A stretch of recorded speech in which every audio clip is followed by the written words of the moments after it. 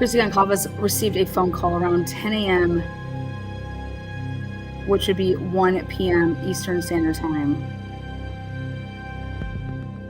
She would tell, though, anybody in the interviews, she received that call at 1. Check it out.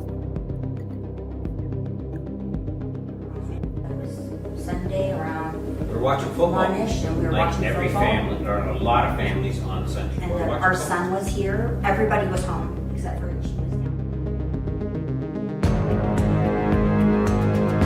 Chrissy was hesitant in giving that time. She said around 1-ish. Before she says that she looks to Steve for approval or for some help, and he says, "Oh, we were all watching football. We were all watching football." You know.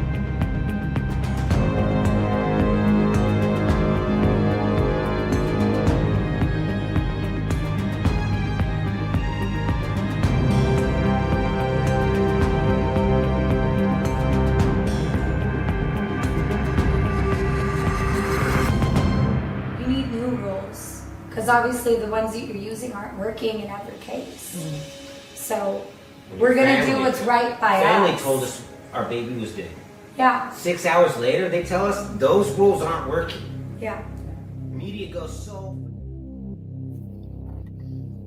4:30 p.m. is when they said the police came to their home. 6 hours before that is when they said that they were notified through their family to tell them that their baby was dead. That would be 10:30 a.m. 4:30 minus 6 hours. NFL Sunday on the West Coast starts at 10 a.m.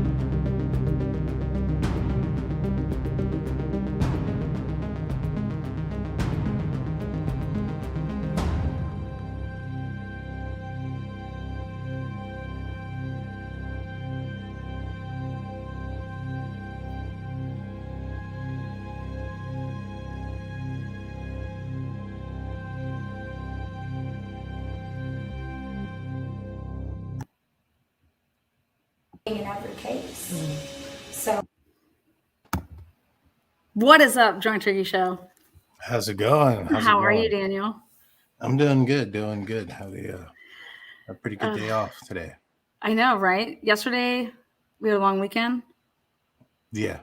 Well, Sunday we had a barbecue with the family, and yesterday I cover the Steelers as well, so I had a live on my Steelers podcast, and then had the show here as well. Oh, we'll forgive you for the whole Steelers comment. It's a house divided over here. What is up to the mods in chat? All the subscribers, the members, you guys are amazing. So again, Daniel with the Drunk Turkey Show, go on over there. If you guys can go ahead and drop that link. If you are not a subscriber, they're doing just the same as we're doing over here. You guys have been covering the IDAHO4 case. We've done some collaborations since it's been a couple months now. And I wanted Daniel on this show because I know that he will play the perfect, devil's advocate role, right? You know it.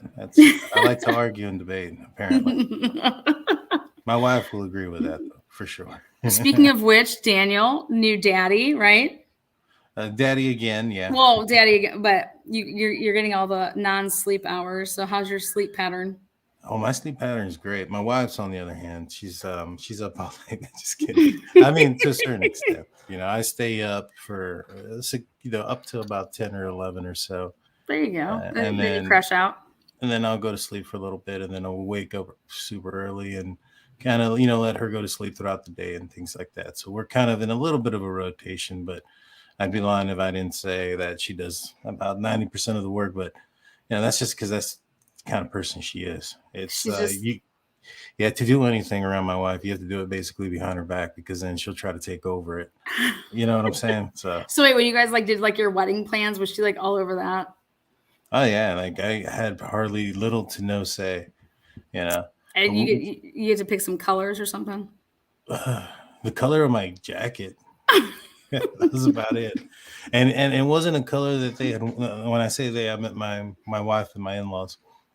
It wasn't a color that they'd wanted. I found a Steelers gold jacket that I wanted to wear. Oh God. It came out amazing. But yeah, we got married in Christmas Eve in Colorado, and so Christmas Eve? yeah, Christmas Eve. Wow. It'll be our second anniversary this upcoming Christmas Eve. So Is that like the golden anniversary? Or you got a couple more?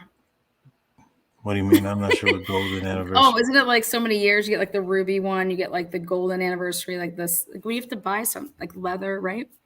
Oh, I don't know. Oh, come on. We made it on a holiday, so I wouldn't forget. Oh, see, I knew it was something. No, my wife's really into Christmas, and so, and Aw. yeah, we we like to travel a lot. We've been to a lot of different places from Kentucky to Tennessee to Florida to Pittsburgh to where else have we gone? We've gone to New Mexico, Arizona, all over Texas. Colorado is one of the places that we started going on trips on that we really love and enjoy. So that's why we chose that place. Oh, I think the golden one was the 20 year. Oh man, we're 18 years away from that. That's why I said you got some work. Yeah. we got some time. All right. Well, again, thank you guys for being here. Drunk Turkey Show, Truth and Transparency. We're going to hit right on the points here. Can you hear me? Can you hear me now? Sorry about that. I hear you. Okay. Making sure. Jeez. We're going to hit right on the points though. First things first is I want to replay just this section right here. We're going to do what's right by Family us. told us our baby was dead. Yeah. 6 hours later, they tell us those rules aren't working. Yeah. Okay. All right. So right there. So I've been deep diving Steve's statements for the past, 72 hours. Mm-hmm. And so what I went ahead and did is I took all of Steve's statements as well as if Christy was on and stuff like that. And I paid attention to this family is all about timelines. They were all about the timeline from the beginning. They were going, we need to change this to 156 when they got home. It wasn't 145. It was, 156. The timeline matters. You know what I mean? Everything matters. Yeah. And so her sister was in Cali at the time, in LA. They were all home watching football. Now, guys, football. So Eastern Standard, we start football at 1 in the afternoon, which means on the West Coast, which is where both of Coeur d'Alene and the university. So Kaylee's parents and Kaylee are on the same time zone. So when we start our football 1 o'clock games at 1, it's 10 for them. Okay. So our 4 o'clock games are 1 o'clock games, but at 1 o'clock for us, it's 10 o'clock in the morning for them. And just so everybody knows, Seattle and Tampa Bay were playing on that Sunday. I believe you can double check that out. But a lot of fans in that area are all about Seattle, the Mariners, Seahawks, and then you have a lot of LA fans that either, you go Chargers. You used to go Raiders until they moved, but yeah, so the West Coast time. Right here, whenever this family was to talk about when they got this phone call, from the niece that says, hey, I think something really bad happened to Kaylee. And here she says, it was like around like 1-ish, but she was like waiting to hesitate. And then he hurry up and he was to say, we were watching football. Football was going on. Football. Right. And when I first heard this, I was, football. It's at 1 o'clock. She says 1 and then he says football. Totally then just like kind of put it away. Well, when I did this recent deep dive, football to me is 1:00. To them, the 1:00 game is at 10 a.m. for them. So if you're watching the 1:00 game, you have to watch it at I think it's 9:30 actually, but I don't think that's where he's going with that. I mean, there is no. game that I'm saying that I'm just saying if I'm watching the 1:00 game, what time is it there? right. No, I would agree with that. But if he's watching the 1:00 game local time, then he's probably watching one of the afternoon games because there are afternoon games that start at 1:00. Correct, but listen to this. She says that they got the call from the niece Okay. at 1:00 their time, right? Here, listen again.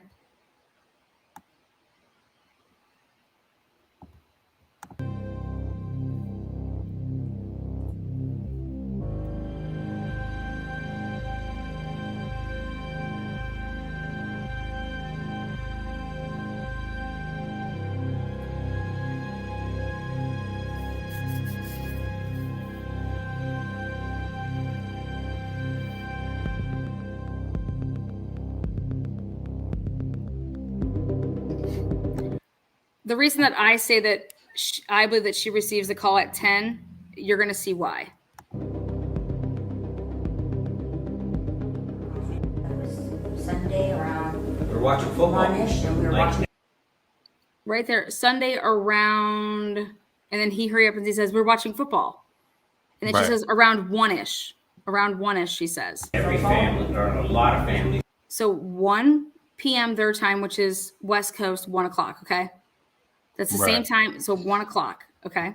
We were like watching every football, family, or a lot of families on Sunday. and We're then watching our football. son was here. Everybody was home except for she was down.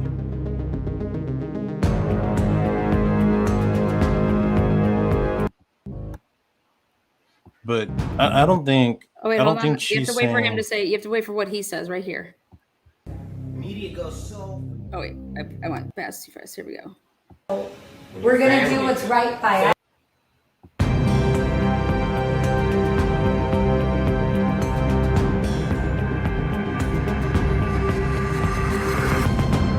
You need new rules, because obviously the ones that you're using aren't working in every case.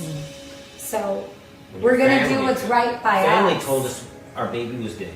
Yeah, 6 hours later, they tell us those rules aren't working. 6 hours later, they tell us, meaning that's when, because they said that the sheriff came over at 4:30 in the afternoon. 4:30, and you go back 6 hours, that takes you to 10:30 a.m. right. So 10:30 a.m. is when they actually got that call that they're talking about here, that it was I at mean- 1. Maybe. I mean, so Okay. at 1:00 there is a football game that is going on. At 1:00 local time there for Coeur d'Alene, Idaho. And the other thing is, when it comes to the timelines, you're correct. They were, they wanted to be accurate about the timelines, but that was more so Olivia and Miss Gonzalez. Mr. Gonzalez, Steve. He's more of an emotional kind of driven guy. Like he'll kind of say things and just kind of blurt them out of like emotion. Yeah. And so But my point is that Christy says that she gets a call from her niece at 1 is when she wants to put this call. right. Okay. No, I understand that. But he's saying that the call we found out from our family 6 hours before the sheriff came. The sheriff came at Right. 4:30. What's 6 hours before 4:30? It is not 1:00. Right. No, I understand that. So what I'm trying to say here is that the 1:00 that Christy wants to go ahead and go with here, this is the first time that you ever see the family, and not the first, this is the only time that you see the family ever talk about the time when something was to occur and not give an exact. They're Right. always exacting things. Okay. But they also say in this interview that they contacted the police, tried to get information, and they called them after they got notified. Then they would have contacted police prior to the 11:58 a.m. phone call. or call in from 911. Yeah, 100%. I'm saying that so the moral of this story is that the Gonsalves family knew that they were contacted multiple hours before even the 911 call was made. I'm putting everything down on it. And this was the big ticket that this family knew that, wait a second, how are you clearing all these people? We know we know when we were notified about our daughter being the place got shot up, then it was, you know what I mean? Like whatever they were told, Right. this is what time that phone call came in, which was, now how about this? Steve says in another interview, he says that it was 10 hours beforehand. He said we were sitting around for 10 hours. It went from 10 hours to then Right. now here he hits it right here. He says 6.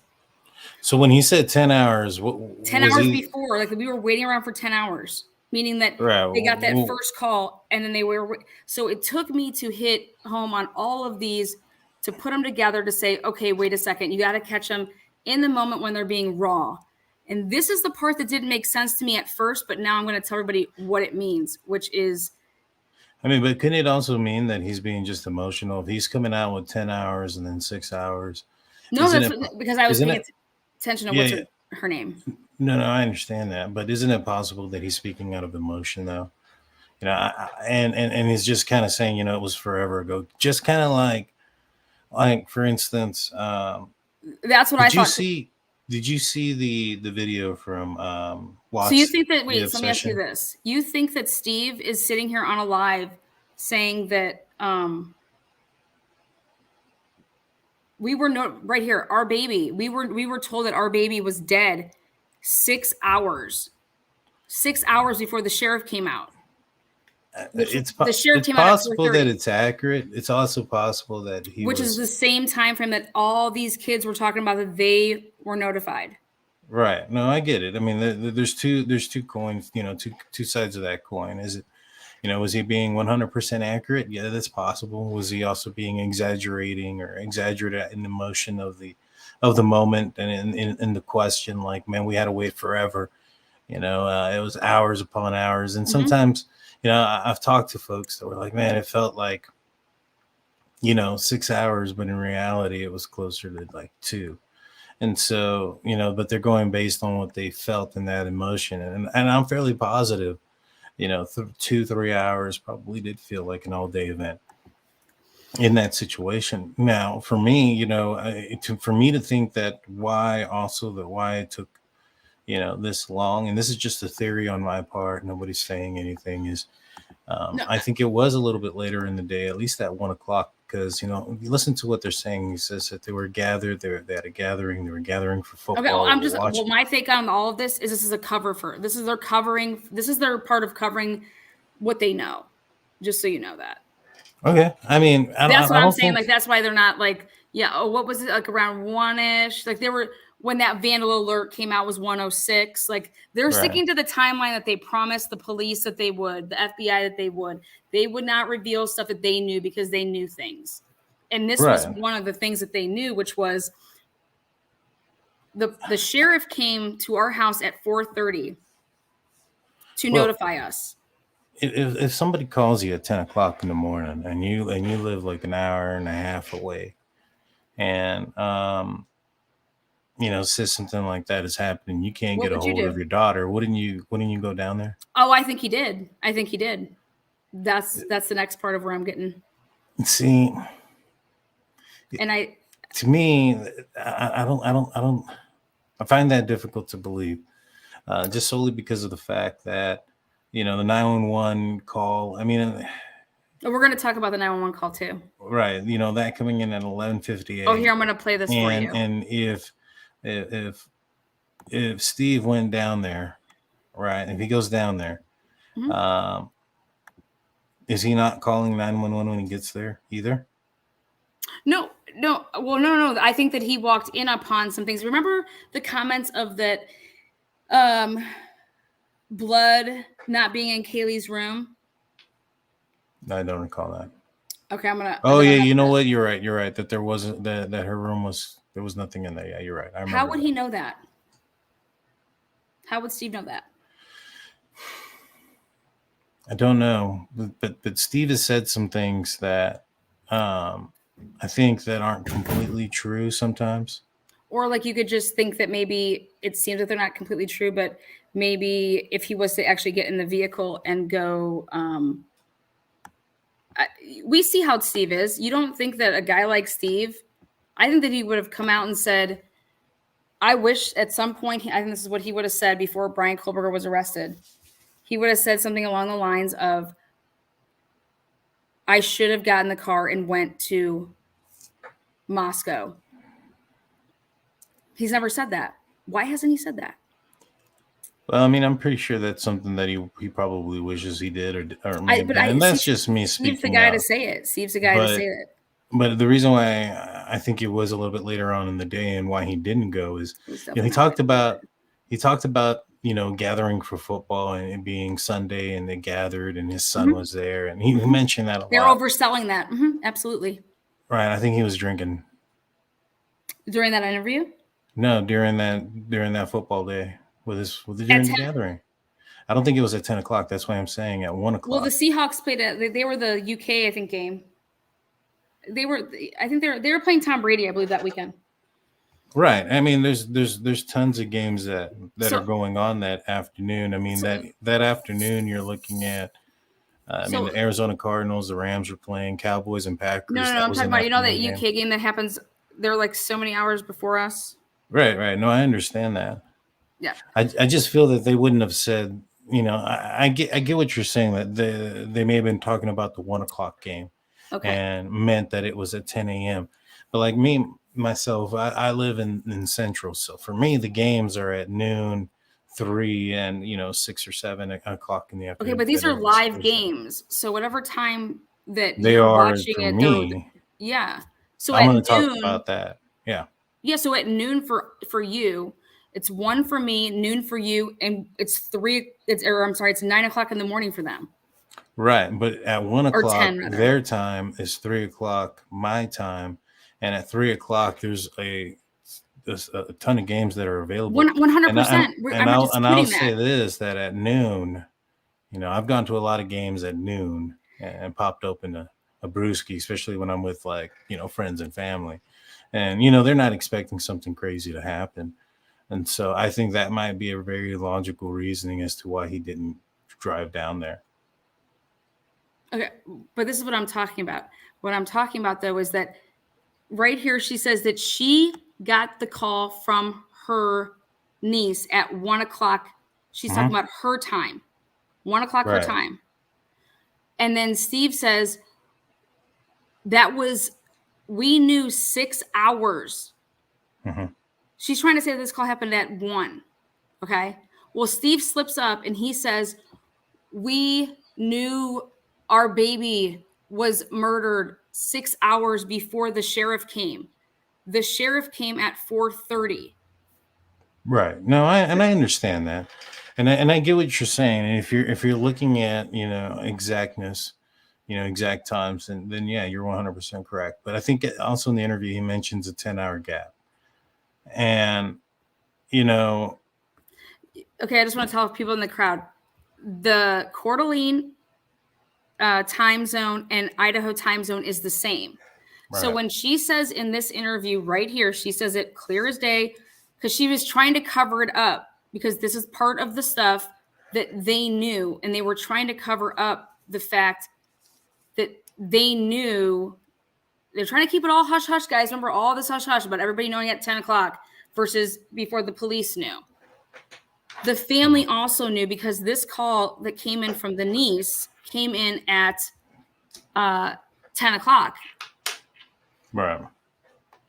Because that is what 6 hours is before 4:30. Right. No, I agree. I'm not disagreeing with you. I just want to play this so people can hear her say this. You need new rules because obviously the ones that you're using aren't working in every case. So we're gonna do what's right by us. Family told us our baby was dead. Yeah. 6 hours later, they tell us those rules aren't working. And then my rebuttal to this is that, what do you mean the rules aren't working? They didn't tell you 6 hours later, because they didn't get notified until noon. Okay. So when you guys found out at 4:30, you know what I mean? It's 4 hours and 30 minutes. But he's talking. Yeah, how could they notify him something that they weren't aware of? And so that kind of does lead me to believe that he may be exaggerating on the time but frame he's and just not. kind of talking. He's I mean, not though. Because I just don't. I find it difficult that, and you know, I have to say this with also saying that, you know, I found it difficult that somebody would have seen somebody at 4 o'clock in the morning in that house and waited till noon to call 911. I find that very difficult to believe. Just being honest with you. In fact, I had gotten word of that information before Brian Koberger was arrested, and you know, before that was in the probable cause affidavit, and I found it so hard to believe that we didn't talk about it. So is it possible that he was aware prior to that 911 phone, you know, 911 call, and for whatever reason he himself did not call? I guess it is possible. I find it hard to believe. No, who didn't that call? That would No, happen. there was no reason. No. There's no reason for Steve not to call 911. No, I understand that. He's under the impression, just like everybody would believe, he's under the impression that 911 was already called. I don't know about that. I mean, if somebody calls me and saying, you know, and I know this is anecdotal or whatever the case may be, but I'm fairly positive, you know, if somebody calls a parent saying that something like that happened to their child, you know, the next phone call is probably going to be to the child, and then it's to the, you know, law enforcement or emergency services saying, this is the call that I just got.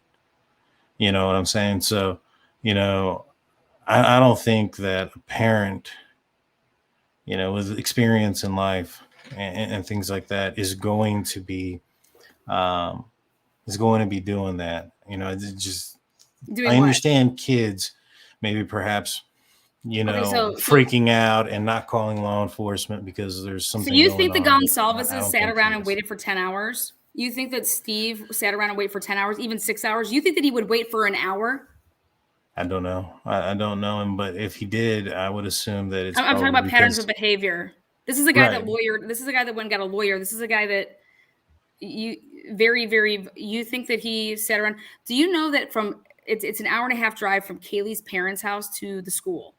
Right. No, I understand how close. So if he would have left at 10 or 10:30 when that call did come in, just like every other call went out to like the kids and Dave and stuff like that. That's why the niece, because I'm going to get to the whole like Jack Decor stuff here, because wait till you hear about this part of it.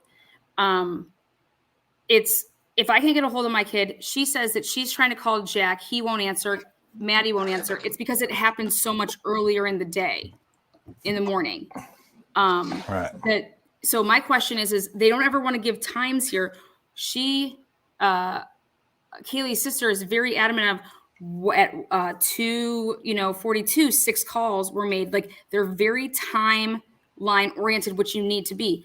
But the one thing that they don't want to talk about in terms of give me that time is what time your niece called you. And I will put I'll put $1,000 right now. If I'm wrong, I will cash app you, Daniel, $1,000. That the call that Christy got from her niece came in an hour and a half to 2 hours before the 911 call. I don't think so. I think that if that ended up being the case, I think authorities would have been found out. Like I said, I think there's a difference between. No. Authorities know. Everybody knows. They all know. That's the whole point. I'm not entirely sure. I mean, so you think that the authorities were also aware? No, they found out after the fact. All these people found out after the fact, after the presser came out and they talked about when the 911 call went out. That's when the family starts realizing. My thing is, I think that there's a difference between the experience from like a Dylan and a Bethany who are, you know, under the age of 21-ish, you know, college students for the first time out in their life on their own, and Steve Gonsalves, who's a grown man who's lived, you know, his full life. And I strongly suspect and believe that, you know, had he been aware that early on, that he would have contacted law enforcement and that scene would have been discovered much sooner. I He find didn't. it. Why would I call? Okay, so this is what if I can't get through. They say it. They try to call the police. They're not getting anything out of the police, right? Well, they say they couldn't get through to the police, and I think at that point, we have to realize that why couldn't they get through to the police? It's probably because things are going kind of haywire because of the discovery of what had just Okay, occurred. let me ask you And this then. you This is know, more simple. I don't think that dispatch is going to be tied up Do you believe prior Kim? to that. Do you believe that Kim and her family knew at 10 a.m.? Um, Do you believe Dave and that they knew at 9:30, 9 o'clock? I believe that I believe so. There's two different things there. I believe Kim's daughter told her some things. How accurate those things I'm talking are. about the time. Do you believe Right, right. Dave? No, I Do you believe understand that. Dave? Now, Do when you it believe comes that to Dave Dave, knew and that the I do believe Snapchat, that do you Dave. believe it? Yeah, I do. I do. I now Okay, so then let me ask you here's the thing this. with that. Here's the thing with that. It's been a long time, and these are Snapchat messages that he can't go back and look at the exact time. Now, I do think that he was aware, and there was at least a few people who were aware of the situation prior to law enforcement. We know that because on the probable cause affidavit in the also in the Howard Bloom article, it talks about a crowd being out there. They all had to find out something was going on somehow. So you think that Right. people that ran from a noise complaint, they run from the cops all the time. You Right. think that No. all these kids, when they were notified, they ran to where the house was, where the cops were? Well, I don't think there was cops there yet. You get what I'm saying? So I think that there was kids that were So then aware you of would the agree that situation. everybody did know. I would What's your time say frame? I would say that people were aware prior to 11:58, prior to the Like 911 call. 10 a.m. I wouldn't say that. I think that's a little. See. Here's the thing. 2 hours, 3 hours is a long time. That's a long time. For me, I think that if somebody was aware of the situation that happened there, maybe about 10:30 a.m., could I find that plausible that a few people would have known about that, and that extend about half an hour before police were called for whatever reason? Yeah, I can kind of believe that a little bit more than as early as 8:30, 9:30 in the morning.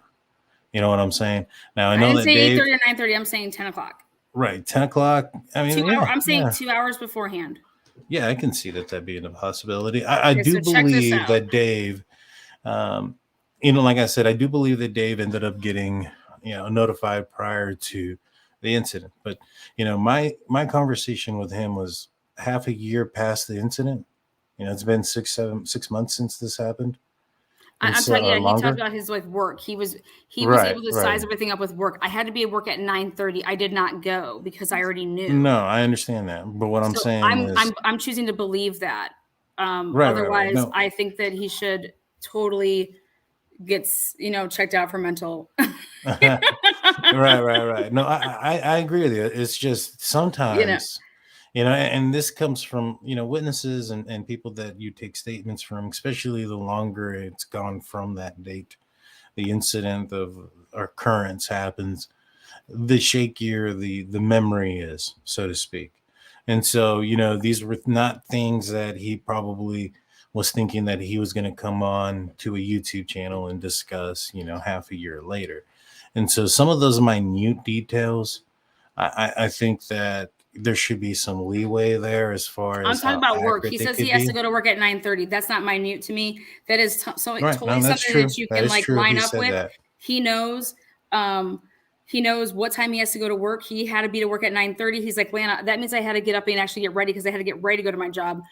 I had to go there at 9:30. I did not go. I was with my brothers. And so he was specifically saying, I knew way before even 9:30. So I said, okay, let's just be safe to say 9 o'clock. Okay. Just, Right. let's just say maybe you overslept. He's like, that's why I didn't go out that night. I believe that without a doubt. So yes, this spread. I believe that Steve is accurate in when he says, because he kind of slips there when he gives the hour. He doesn't say what time. He says, we knew 6 hours before the police came to our house to tell us to send somebody and that we need to get better protocols. And Steve was messing up there though, because what he doesn't realize, it's half protocols, but it's also half that, but he was also trying to cover for that. That's why he's like, was going so hard at, oh, we need better protocols to try to cover up for why they didn't know. It's because law enforcement didn't tell them, because that's what law enforcement, in my opinion, kind of said, like, hey, we need you to keep this under wraps about knowing about all of this time. Check this out.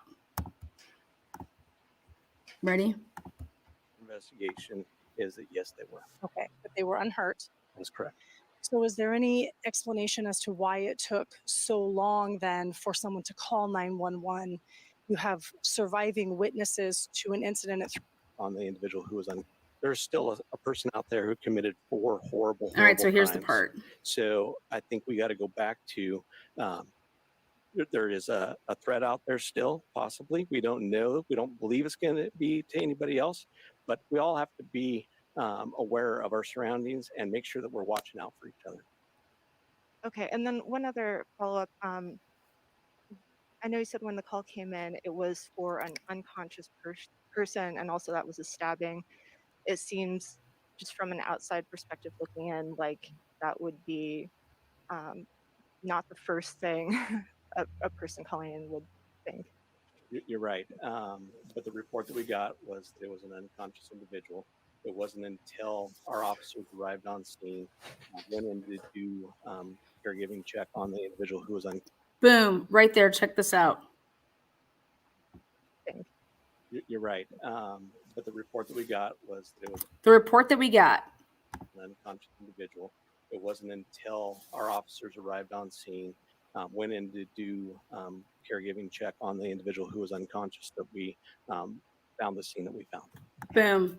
Okay, so this is, if you want to believe this. Again, I'm going to play it one more time so you can hear this. From an outside perspective looking in, like that would be not the first thing a person calling in would think.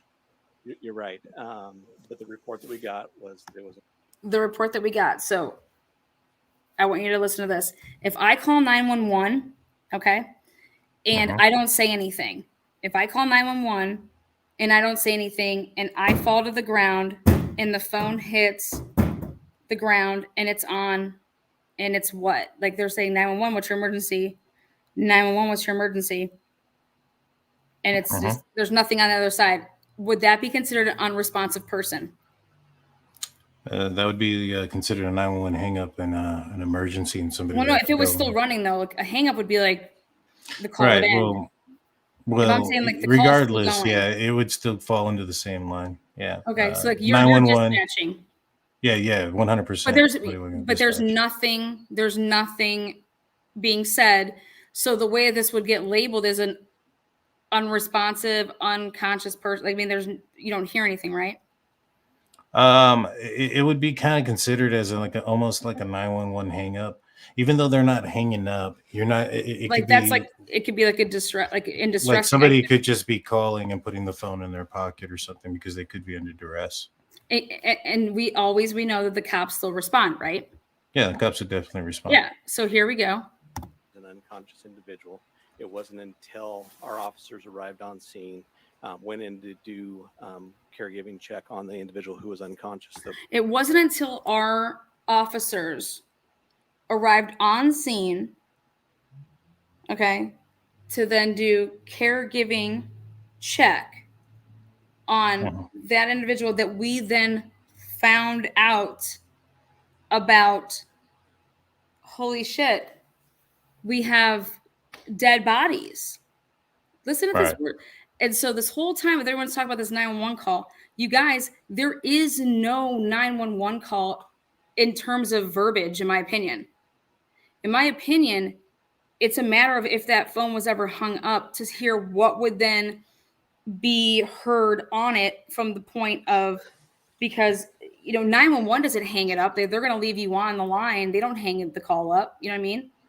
If it's still running, they keep playing it. Well, how long did they play the 911 call? Remember, the call originated in the house from one of the roommates' phones.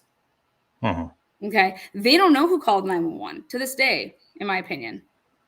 I'm fairly positive they know. Okay, well, they Like can. they would have a record of it and call logs and stuff. I mean, Well, no, they just have a because record they're of. not They have a releasing it. record. They have a record of the phone number, not of who did it. Oh, who called them? Who made the phone call? Yeah, you just have a record of the phone call of the phone, unless you have voices. You see, for me, So hear me out just a little bit longer with this part. Scene went in to do caregiving check on the individual who was unconscious that we found the scene that we found. Okay, thank you. Yeah. Did you just hear what he said? right? No, I understand what he said, and just kind of piecing everything together. To me, I wouldn't. What I think could have happened, because we have to remember that, Dave had said. So I do believe, what Dave is saying, and what Dave is speaking the truth. David said that they had changed it to an OD at a certain point, pretty early on, right? These guys are saying that there was an unconscious person. Early on in the investigation, an unconscious person was what was stated. That was the call was for. Fry just said that it wasn't until officers got there that they discovered what had occurred. Isn't it possible that maybe perhaps Brian Koberger locked the door behind him? Now, we know that Xana was on the floor inside of her bedroom past where the door is. Is it possible that that door was locked after allegedly Brian Koberger committed the crime and walked out? Now, isn't it possible that early in the morning that, Dylan and Bethany, start making phone calls to people around and saying, hey, we heard something sound kind of odd. We saw somebody. We can't get into the bedroom. It's locked. Nobody's responding. So they start calling, their sorority sisters. They show up. They can't get in. Maybe perhaps somebody looks underneath the door where we know Xana was on the other side on the floor, and they see maybe perhaps somebody laying there. And that's where the rumors start coming out that was a stabbing, or somebody was, critically injured in that house. And then they probably, maybe perhaps given the angle that they're looking at from under the door, they're not seeing, the gruesomeness behind it. Maybe they're just saying that they're unconscious on the ground, and that's why it was changed to an OD. I think that seems logical. Yeah, people who are inexperienced, and maybe perhaps at a certain point, somebody does make entry into that bedroom and they see what happens, and there's a big huss and fuss about what's going on. People start panicking, things like that. Somebody gets on the phone with 911 and they're like, hey, what's going on? And that person is like, hey, we thought somebody was unconscious. We thought That's not what they're saying here, though. He's saying that it wasn't until we got in the house. So on a 911 call, nobody is talking, in my opinion. It wasn't until we got into the house, applied caregiving ability to this unconscious person, allegedly. No, when they went to the house to apply caregiving. No. Listen to what he says. You're right. But the report that we got was that it was an unconscious individual. It wasn't until our officers arrived on scene. It wasn't until our officers arrived on scene. Okay. Went in to do caregiving check on the. Went in to give caregiving check on this individual. Okay, so they went in the house. Okay. Yeah, I agree. This is what he's saying. Now, we've seen them not be forthcoming and not be accurate, but because they also told us that the surviving roommates were on the first level.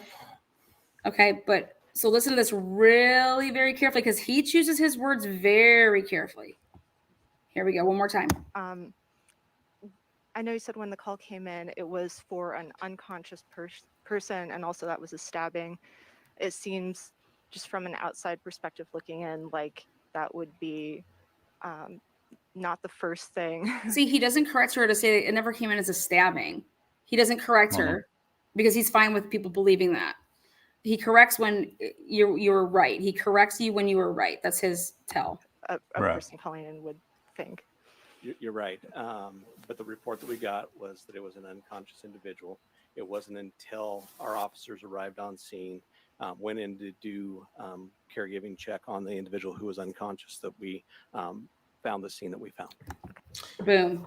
So here's the thing, though. I've written many reports, and that's kind of No, no, I'm talking about standardized operation. his. No, I'm no, talking no. about I him understand that. saying that No, I they didn't understand that. find the I get scene. that, but People that's aren't on the police. 911 call saying, "Oh my God, we've witnessed. There's bodies Right, everywhere. but There's blood." That's not what the 911 call. right, We and I get that we aspect. But stumbled what he's upon it. saying is, and like I said, and there's a lot of police jargon in what he's saying. But what he's saying is basically that, they got a call for an unconscious person. It wasn't until they arrived into the house and saw what they had seen that they realized that it wasn't an unconscious person. Now, you're right. That means that whoever was on the 911 call wasn't saying that, hey, we have bodies that are probably, describing the scene that would, at least from what we understand, the scene is to be described as. I agree with that. They found, it wasn't until that point they had a call. The call was an unconscious person. If the person that is See, but that's the unconscious, thing. that Hold on, leads hold me on. to believe that The the call person's. wasn't about an unconscious person. That's not what they're saying. That's not what he's saying. But The he is report. saying he's saying the call. report. He's saying the report said that it was an unconscious person. He says the report. If I'm unconscious, okay. If I go to call 911, and when they pick up, and if I don't say anything, but the call's still running, how do you list that call? What's the customary rule to list the call as?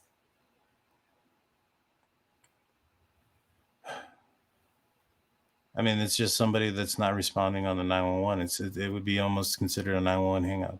I mean, in fact, I think that's what they still categorize it as, a 911 hang up. Nobody on the line, one picked up, and so you would go in there with the thought that there was a possibility of somebody being in danger and or hurt. Okay, so and he's saying that this. I just want everybody to understand this. Everybody's been wondering what's on this 911 call. Right. I don't believe anything is on the 911 call. Okay. Because when the person had called, they said the call originated from inside the house from a roommate's phone. Right. Okay. They never announced who's on it because they don't know. Nobody knows. You want to know why? Because nobody is talking. Therefore, nobody knows who made the call. So you think that it was just a It was just no it was just answer error. It was call error. and that It was somebody still showed running. up? Yes, it was. I don't. Yes. So I mean, like, maybe, but like, well, based it on what he's seems saying, like he's otherwise you're. and not to mention that I've got a little bit of intel of who was the person that called in that 911 call. And, I know that a lot of folks will look at Banfield and think that, she's, that they're fabricating things or stretching the truth as well. But, they also had broken the fact that they were aware of who the 911 call was from. And it ended up being the same person, in my opinion. They didn't name him by name, but stated that the person was Ethan's best friend. And this person at the celebration of life identified himself. Huh? Is that what the police said? No, this is what Banfield had said. Okay. And that Banfield had Just said making that they had, that the person who had found, Xana and Ethan was Ethan's best friend. The person that at the celebration of life for these victims that identified himself as Ethan's best friend was Hunter Johnson. And that was the person that I had gotten some information about. That was the person that ended up being the guy that called 911. And so I do think that they do know who called 911. I don't know for the life of me why they're not releasing that information or why they're not releasing, those tapes. But I think that it has more to do with just the how big this case is in comparison to how small that department and that municipality is. And they don't want to screw things up. I honestly think that's a lot of it. And so, like I said, when it comes to Banfield, I know a lot of people say they don't trust what they say or whatnot. I get it. A lot of exaggerated truths, but sometimes what they do say is correct. and the information that I got came from somebody that was pretty close to someone near one of the victims' families. And so, so this is all just, so this is not like, we have no idea who called 911, right? I mean, I Who was don't on the know, phone? but I do strongly So believe you that believe this Banfield? person. I wasn't say Banfield. I had gotten that information prior to Banfield. Banfield's just kind of maybe what collaborated that evidence. You know, that I got the information that I had heard, because I Okay, had gotten it beforehand. so the police saying that there was an unconscious person. We did not know that the scene was that scene until we were there giving care, and then that's when we realized. So wouldn't that be No. the He said that perfect- he didn't say that they were there giving care. They were there No. to give care. Yeah, they were. That's There's what a I'm little saying. bit of difference. He's And I saying don't mean to be rude on that. What I meant to say is that they didn't realize discover that it it was when, what it was until after the fact. right. What he's doing is until after they made entry into the building. The reason they made entry into the building was to give care to somebody that they reported was unconscious. That's kind of what I understood. It wasn't that they were already giving aid or that somebody had described the scene that they had seen. I don't think they had seen that or they were aware of that. So I don't think the call would have came in the manner that it did. You know, as somebody, I was in law enforcement for a little bit, and I've gone to cases where people were their lives were taken, you know, by another person. And those calls don't come in as an unconscious person. Those calls come in as what they are, because the officers need to be aware of the situation. You know, in this scenario here, if an officer gets called out to the scene, they aren't aware at the time of their arrival if this scene happened at 4:00 in the morning or it happened at 11:55, right? That's not And what I'm so you asking. go in there with, you know, I'm precaution. saying the person that called 911 did not call and say what he's saying is that the person did not call in and describe a scene whatsoever. Right. I agree with that. I'm not disagreeing with that whatsoever. And the type of call and the nature of the call that he's giving and the description that he's saying is saying that whoever called 911 didn't describe a scene that. Well, he's just not saying anything. He's like, this is what the report was. I believe that there was nothing on the line. I believe that somebody attempted to call and they were told either themselves not to say anything, and that the cops are then going to show up, act like you passed out. Okay. Act like you passed out. Your voice doesn't have to be on a 911 call. You can act like you passed out, and then you come to. Right. No, I mean, that's a pretty good plan. You're not on a 911 call. You're not lying. But what would be the purpose of doing that? Because you're bringing the police without bringing the police. When you get on a 911 call, they ask you a lot of questions. No, I mean, they will. Well, they're going to try to get the and information. Everybody's like, I'm not calling you call. I'm not calling you call. You call. I'm not calling you call. You call. You call. Okay, fine. So just call, and nobody says anything, and then the cops are going to come. You see, to me, that's why I find this kind of difficult, you know, with this whole situation, because usually when somebody discovers a scene as what's been discovered here, there's not much planning that goes into play, especially if these are like best friends. These are planning. They all knew about this at 10 o'clock in the morning. No, I get that. And that's why I'm saying there's bits of information that's here that lead me to believe that they didn't have privileged review of the entire scene. Because if once a person sees that, even the officers needed to have therapy. No, I get that. They didn't want to be the person we have to call. Who's going to call? Even the law enforcement officers, including the upper management, who have seen things, need therapy and things of that nature based on the crime scene that they had seen. So that leads me to believe that maybe you're right. Maybe somebody did call and they didn't say anything because they were in shock of what they had seen. That's quite possible. 100% quite possible. I don't think it was a plan, though. You know, I don't think that it was like, oh, you know, don't say anything because then they'll end up showing up. No, it's quite possible. They're gonna show up. They just don't want to talk. Like, they don't want to be the person that's on 911.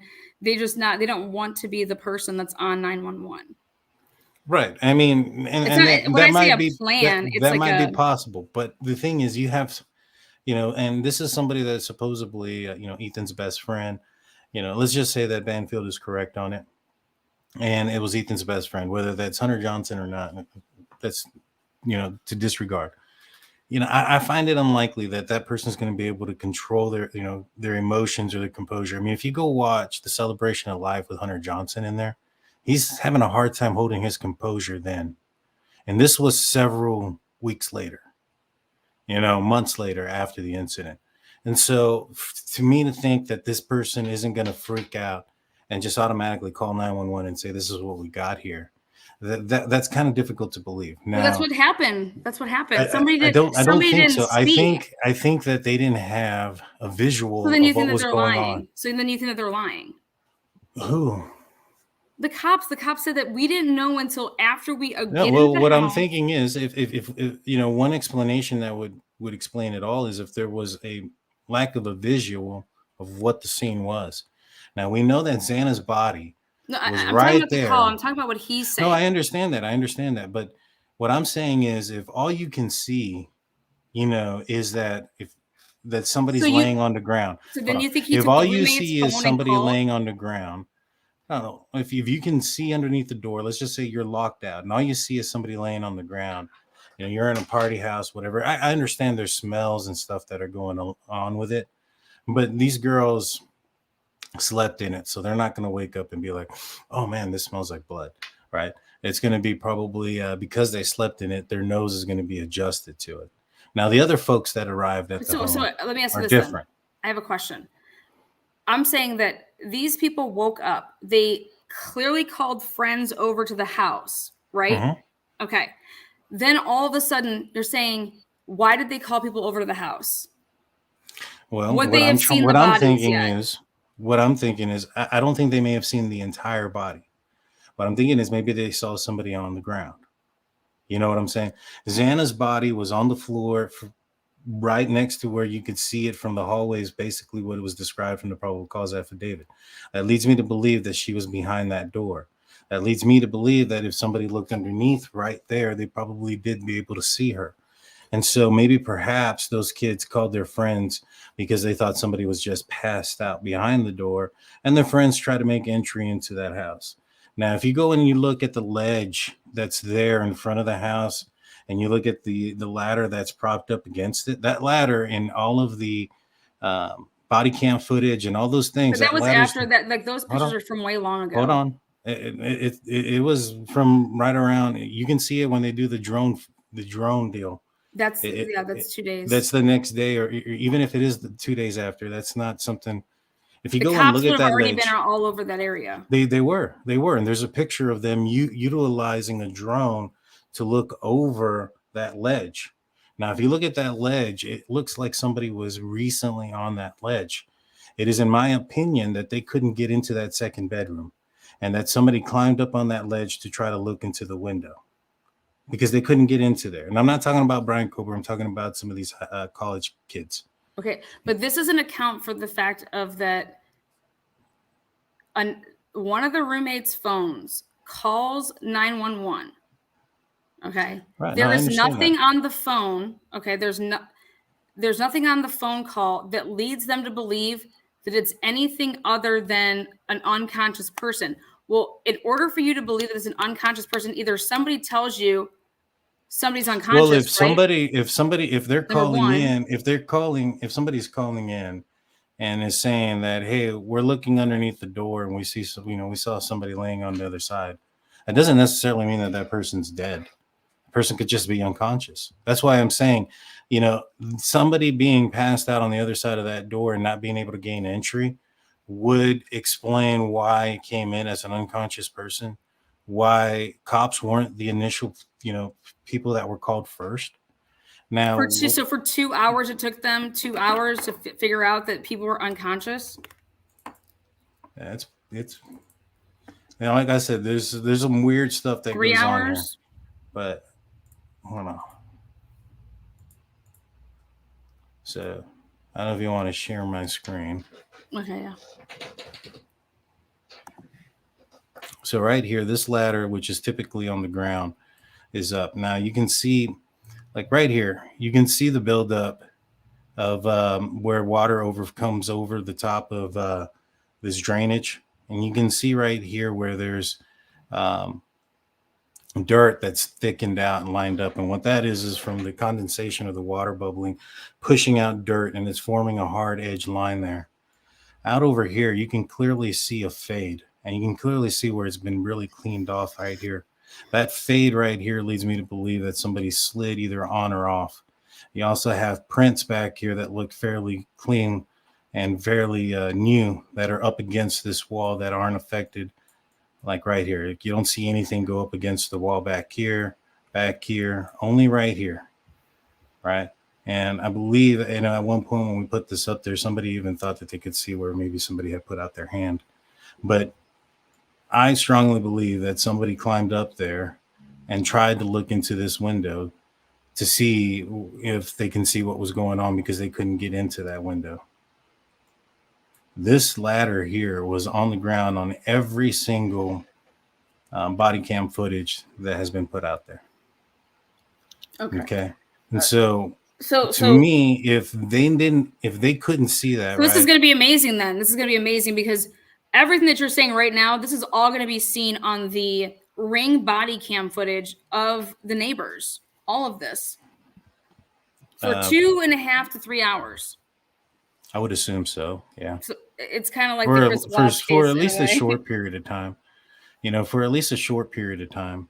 Well, I believe that Steve said 6 hours. I'm taking 4:30 and I'm going back 6 hours. That's 10:30.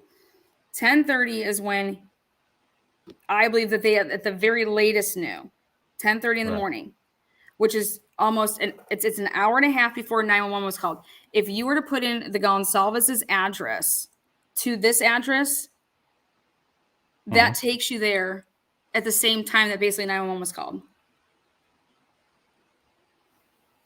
So you think Steve called 911 is the 911 caller? No, I never said that. I thought Steve was the 911 caller.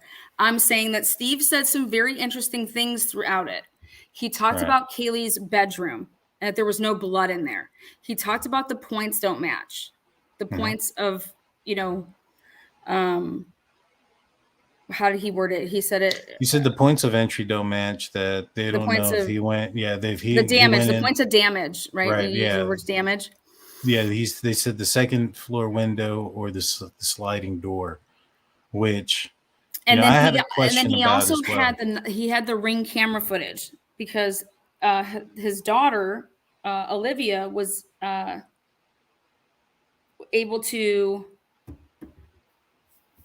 get the Ring camera footage. And in order to get the Ring camera footage, you have to have a cell phone, and then you can forward your Ring camera footage. You can forward it to people, the little clips. And when you forward these clips, you can give them to people via text message and stuff like that, but you have to have a number. You have to know their number. So she was going through the neighbor's Ring camera footage. How do you explain all of this, right? And there's no way that Steve saw any type of pictures from law enforcement in terms of that there was no blood in the, in the room that Kaylee was in, her bedroom. There's no blood on her bed. He wouldn't know any of that. Okay. There's no, and I'm sorry, like law enforcement isn't going to tell him that. Like they're not. Right. And that's why I'm saying, like, a lot of the things that Steve is saying, I think he's just a father talking out of emotion. Well, as a father or as a mother, if you're telling me, if I get a phone call and that my kid is, oh my God, yeah, somebody came into the place, there was a party and they shut the place up. I call Maddie, she's not answering. I called Jack. He's not answering. Okay. You hear this. What you just, it's these kids are just playing. No, like what would you do? You would get in the car and you would go, and nobody to this day has ever asked the G's, hey, answer the question flat out. Did you drive to Moscow, Idaho that morning with your son? Because that's what every parent would have done in that situation. And I believe that they did nothing wrong by doing that. Who wouldn't? Okay. I think that Steve kept it hush hush as law enforcement asked him to about the fact that 911 wasn't called. Hey, this is part of the investigation. If you put this out, Steve, it's really going to mess with our investigation. Okay. We get it. You got the call. You decided to drive down and you're there. Okay. We need to keep this. And he kept it hush hush. Okay. He never talked about, hey, I'm so, I wish back before Brian was ever arrested, you have 7 weeks. He never said once, if only me and my son would have gotten in that car, okay, and went down there and started talking to people that we would know more things, that regret of doing that. It's never there. He's always said that I've always done everything I could possibly do. That way I know that I did everything I could possibly do. Well, a dad would drive to Moscow, Idaho. You wouldn't just sit around and do nothing for hours. Not this type of a man. Or is he overcompensating because he didn't go? Either way, no one's ever asked this question. Hey, I don't know if he did you drive there? Right. Yeah. I mean, it's a good question. I don't know if he did or not. I would assume that he must have at a certain point, to identify the body, things of that nature. I would assume that the family did go out there. I would assume that it was probably that same day. How long in the evening, who knows? I mean, we don't even have any clear footage or video of the bodies being taken out of the residence. And so, a lot of things were happening, without any of our knowledge. And, it's possible that they went down there. It sounds like, it didn't happen until cops showed up there. He's always said a couple different key points, which is, and I'll play it. They said that Jack spent the next 3 nights at their home. Okay. That he didn't want to leave them. All right. That he got there he was right over there within a couple hours. Okay. But a couple hours of what? They're so good about talking about times. All right. And this is no knock on them. This is the fact that they kept this secret. This is the secret that they kept. This is the stuff that the Gonsalveses knew. But they kept these secrets, okay, in my opinion, because that's what with the integrity of the case. Right. I mean, there's no way as a parent you don't go there, but he had to sell it like he didn't. Okay. I mean, the other thing is too, like, I don't think Steve is also the guy that kind of put it out there that Maddie and Kaylee were, their lives were taken in the same room. He's not been a guy that's been, shy of giving away information, especially before the gag order. And now that it's somewhat lifted, he said it. He said it. Don't make me be the alpha. Don't make me be the alpha. Yeah, but he was referring to who the target was. No, he's referring to a lot of things. He's referring to the fact that I know stuff and you know that I know stuff. And I'm the one that supplied you with all this stuff. And now you're not. What are you guys doing? What's going on here? What do you mean you're clearing all of these people? Shit, I get a phone call 2 hours before you guys get one. I'm there before you are. That type of shit. He's pissed up. He's fired up. He's like, and you're clearing all these people? Why else would you be pissed? He knew they were there. I'm not disagreeing with you. He mentioned something to the effect of saying that the police told them to slow down because he knew things ahead of time. Yes. Yeah, I'm not disagreeing with you there. You're going to be unemployable. You're going to be this. Right. My disagreement comes to the part where I find it very difficult that he would have known at 10 o'clock and that he would not, or the family would not have called law enforcement. They mentioned in the interview that they immediately tried to call law enforcement, couldn't get through. That tells me that information came after the fact, because at that point, if they couldn't get through or they were getting, the runaround or all these other things. Listen to that. You really think that they couldn't get through, Daniel? You can't get through to law enforcement? I mean, to somebody of importance that knows about the case, I'm sure they're going to be able to get through to dispatch and say exactly. They would have been right, able to. That's a to lie. dispatch. Yeah, That's just, but I like shouldn't to say that you're not somebody lying. that You're just selling it right. because you're trying to keep it all hush hush. No, Because I you're get that, listening but to what authorities are telling you to. that's possible. I mean, dispatch may have said, keep things quiet or whatever, or police could have told dispatch if anybody calls in. But even at that, you really don't want to put a hush hush on things. You want people to talk. You want more people to come forward, more people to talk. No, he And did. and He so did. Law like if enforcement they would told have him called this. in, right. So, Law enforcement's going to keep the integrity. Hey, Steve, we need to keep everything close. Okay. They worked well together for 2 weeks. After 2 weeks is when something blew up to the point that Steve went and got a lawyer. right. Yeah. Why? And I think it's probably because they weren't telling him anything. And to be honest with you, No, it's because he threatened the thing is, I think he was saying too much. I honestly do. I really, truly do think he was saying too much. And I do think that, they stopped telling him things. Yeah, and that's why he got a private investigator. And it's because he was going out there and saying certain things. If I was in law enforcement, he told everybody about Kaylee and Maddie being in the same room. He started talking about the gouges. He started talking about the, description of, of the injuries to some of the victims. He started talking about. I earned that. Right. What do you think that means? What do you think that means? He's, you know what I thought he's it used come to mean? out. Something totally different. I earned that. Right. Meaning, No, like, I what if get you it. had I to get see it. it? What if you had to see it? I earned that. You think you want to see something like that? No, I understand. And he probably did see that. He had to identify her. And so he's probably did see what the damage was. But what I'm saying is, like, when it comes to Steve, he's just a very emotional guy that's talks, out of his emotions and stuff like that. And if I was in this situation, I was in charge of this case, I also probably would stop giving information to Steve Gonsalves just because he's come out to the media multiple times. He's not a person that you want to give, information to. I mean, it's a hard truth, but there are some people that you wouldn't want to do that to. Well, what if the family has? How would you size somebody up to be like, we can't give this person information? Because the family doesn't have a right to the information of the investigation.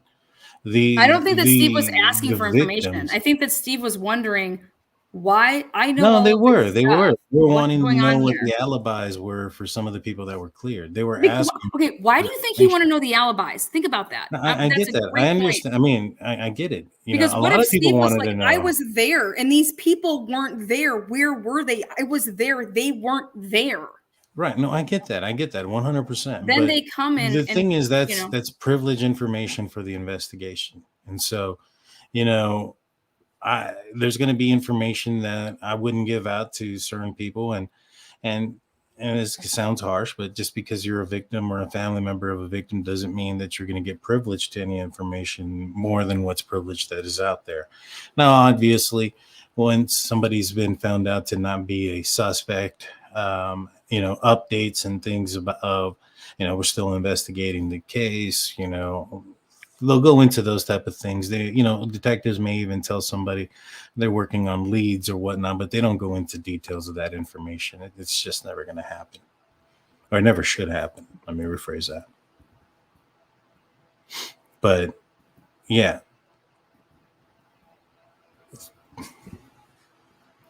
So in my opinion, like I said, him coming out here saying he paid for that, he earned that, and all this other stuff. Yeah, I think that came a lot to do with having to get a PI to get more information, and maybe perhaps visually having to see what, she had to identify Kaylee at some point. Yeah, I just think that, 6 hour, we knew 6 hours. And the one time he says 10 hours. Okay. And the reason why is he was trying to cover up with, when that call came in from his niece. That's what they were trying to do, because they weren't trying to out that. They were keeping that hush hush, because that's never ever been said. Yeah, you know what? Our niece called us Okay, yeah. To say that we got these phone calls, they never said what time the phone calls were that the niece called in. Okay. They just always talked about we got all these calls. We found out officially so many hours later, and you have to change protocol. Okay. Well, when they started talking more, then he slipped up and he said, we knew 6 hours before you notified us officially to come to our house with the sheriff. That puts you before the 911 call. So everybody out there thinks that this episode's about, well, yeah, of course, everybody knows that the family knew before. No. They knew before 911 was called by hours, in my opinion, by at least 2. By at least 2. Like I said, I don't know. I find it difficult that the family would have known and authorities still not gotten called. I find it difficult that that kids knew. You know, these college students knew and didn't Yeah, call I believe authorities. Dave. I believe Right. Kim. I find it difficult that somebody The would time wait. frame. Yeah, you know, see somebody in the house and not call authorities until noon. I get all those things. I get those things, but you know, the fact that Steve would have known and either drove down there to see if it's true. But you, I but really you don't have know a at the hard time. You time. don't think that the. So this is what happens when if somebody was to call me and say, "Oh my gosh, so and so died," my natural reaction is not to say to that person, "Oh my God, did you call 911?" When someone tells me that someone's dead, I don't say, "Oh my God, did you call 911?" Like my mom today had to tell me that one of my friends, long time, I grew up playing basketball with her when I was like 6, like all the way, and her dad passed away. So let's count this down then. So who would they call first? If somebody called and said that something happened, who would they call first? Call their Are you- daughter, which the interview I think Well, says because that you she hear it said from that they called her. Then they called Maddie. Maddie didn't answer. Obviously, why? They said well, they here, called actually, Jack, but let's Jack listen still to didn't that part. answer. That's a good, Right. And then they say they also called law enforcement. Like those are kind of the and law lines of enforcement's not going avenue to that tell I you would. anything. Law enforcement doesn't know. Law enforcement's probably like, "What are you talking about?" No, we don't have That's anything not, here that said that. but that's the thing. If somebody calls me saying those things, If I'm gonna you call law enforcement and say, hey, I Yeah, and got if you this say, "Hey, my call. daughter was in an I got a accident," call here. what do Yeah, you they're mean gonna your go daughter? check What's out her that name? area. That we don't have any report of that because it was at 10 o'clock in the morning. They don't have a report Right, of it. but if They don't have somebody a report of said, it. yeah, but they know it's not just as simple as an accident because an accident can You be assume that anywhere. they already He called knows 911. You're getting where down there. Kaylee lives, right? I mean, we can assume that he knows where she lives, and so he's gonna call and say, hey, I got word of this. Dispatch isn't gonna just say, hey, well, nobody's called us, and he's not gonna be like, oh, I guess it didn't happen. No, he's gonna say, I got a call of this is what somebody called and told me that my daughter's life was taken. Do you have any reports of something that's going on? Was there a shooting that happened? No. All right. Well, my daughter lives here, here, and here. I've Okay, well, tried to contact her on the what if phone. Mr. She's Gonsalves not just drove answering. Hold on. there? She's not answering. Maddie's not answering. Her boyfriend's not answering. I got a call from my family member that I trust saying that this information is accurate. Can you please go and check? That's typically what you would expect, especially since the fact that this man also lives, Actually, like you like we mentioned, think like an that because we're hour crime and a half people. away. My dad would just drive down because my dad would. He's not I gonna don't. call the cops. You think my dad's gonna do a well? No, my dad's not gonna do a wellness check. He's gonna come down. Especially if you don't know, like if you only have somebody's number. Okay, I tried to call Maddie. Yeah, but this is I like, called Jack. They're not there's answering. right, but I mean, you're going through somebody that you trust is who's telling you this. This is Yeah, your family members, niece, and she's like, right? And you're I calling don't the know. It came up in all of people. our You're Snapchats or calling, something. yeah, you're calling the daughter, and you're calling the daughter's friends and the people that you know that she associates closely with, and nobody's answering the phone. I don't think that you just say, all right, I'm going to make that hour and a half drive and go see for myself. I You're would. going to contact help, and that's what they said that they did. It'd be another thing if they said that they didn't. But they said something But really they did say weird. that they did. He said something very, very weird about that. They said, and that's why I just let me play this part because I think it's important to hear them in their words and that they're talking back and forth. Here, let me just put this up. Which one is it? Hold on one second.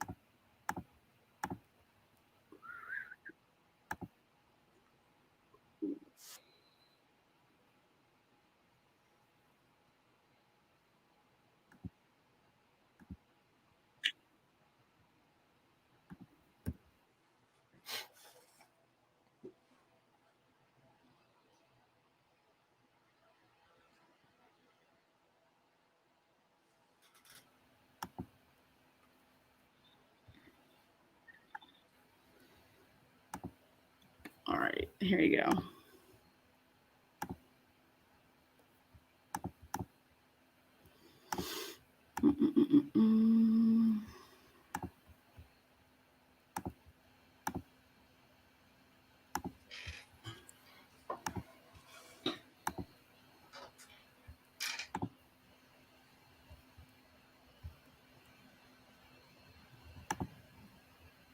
The area, and you guys.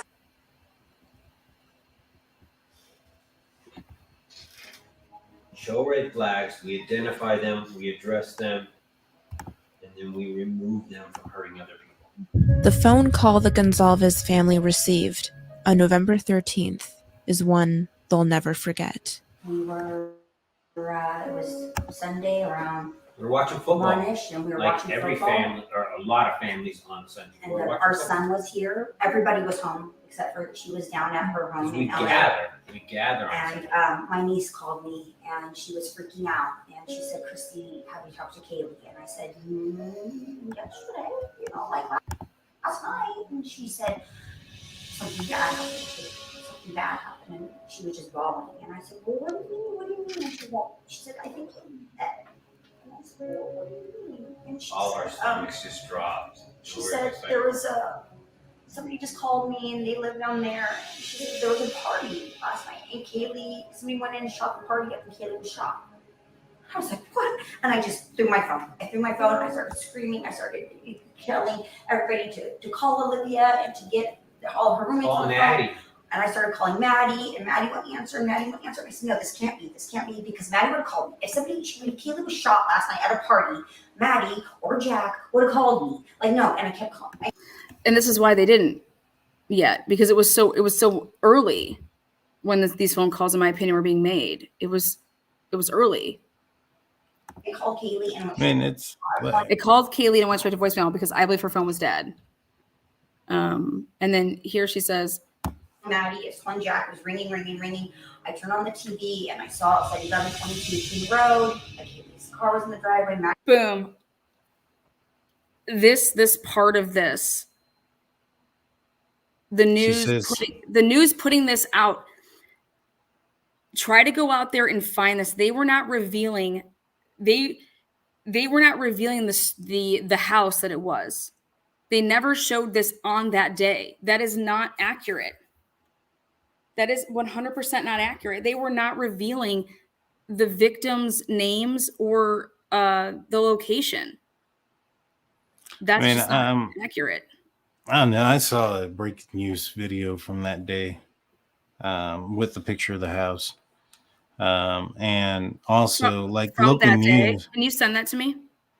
Oh shit, this was a long time ago. I had found it because I was talking to somebody. This was a while back. I was talking about how this drone footage was early on.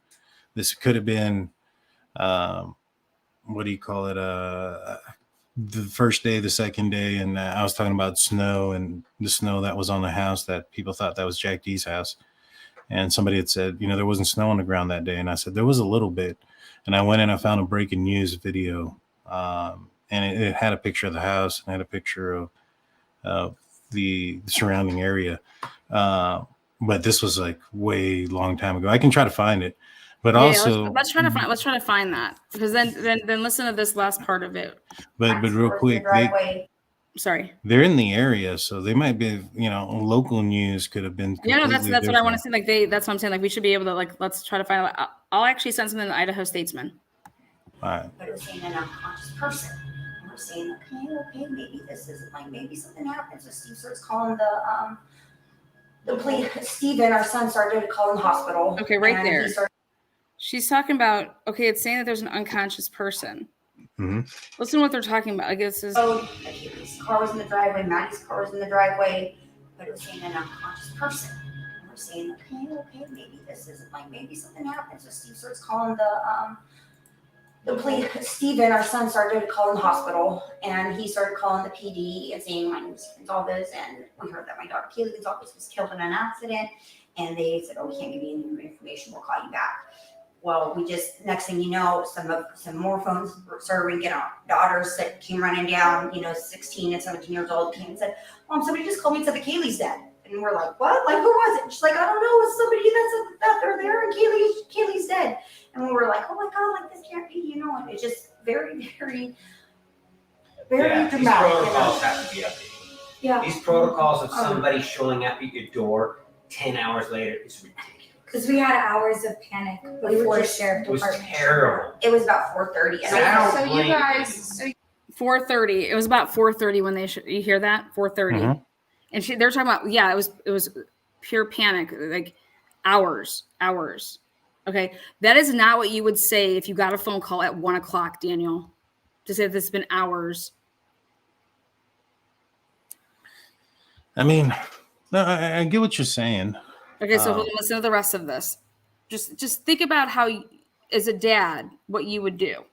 but you guys, they never called you. You guys found this out from family members yes. that were in the area, and you guys didn't get notified. You actually reached out to them, and you guys still didn't get No, notified. he wound up calling him twice. And I get it. then I Their said, protocols are all about, like, maybe they'll commit suicide or something. But they have to be updated because The sheriff social media moves so fast, so quick. Social media news so fast, so quick. Mhm. Where are these social media posts? What is he referring to right here, Daniel? Right. Is No, he talking I about mean, Snapchat? Is he talking about Snapchat? I think he's referring to the fact that people knew or told him before police went He's to saying his the house. media. Listen, he says the media. That's It's not why we are fair. using social media. I'm not using the most common channels. we called Karen and we asked Karen if she had heard anything. And she goes, yes, I was told that I needed to get down because there We was an thought Kurt was accident. good. We honestly, We thought maybe Maddie was the unconscious person.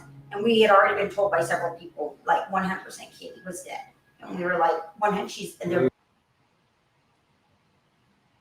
Oh, just they're hoping like Maddie this. was just unconscious. And then we're like, but Karen got a call saying to come down there. We haven't I got a thought that call. was a good sign. So we're like, oh, And I kept giving him hope. I kept saying, if it happened last night, you guys would know by now. I kept giving him hope. I said, they just released an article that the roommates are being questioned right now. They probably took their phones, Mom. Like, Where did that happen? When were where was anything talking about the roommates are being questioned now?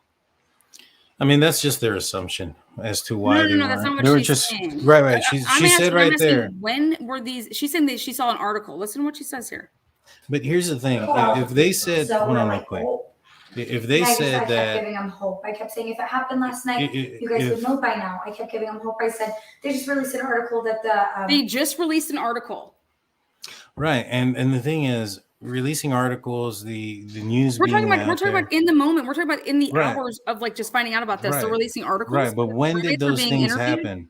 The interviews, the articles, the news broadcast that they're seeing on the TV that is making them call, all that is after the 911 call, because although there might have been some students that had privilege to the information ahead of time, They're talking about how The news they're talking about media their didn't. experience that they didn't know right, yet they're talking before. about their experience about what was going on at the time, and that's kind of giving us a little bit of an idea of around what time this occurred. They said at 1:00, they said that they turned on the TV and there was news coverage of the incident. The news wasn't covering this incident until after 911 was called, so that was around 1:00 in the afternoon. Like,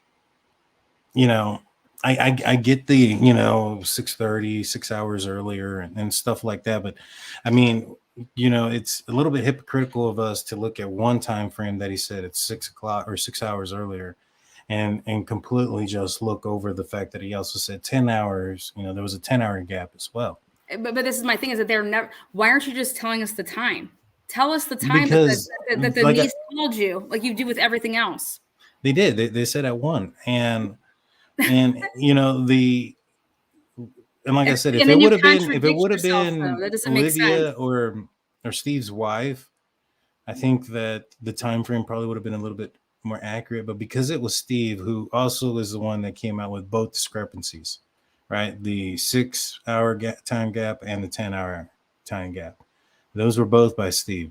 leads me to believe that he's just the guy that's, just talking out of emotion in that situation. Well, no, well, Olivia's sister says that 12-hour, when they came to notify us, 12 hours had passed. From the time that they had passed away, yeah. And, I mean, they found out that they had died at 4:00 in the morning, or 4:20, and they got notified at 4:30. So 12 hours had passed. And again, that was from Olivia. Their timeline is pretty spot on. But when it comes to some of the information that Steve has put out there, it's not been 100% accurate across the board. Whether it's in this scenario or in other scenarios, he's talked out of emotion. He's talked out of, out of the moment, so to speak. And I just feel that we might be emphasizing a little bit much on that aspect. So then your opinion is that you believe Kim's 10 o'clock time frame, Dave's 9:30 time frame, but you believe that Mr. Gonsalves, his 10 o'clock time frame, which puts you 6 hours, back of 4:30, is not accurate? I don't believe that's what he meant. I don't think that he knew at 10 o'clock in the morning. I don't think so. I think that he said he was 6 hours. My baby. Right. He also said 10 hours as well. Hours. That would have put him. Well, because that's what I'm saying. Like, but he wasn't comparing it to. He just said, we're sitting around for like 10 hours. He didn't use it in the sense of how many hours it was before that phone call. Well, he said, sitting around for 10 hours before they told him something. Well, I mean, the 4:30 is when they were told something. Now, like I said, we can't look at both scenarios. And so you don't believe one of them is one. Well, I don't all think saying the same thing, but you don't believe Steve now? Like Steve didn't get that phone call? I don't think that Steve got that call. No, I don't think you're that. Saying that the niece did I don't think anybody. Not at 10. No, I think it was at 1. Now, I don't think that anybody that is very close, like family related type of stuff, or maybe perhaps like Ethan, for instance, like Sigma Chi came out saying that why weren't we notified? All these people knew about this situation, but we didn't know about this situation until 12:30. And I go back to saying that I think it was a select few people that knew about this. Even in Dave's interview with yourself, and a lot of people were getting some things confused about what he's saying. He says that there was dozens of texts and dozens of messages that went out that morning. Not that dozens of people were texting or messaging. He said that there were coming out of groups, that in those groups were 40 to 60 to 70 people. Not that 40 to 60 or 70 people were active on those groups at that time. Out to 40. It was being put into groups. In fact, he had said that it was a smaller group within the entire, no, he didn't groups say that. He didn't say that on my channel. He said it was groups of a couple of different groups, and that I was listening to it this morning. I'll send you the link to where exactly it was, but he said it was a smaller amount of the group that were talking about this situation. It wasn't the entire thing. And I think at one point he said that there was tons of messages and tons of people in it. He woke up talking. Right. But he didn't go to work at 9:30 because of it. Right. No, I get that. I understand that. And, when you look at what. So do you believe him? Do you believe him? I do believe him. But here's the thing. Like, Sigma Chi asks, why weren't they notified? Why didn't anybody tell them? And it kind of goes to like everybody else. I think it was actually held down to a small group of people. And when you listen to where it came from with Kim, right? It came from the Pi Phi group. It came from Kim's daughter, who is a WSU Greek life student who is in the sorority, whose sorority sister is dating an athlete out of the University of Idaho who has a connection to the Pi Phis. That's how he got their information. Dave said the same thing, that his information was basically from the Pi Phis. Now, I don't think Steve has that close of a connection to those girls like that. Like, I don't think they have his phone number. They said like it went through family. It had right, and it had because like that's like a cousin. I hang out with my cousin all the time when I was growing up. We actually went to the same college. My cousin, like they got this call at 10. Or I'm sorry, right. She tried. We got it around like 1 because she was trying to like, hey, we're not going to blow that cover. And then Steve, because he was talking, and he was getting passionate and he was being honest about, they didn't come to officially notify us We knew we knew 6 hours before they officially notified us. Right. I'm not disagreeing that that's what he said. I just don't know how accurate he was being, or if he was exaggerating about how long it had been, because he also said that there was a 10-hour gap. Says it. Like, listen to what she says. She's the one that's saying that, yeah, this has to. The roommates are being questioned right now. You know, they probably took their phones, Mom. Like, I just kept giving them hope because I live in Los Angeles. It wasn't here. And that's all I could do. But like, it's just this feeling in your gut that like, I sat with. I knew as soon as my niece, I knew as soon as Sabrina called, I knew that it was real. Yeah. And she was freaking out. And then cops showed up around 4:30. Yeah, the sheriff came around 4:30, and then he told us that there were 4 victims, and we said, "Is one of them Maddie Morgan?" And he told us yes. And we realized that it was Kaylee and Maddie. We still knew she was going down there. I couldn't tell. Yeah, Karen was still on her way, and She's still driving.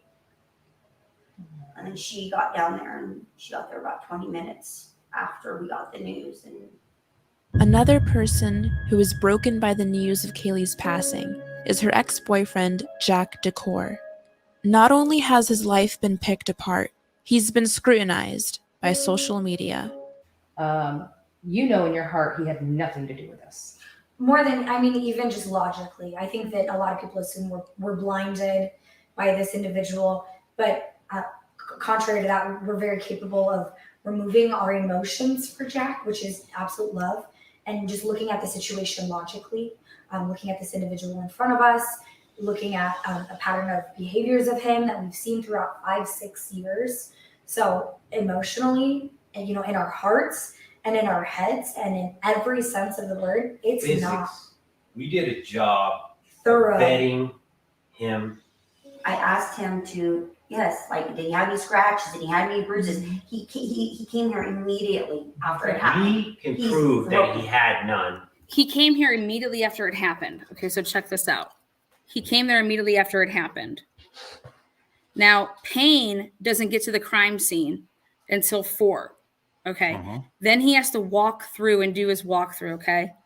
He also says in his paperwork that he talked to Jack Decor, okay, because he interviewed him, and that's how he found out that Kaylee and him shared a dog. Now, he says that he questioned him on November 13th. Okay, so check this out.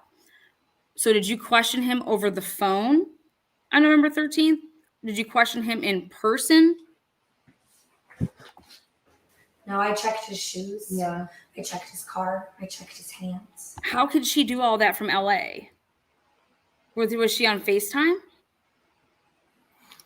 You see, that's why I'm saying I don't think everything that Did they're she saying check is him like the next day 100%. because she flew in? Right. You know what I That's mean? what I'm saying. Like, I don't think everything is 100% accurate. Like, So you know, we hold on to every word Well, I'm just that people are saying as, you know, their worth, you know, the weight is worth is in gold or whatnot. because I think that she just did this. Like, he flew, like, you know, she came, you know, immediately as soon as she could when she got that. So she then checked him, like, either, you know, that night she drove, because I don't think it's actually that far to drive if she was to drive it. But if she flew, how far it is. I'm pretty sure it's a good trip though. Now, well, here, let me play this last part of him spending the night. I took photos. I checked his neck. Yeah. He came over in shorts. Yeah. Within hours. And he was happy for Kaylee. Yeah. Came over in shorts within hours. she said within hours, and the other one said immediately. Like, we can't hang on every single word that these people are saying because, for one, this is hours or immediately. But when did my question is though? Right, when did Payne interview him? What I'm saying is, When- it was probably a lot sooner than when they spoke to him, I would assume. And so, you know, that kind of drags on a little bit more of the timeline there, right? Because I'm assuming that Payne probably talked to Jack Decor prior to Jack going over to Gonsalves' house. Now you have one saying immediate, one saying within hours, and you have all these things that are not accurate. They're not being consistent, and that's because these are real people, and it's not a script. Immediately a couple hours. No. Like, it's not the same. It's not the same. It really isn't. You know, just like a 6-hour window and a 10-hour window is not the same. There's a 4-hour difference there. That's a pretty good sizable difference of time there. That's a 6 of a day, and so bottom line is, though, you think that Jack DeCore was interviewed?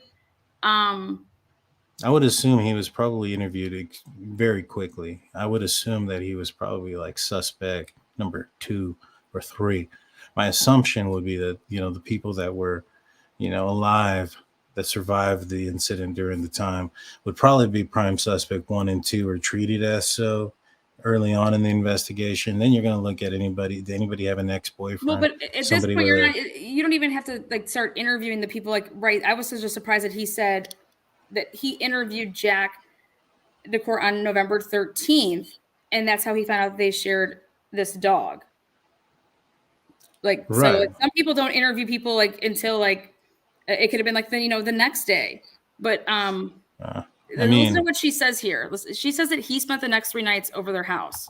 Whether they were, I think they were close to getting back together. Maybe they weren't. Maybe they were. Whether she was moving without him or not, he had nothing but love. We went and investigated Adam. What did you tell Adam? Mm-hmm. We went through that whole thing. Adam is about her trying to get back with Jack. Day Because they're one, roommates. day one of this all happening, Jack was right there in the trenches with me, reaching out to people Kaylee had called. Who He is spent this? the first 3 nights here on our couch after He spent the first 3 nights here on our couch. Right. No, yeah. I mean, I've broken down this interview quite a bit, and have used a lot of what they say as a possible defense for Brian Koberger, because they really do kind of shine a light towards Jack DeCore. No, I don't think they're shining a light. I think they really do, though. They talk about him not answering the phone at 1 o'clock, because we can assume. Well, see, but that's because that's what she's saying 1 o'clock, but it's not 1 o'clock. He didn't answer the phone at 10 a.m. because he was sleeping. Right. That phone call with the niece was at 10, so she calls Jack at 10. He's not answering because it's at 10 o'clock in the morning because he was sleeping. The question needs to be is, what does the time on the phone show that Jack DeCore returned Christy's phone call? Because when you see, oh my God, wait, Christy called me. You know what I mean? It wasn't, Kaylee calling me. It's, oh my God, wait, Christy's calling me. You know what I mean? When did Jack return Christy's call? That's the money. And I'm telling you, she called Jack, I'm telling you, at 10 o'clock in the morning. Well, according to what she had said, it was after they had seen, the... Yeah, well, no, after her niece called her. Right. Then she calls Maddie. Then she calls... Right. Well, they said that they had looked out on the TV, and the TV said there was an unconscious person. They started calling people. All that, for it to be on TV. Like I said, is it possible that some people knew about the situation prior to the 911 phone call? Yeah, I think that there was. I know that there was a few people, because there was people there when 911 or police showed up. And so obviously somebody was called prior to that. But it's always just been like, oh, it was just like a little bit beforehand. I'm sitting here telling you this. No, I agree with you. I'm not saying that it didn't. I have a hard time believing that Steve would have known that long, and the 911 or authorities still not be alerted until noon. That's the part that bothers me. Because everybody, when you're being told, I'm being told this, I'm thinking that I'm not thinking that authorities weren't called. I'm thinking that authorities were called. I'm not thinking like, oh my God, well, did you call the police? When someone's telling me that something bad happened to somebody, my first reaction is not, did you call 911? Did you call the police? No, I get that. But, they were calling law enforcement and the hospital to confirm that these things were true. And I would and not only confirm, but to see if that's where their daughter was and things of that nature. And so, I would clearly think that would be the appropriate line of calls, and that I would expect, and that I have seen, other victims. He gives the same timeline. He's saying 6 hours before, which Chrissy tries to cover up. Hey, that came in at 1, remember? He gets into it. He's like, he says at the end of it, at the end of this clip, Olivia puts in there 6 hours. But here's the thing. He also says a 10-hour window. And I'll not tell in you this something. interview, though. He doesn't do it in this one. You have to go and you have to like search through all of his stuff. Right. No, I get But that. it's But the what same I'm time saying frame is that when you you found have out and they somebody found out. It's the who same. has multiple interviews and the timing or something about those interviews don't line up, it just means that that person's not a good witness sometimes. No, but they You'll do. have That's what I'm somebody saying. that They do has line up. something. They do line up. Well, you're making one side line up and not the No, other. I'm not. I'm Like making you're looking at the one side that does, the one that says the 6 no. He's hours. saying 6 hours before the But what 4:30 about the because she. 10-hour window then? Are we? That's even earlier. Even back. Right. No, I would get be that. I get if that. it's 8 o'clock. I would buy it. I would buy it that it would be at 8 o'clock. I I would don't. 100%. I don't buy that Steve knew that early in the morning. Now Dave and Kim's daughter and those that work closely with this situation, because people that are gonna make that. How can I say this?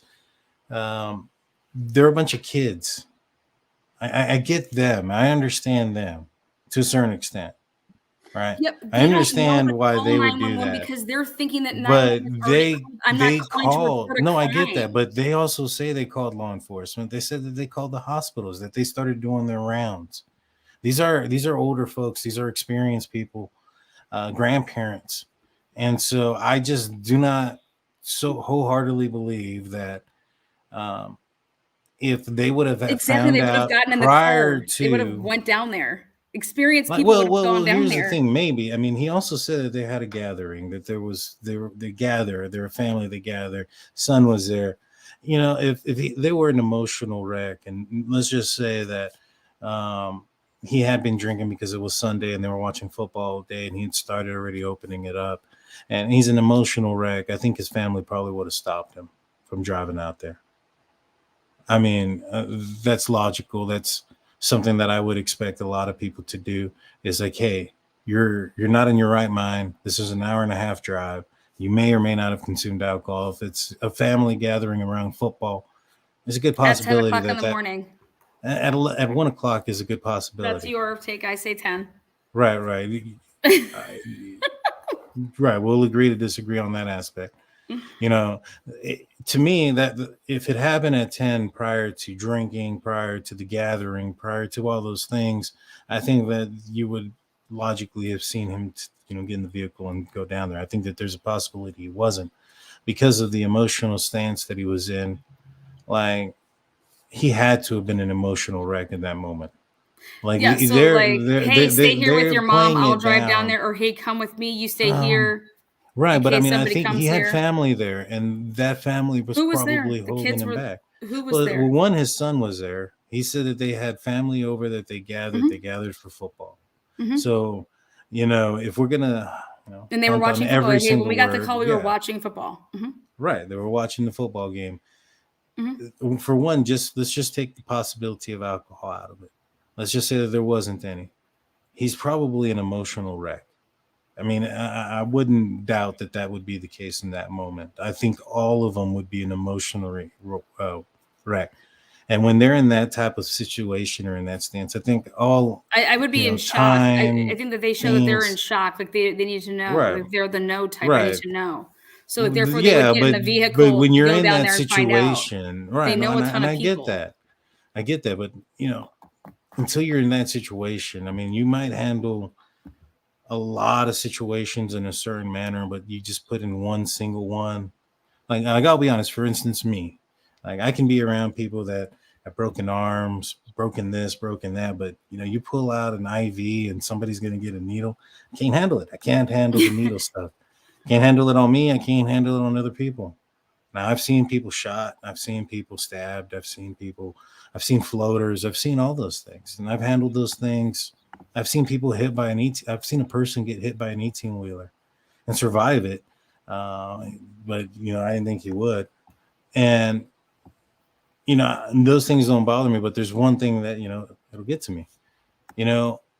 He may have handled all these other high stress situations one certain way, but finding out the death of your daughter in the manner that her life was taken, he must have been an emotional wreck. And I think that his family probably prevented him from leaving. I mean, there's nothing you can do. There's absolutely nothing. And that's what I would tell one of my family members is like, look, You going down there in the emotional status that you're in right now, there's nothing you can do. The only thing that can happen at this point is more people can end up getting hurt if he's driving down there as an emotional wreck. And so, you know, the incident had So you already think that occurred. Christy can? You think Christy can control him if he wanted to go down there? They'd Maybe be, not Christy herself, maybe. but I think that there's a lot of people that, you know, that may have been there that could have, you know, talked to him or at least stopped him from going. Yeah, no, I just completely disagree. This is a guy that's, you know, been so vocal. He got a lawyer. Wait, what do you mean my daughter was shot? What are you talking about? I'm trying to call. I'm not getting the answers. You think that he's going to sit around? I mean, her sister says it too. Like it was hours. It was hours. And she's very uncomfortable when they talk about this. They talk about everything in time frames except this, like what time.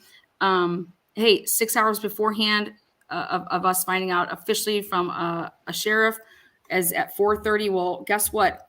6 hours is not 1 o'clock. You know, you wouldn't be talking about, we need to change protocol. We need to do this. They're talking about social media, that the media knew, or this, the media, what media knew? He never said once that they found out from any type of media about anything.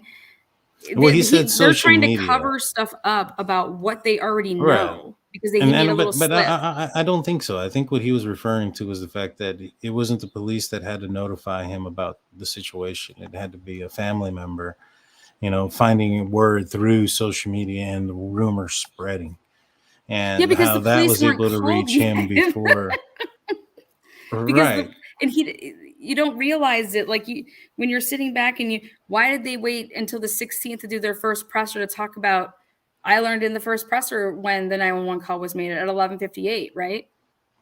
Right. When you hear that and you're like, that. holy shit, 911 wasn't But called until 11:58. That's like a lot of assumptions. You don't think Mr. Gonsalves wouldn't come out and say, I mean, this is a big thing. But don't you think that Steve would have said something? He said a lot of stuff. That's the part that that's what he held on to. Right, but that's the part that he held on to. Yes, but he kept that. You're wanting me to believe that he's this kind of person, and we can look at all of his behaviors.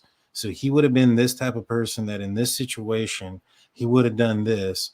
But when we have the situation that we potentially know, that let's just say he was aware of the incident happening that early before police, even though he gave out all this other information, he disclosed all this stuff to the point where, the point that the police literally had to tell him to stop talking and go to the media and tell him to stop talking. That the one thing that he kept close to the vest is probably the first thing he would have found out. Because that's the first thing that he would have known. That's the very first piece of evidence. So the authorities asked him to. Absolutely. Piece of evidence. Right. Yes. So everything else that, even though they asked him also, and they had to go to the media and told him to stop talking, all those things, even though they were asking him, he said, all right, you know, I'm going to disclose all these other things. But the very first thing. What did he disclose? What were the other things that he disclosed? Well, he disclosed that Maddie and Kaylee were in the same bedroom. He disclosed some of he disclosed that police basically told him that the entry point. Who? Mabut, I call her Mabut. She talked about that there was, they said there was 2 victims on the. Right. He talked about that there was the targeting. He said something about you don't have to go up to the top. Right. He's saying that, you know, some of the damage or the wounds don't match. I mean, there was a lot of things that he was coming out and so saying. Where do you think he got that from, though? Right. Oh, I get that. But my thing is, when do you think he got that? When do you think he got that before? Let's just say you're accurate, right? And that he knew. I can tell you that he got the call at 10 o'clock in the morning, right? No, but he had to identify her body. And I'm fairly positive that if Maddie was as close of a friend, how would he have seen Maddie? He wouldn't be I didn't say he saw Maddie, but if he was as close of a friend, or Maddie and Kaylee were that close, you don't think that maybe perhaps, you know, Steve and Maddie's family may have talked? Now, I don't think that Steve and Zayna's or Ethan's family talked, but is there a possibility that him and Maddie's family talked about the injuries that were sustained by their children? I think that's highly possible. Now, why it's important as to when we found these things out is that you want me to bodies, right? No, I don't think he saw both. No, of them. I'm saying, or that could be a possibility, is that he saw the two bodies in the Well, house, right? You would have think or assumed that he would have seen all of them because those two were on the third Yeah, floor. he said it was would a have gone to the dog fight second. down. He said it was a dog fight downstairs on the Mhm. first, that they fought for their lives down there. That's what he Right. said. He also said that there was no fight and that they all died fairly quickly and that they bled Who out. said and they that? Steve did. And this was early on, and so like I said, there's been things that he has said that has been kind of contradictory. When did Steve say that they were? That's what It was the Stephen and the family. They had came out and said that that they were told by the coroner or whatever that that they were told they didn't suffer, right? And so they didn't suffer, but yet they That's had to what they were fight for their told. life. I mean, like I said, there's been some contradictions here when it comes to what Steve says, and he's a grieving father trying to find out as much information as he possibly can. And that's How would the he only know thing. that But Kaylee's but room but didn't have my any thing blood? is, right? Like he had all these information, right? Which piece of information do you think he would have had first? Out of all the information that you told me, Kaylee's room didn't have blood. There was a dog fight at the bottom floor. They the had access to the injuries ring that were camera different. footage to know that Right. All that. Kaylee and Maddie were dropped off. Do you think that information came after the fact that he would have known that people were aware early? I think that they started to do their own, like No, I get that. But when do you think, what do you think came chronologically first? Him knowing? He got a phone call. They got a phone call from their niece. Okay. So according to your theory. They then called people, and then he said he tried to call So Kaylee. She according didn't to answer. your They called theory, Maddie. right They called there. Jack. One of Right them, I there. believe, went down there, and I believe it was him.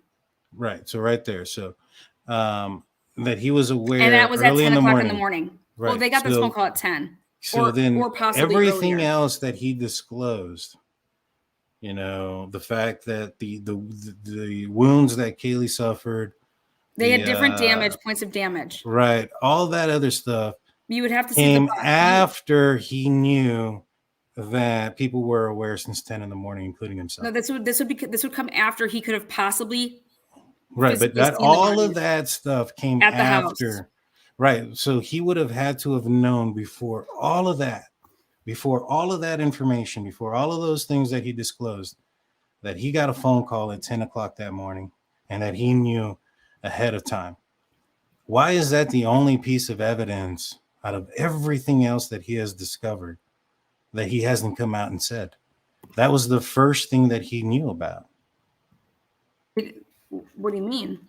Well, about knowing the first thing he would they're trying to cover up because law enforcement told them that. Right, law enforcement told him to be quiet. We don't want to let this out about you guys knowing, about people knowing before we're not going to talk about that.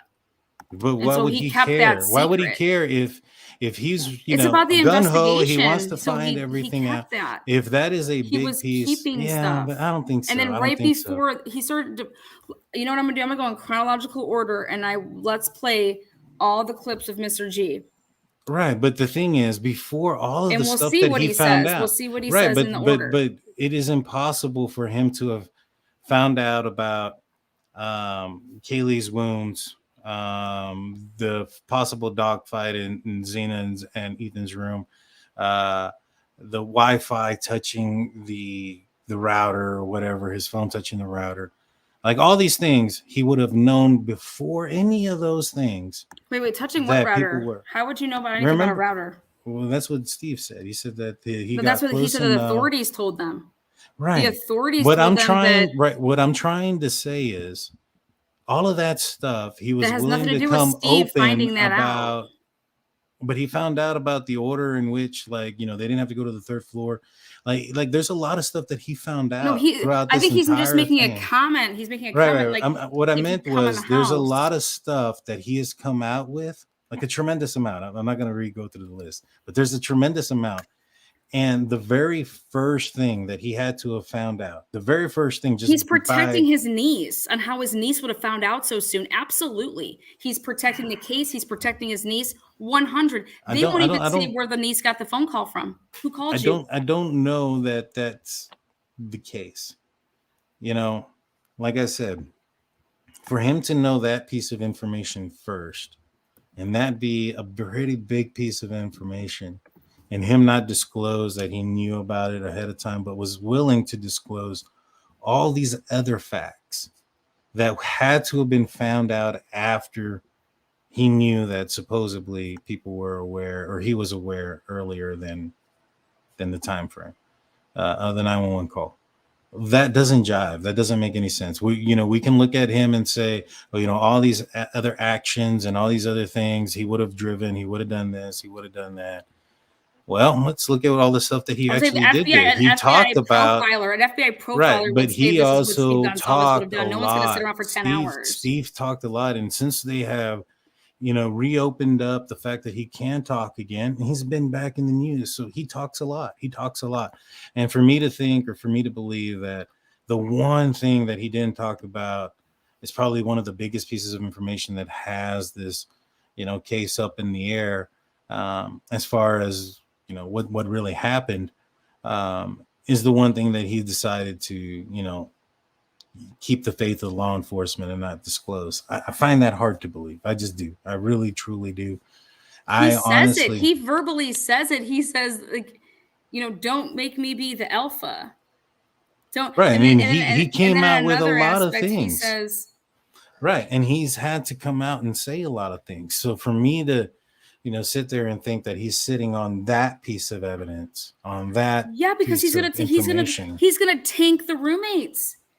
He's going to also tank the investigation. But do you think he cares if he tanks the roommates or if he tanks anybody? He does. It will look really bad if he's going to start blaming the roommates. What do you think we get every day if we blame somebody? It's not really bad. Do you think if he thought that the roommates had something to do with it, do you think he'd care? I wouldn't care. Would you care if you thought that your children's roommates were involved somehow, that you're going to care about their reputation in some manner?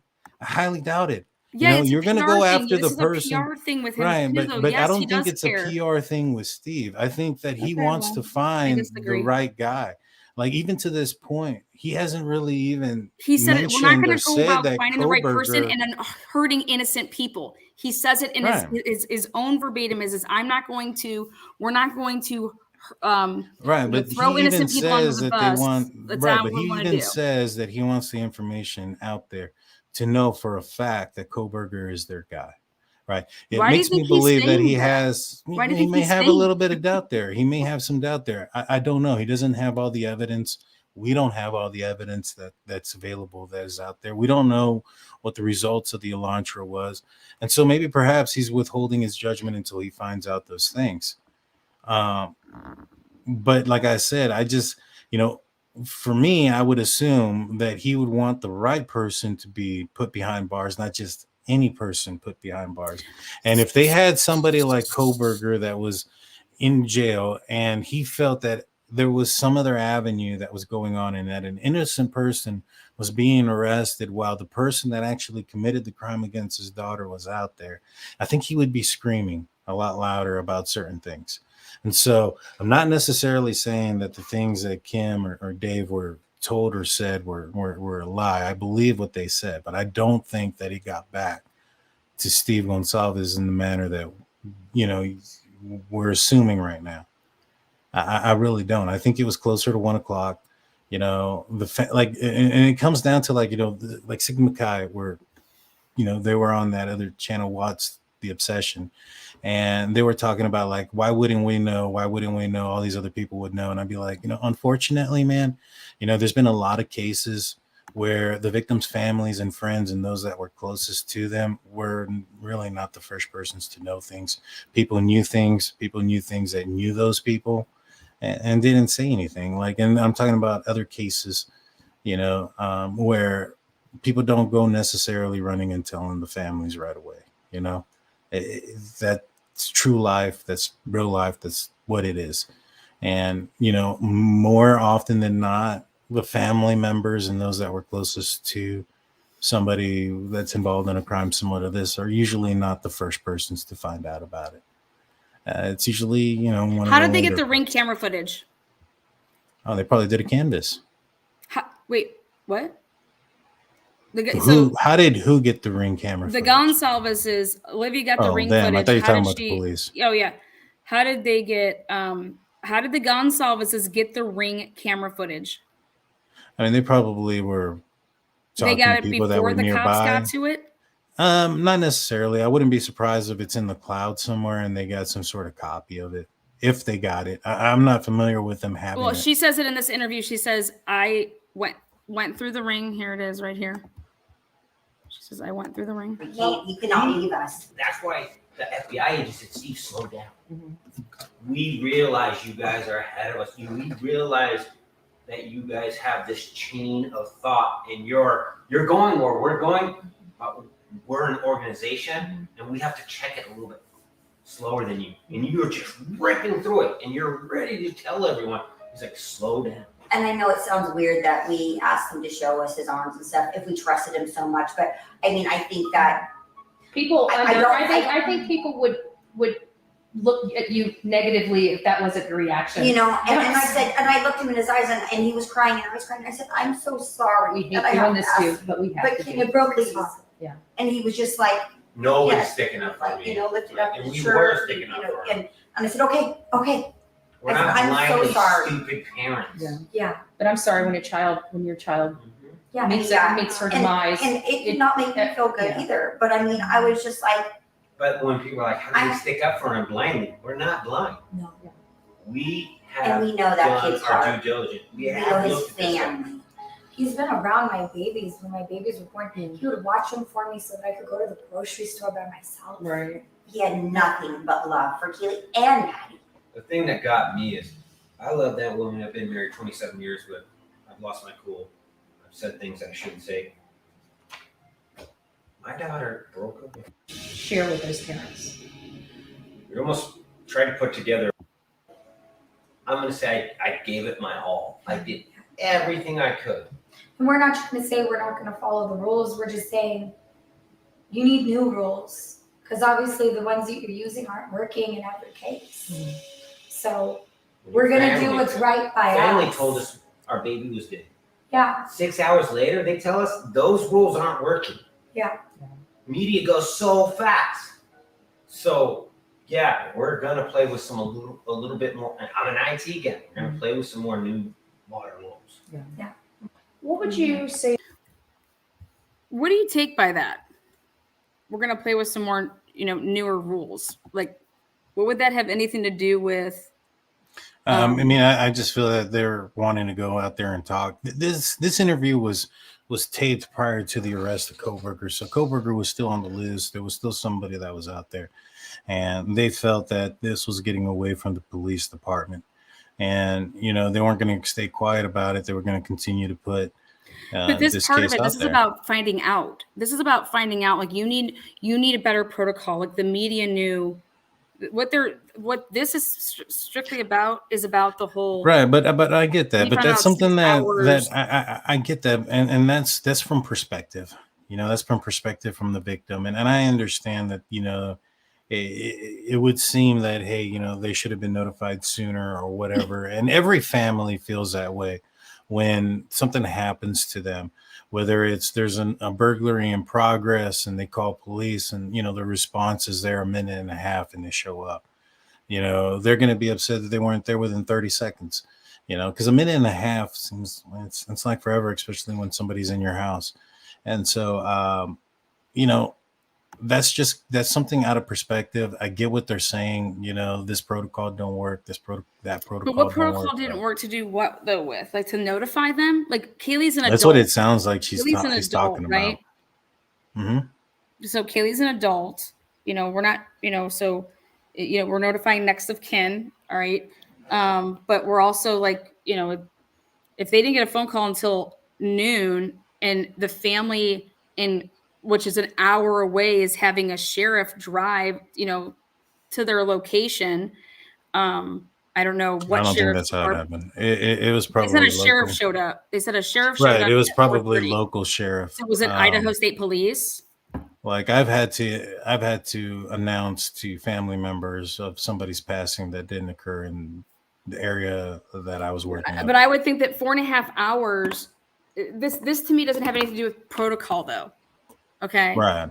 Protocol, I mean, there's a lot of things that are going on. They found out like the way that they did is because 911 wasn't called and instead all these other people were called, and then the flow of the chart went, then Kaylee's parents get a phone call from her niece, okay? And that's why you were notified way earlier, all right? And it made it seem like that the cops didn't get to you right away, okay? Is because the cops didn't even know for 2 more hours. You know, there was one time, there was a guy that was, his life was taken outside of my city. And when I notified the family, it had been 2 days since it had happened. Those things happen. You know, when you have something where somebody's life was taken, notifying next of kin, it's not high on that priority list of things to get done right away. And so, you know, securing the scene, making sure nobody's, you know, still, you know, inside the house for one, is the first thing. Securing the scene, figuring out who it is that you're talking to, and you have somebody on scene, you're going to talk to those witnesses, and all hands are going to be on deck in that situation, in that manner. And as they identify who the victims are, which could take a while as well. I mean, just because you have an ID in somebody's pocket doesn't necessarily mean that's the person that you're looking at, especially if there was, extensive damage done. You have an idea of this person, but you're going to want to probably get the coroner and ME to come out there, verify that they are who they are, you know, whether it's by a tattoo or some kind of birthmark or something that's identifiable. And then that's when you start to notify the next of kin, when you're fairly certain that the person that you have there in front of you is related to the family that you're about to go notify. So those things take time. And I understand family members 100. would want information, and, you know, and it's not the police's responsibility to control what the media puts out there and how fast they put it out there. That's just a product of. I think this is all a cover up because they messed up when they did this interview and they were talking about things that they shouldn't have been talking about. So then he has to act like he's mad at the police that they, oh my God, we're not getting notified. So some of that's a sell job because the whole, but then you slip up and you say 6 hours. Well, 4:30, a sheriff is there at 4:30. You back up 6 hours. That is 10:30 in the morning. 911 was not called until 12.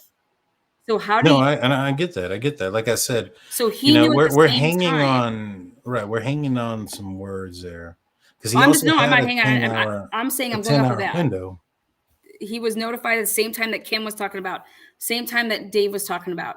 And then that's when I believe that they could have made those calls, you know, to try to call. They're not getting any answers. But if you hear that your kid was shot up at a party at her house or whatever, and you're calling people and no one's answering, and you don't have the other roommates' phone calls, or maybe you do, but no one's answering you. But regardless, I'm sorry, I think a parent would get in their vehicle and nobody's asked them that. Nobody's talked about that, and nobody in this whole length of this case has said. So my question is, Mr. Gonsalves, Mrs. Gonsalves, did one of you guys get in the car and go to Moscow, Idaho? Yes or no? After getting the phone call from your niece. And Are you sure that phone call came in at 1:00 and not 9 or 10 based on the hours that you think it took for you, that you guys were, oh my God, it was so long. We were waiting around. It was so many hours. And because they didn't do anything wrong. If you had a phone call that your kid was shot, I think that you would get in the car and you would go to where someone's telling you that they were shot. Yeah, it was at the house. So he gets in the car, he goes to Moscow, Idaho, which is an 1.5-hour drive, you know, and when you arrive,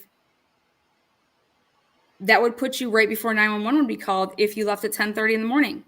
And then you're able to, now, does it make a little bit more sense with him knowing some things, him being able to go to the next door neighbors, him being able to, get that Ring camera footage. Okay, here, this is my cell phone number. Send, forward me the little snippets of these time frames. Then he goes, hey, did you see Kaylee? Like, he's able to talk to people. He's able to get information. How can you get that information in Coeur d'Alene? How do you get that? Well, I do want to answer one thing. So I see this kind of a lot in the comment sections. Like, how do you believe Dave and Kim, but not SG? Well, Steve Gonzalez hasn't come out and said that he got a phone call at 10 a.m. We're No, but he said we're connecting some dots. He did We're without so many connecting words. some dots that are trying to say that that's the case, because he also said that there was a 10-hour window in there as well. And that's why I'm saying, is like, we're connecting dots here, trying to say that that's what he said. He hasn't publicly come out and said But he did. He that said he got a phone he call. publicly Like came there's a out little and bit said difference 6 between hours before. right, but there's a difference between what Dave and Kim said, that they've said that No, because Dave and Kim there was never. information that came out. Dave said that he got information firsthand, before 10 o'clock. Kim said that her daughter knew before 10 o'clock. So those people are saying that they knew. Dave's is hearsay. Kim's is hearsay. Steve's Dave wouldn't is be not hearsay.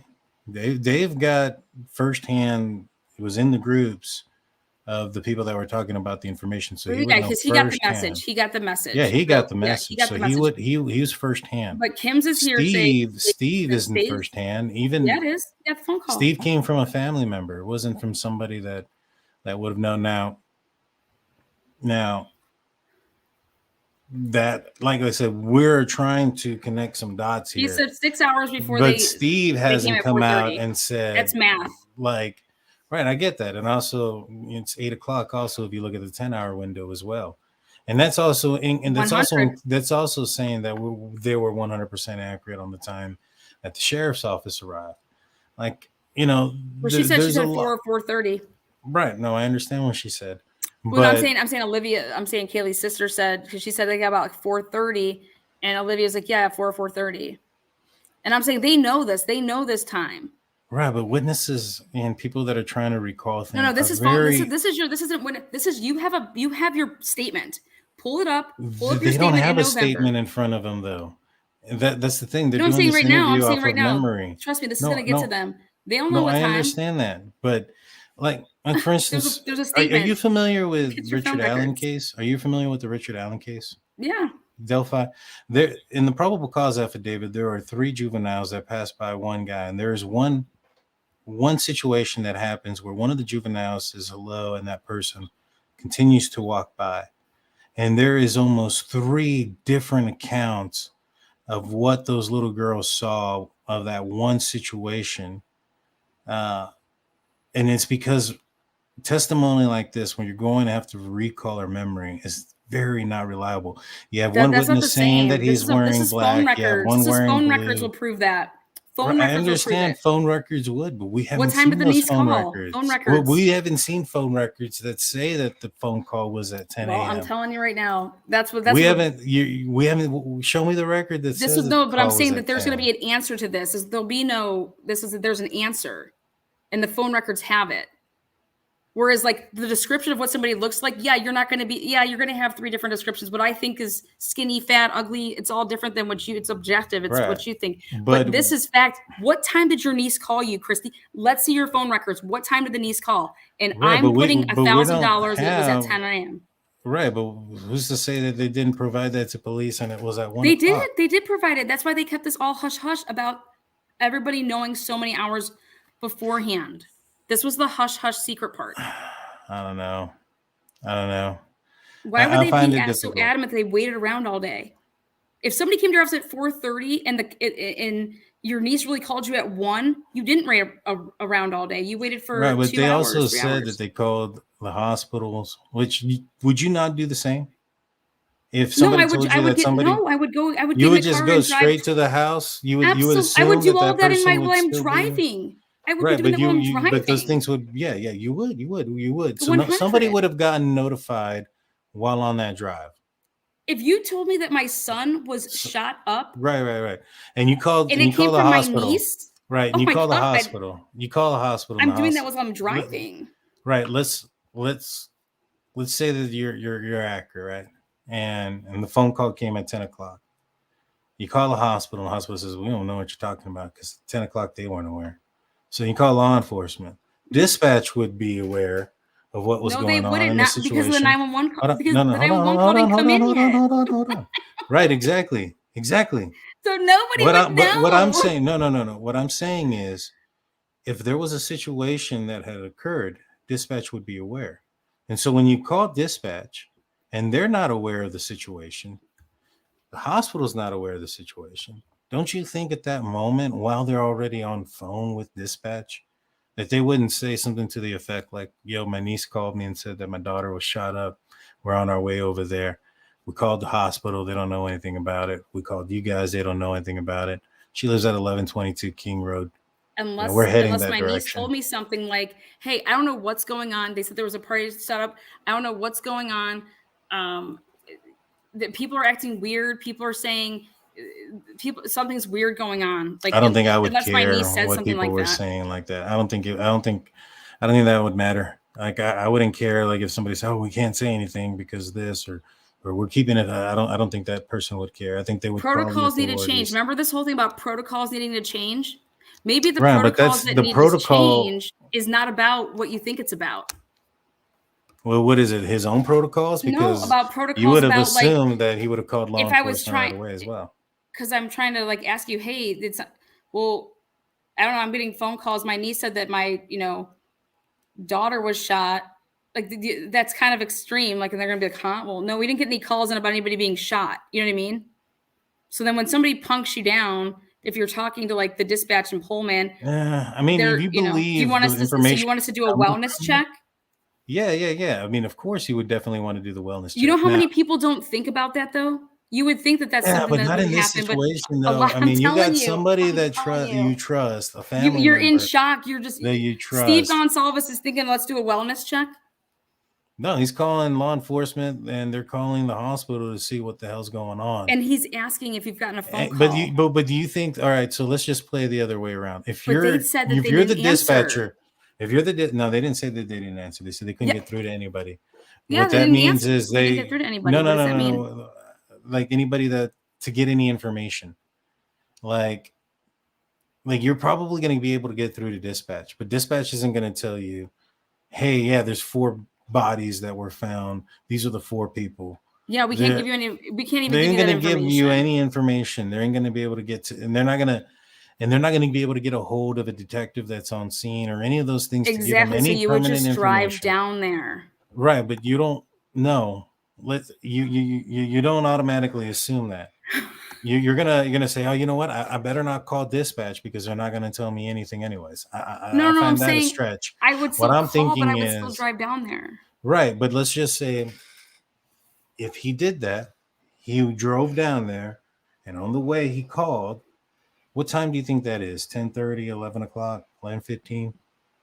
Now, if you're dispatch and you're getting this call in, and somebody's saying to you, hey, I got a call from a family member that my daughter was shot, and they don't see that in their logs, they're not just going to let that go.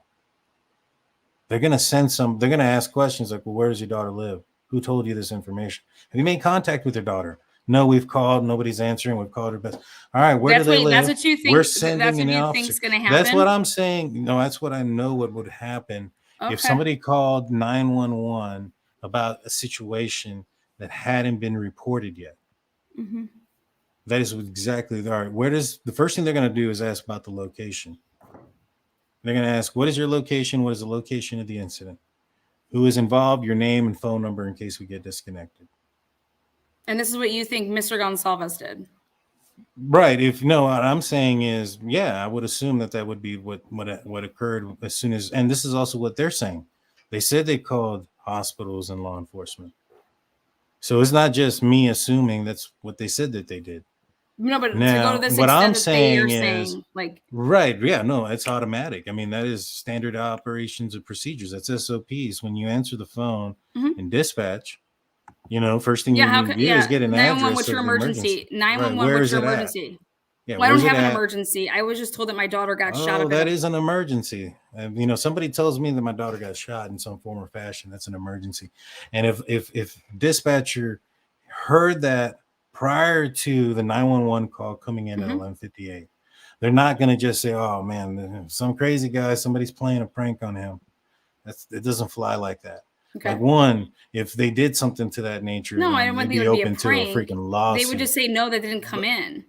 No, I don't think that'd be the case either. They're going to say, They may say, we haven't heard anything about that. What's the location? When was the last time you spoke to her? There's going to be a lot And of I think that series of Steve would struggle with questions. knowing the address if he was the one to make that phone call back then. I mean, maybe, but even if he did or didn't, there's many ways to find an address for somebody. You can run a public utility check and just say, all right, is there anything in her name? The water, the gas, trash, sewer, things of that nature. All right, these people have a lease on this. Typically, they have to put some of those things on their name. All right, let's do a public, works check. Find out, where their address is connected to that. I mean, it's common standard operation. So perfect. Then you would dispatch somebody there, right? Immediately, yes. So there would be no 911 call, right? However he decided to call, whether it was 911 or non-emergency, but regardless, both of those are recorded. Okay, so that would be the conversation, right? And then what would happen if then when somebody would arrive and if they fainted, would another 911 call happen? I mean, could there be possibly 2 911 calls? There could be many. I mean, when there's a lot of incident, or there's an incident, sometimes there's a lot of 911 calls. I mean, you can have a car accident that happened and people see it. There's going to be calls coming in like crazy. I can't determine know how many came in, but is it possible more than one came in? I would suffice that. Yeah, that's possible.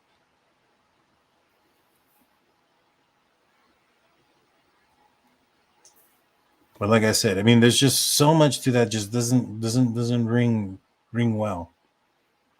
That's exactly right. And so, like I said, if Steve found out ahead of time and they did anything that they said that they did, which is contact police, contact the hospitals. And you think that somebody would have been Yeah. Do you think that would have happened immediately? The hell yeah, they were going to, I mean, within probably 30 minutes. My assumption is that they probably contacted everybody that they knew that was close to them that they could figure out or find. And then if they're not getting answers, I wouldn't be surprised if it was simultaneously as one person or two people are calling friends, other people are calling law enforcement and the hospitals. I think that's probably the most likely scenario. It wasn't just one person hovered over one phone. I mean, a few people hovered over one phone. Mm-hmm. I think it was simultaneous. Complete chaos in that situation and, emotional, distraught. And, like I said, those type of situations, they're going to end up calling, like I said, like they said. And that's if they did it that way, where I could see Mr. Gonsalves just getting in the vehicle and going there and, well, I'm just going to head there. I don't know. They're not answering. I don't know. Like he's got a short temper. So I don't know, Christy, what's going on, but I'm just going to head there. You wait here. You and, Steve start making phone calls. I'll talk to you guys on the way. I'll make phone calls, but I'm just going to head there. So he gets in the car and he just heads there. Okay. Maybe he takes his son with him and, and she stays there. But I know that my dad, he wouldn't be making all those phone calls. He would just get in the car, go, and right. I mean, I would assume, but my dad's not. My dad's old school. You know what I mean? Like that's just But see, like if he was coordinating with my mom would then just however they would tackle something like, okay, here, yeah, just get in the car, go. But I can't see that you would this family that's just going to sit around. And especially seeing what they're doing, seeing what they've done. And Jackie, when you call 911 here or in one location now, it's been over a decade since I was in law enforcement. So I would assume that technology's come a long way in the last 12 years. But this is why.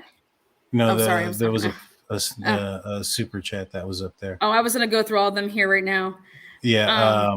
But for instance, if something was happening like in a nearby city, there's something that was called CAD that allowed all communications between multiple departments in a certain specific area. And it's usually about, 200-mile radius or so. And at least that's what it was 12 years ago. So it's possible it's a lot bigger and more advanced than it is now than it was then.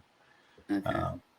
But yeah, so just because you wouldn't call 911 here, or you live in Coeur d'Alene and there's an issue that happened in Moscow, and you call 911 and you're speaking to Coeur d'Alene dispatch, they don't have the capabilities or the culpability of transferring you to Moscow Police Department dispatch or whatnot. They have every capability of doing so and transferring information back and forth too.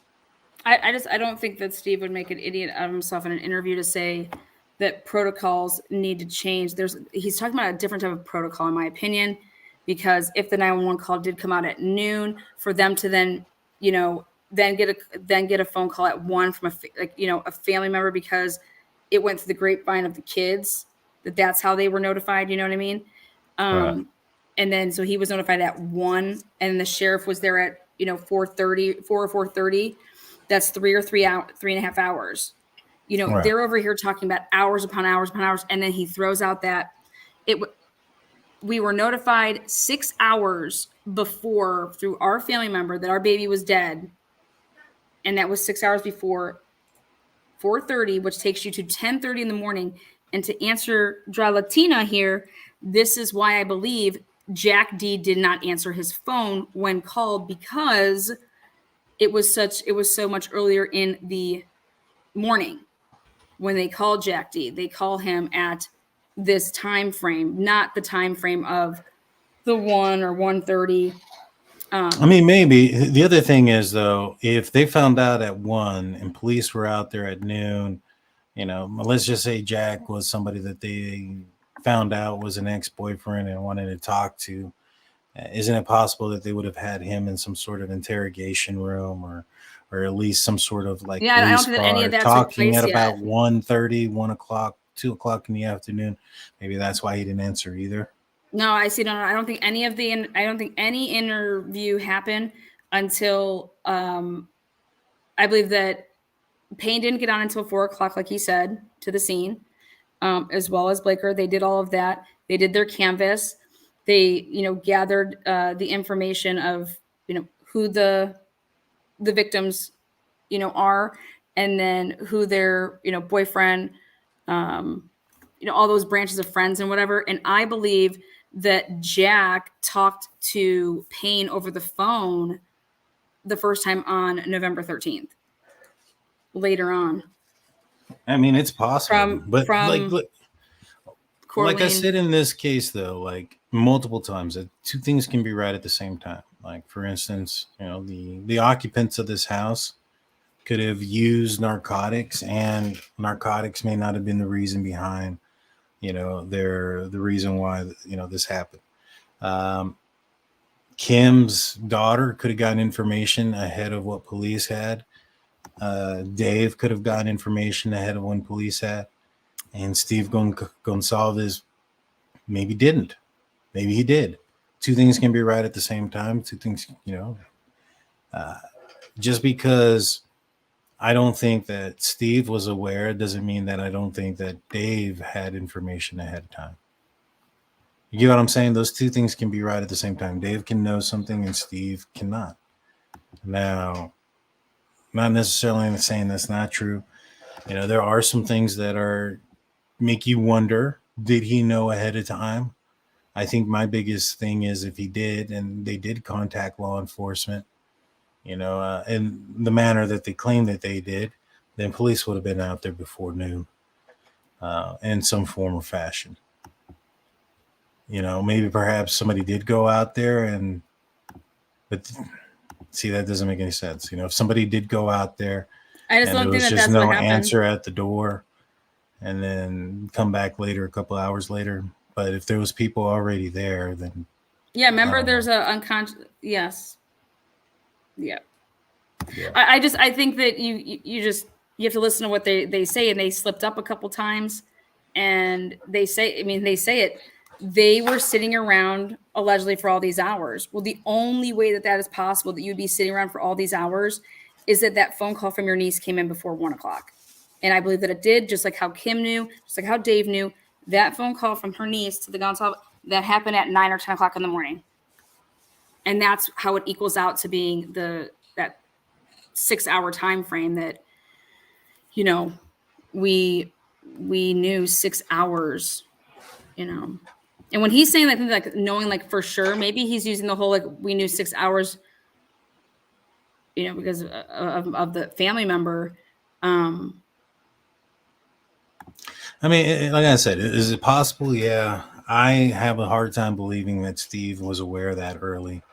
That's always been the hang up, though. That's never been talked about. Nobody will ever talk about, you know, he's never even said it. Like, hey, back before Brian was arrested, to say, you know what, I should have just gotten the car that day. And I wish I just would have drove there because then I could have maybe got more information. Maybe I could have talked to one of, you look back, like, I just think that would have come up, that would have slipped, that would have been something that, because he's talking about, you got to do everything that you can. And I said, I was going to, I'm going to do everything I can. And this family, the way that they have been so active on getting all the stuff, that would be a move. Like one of you guys, they would go. Like, I think his other daughter would have been like, Dad, go. You have to go there. See what's going on. What the hell are they talking about? Go find out what's going on. And that is what I believe happened. So he went, and this is why this is not being talked about. And that's why he doesn't really kind of bring up like the whole why 911 wasn't called, more or less like he doesn't want to draw attention to this. Nobody's ever asked. Like, he's never said anything about the fact that what dad wouldn't drive when you got, I mean, when you hear that, it's kind of the same thing if your kid was missing, if your kid's missing.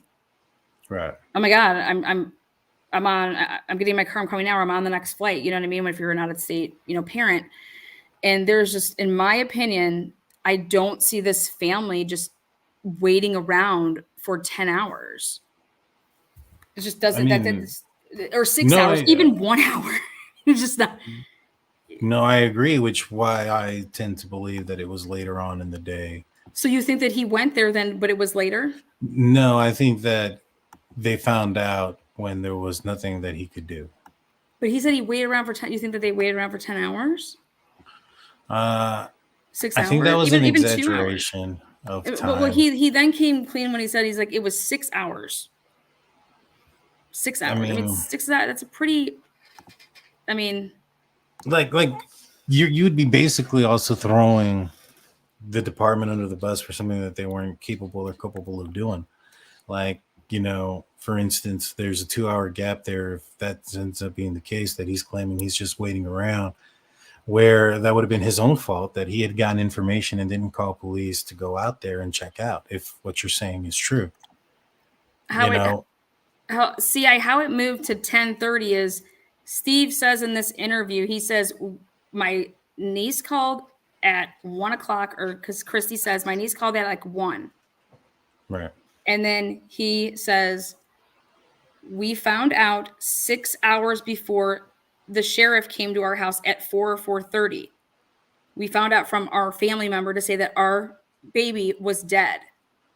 Well, so he didn't say that. He didn't say he that. Said it like this. He said we were waiting around for about 6 and a half hours. No, that's not what he said. No, that's not how he said it. He didn't say that we were waiting from 4:30 or 6 hours till 4:30. Child's life look like. Your number one. Using aren't working in every case. It says it right here. So we're going to do what's right by us. Family told us our baby was dead. Yeah. Family told us our baby was dead.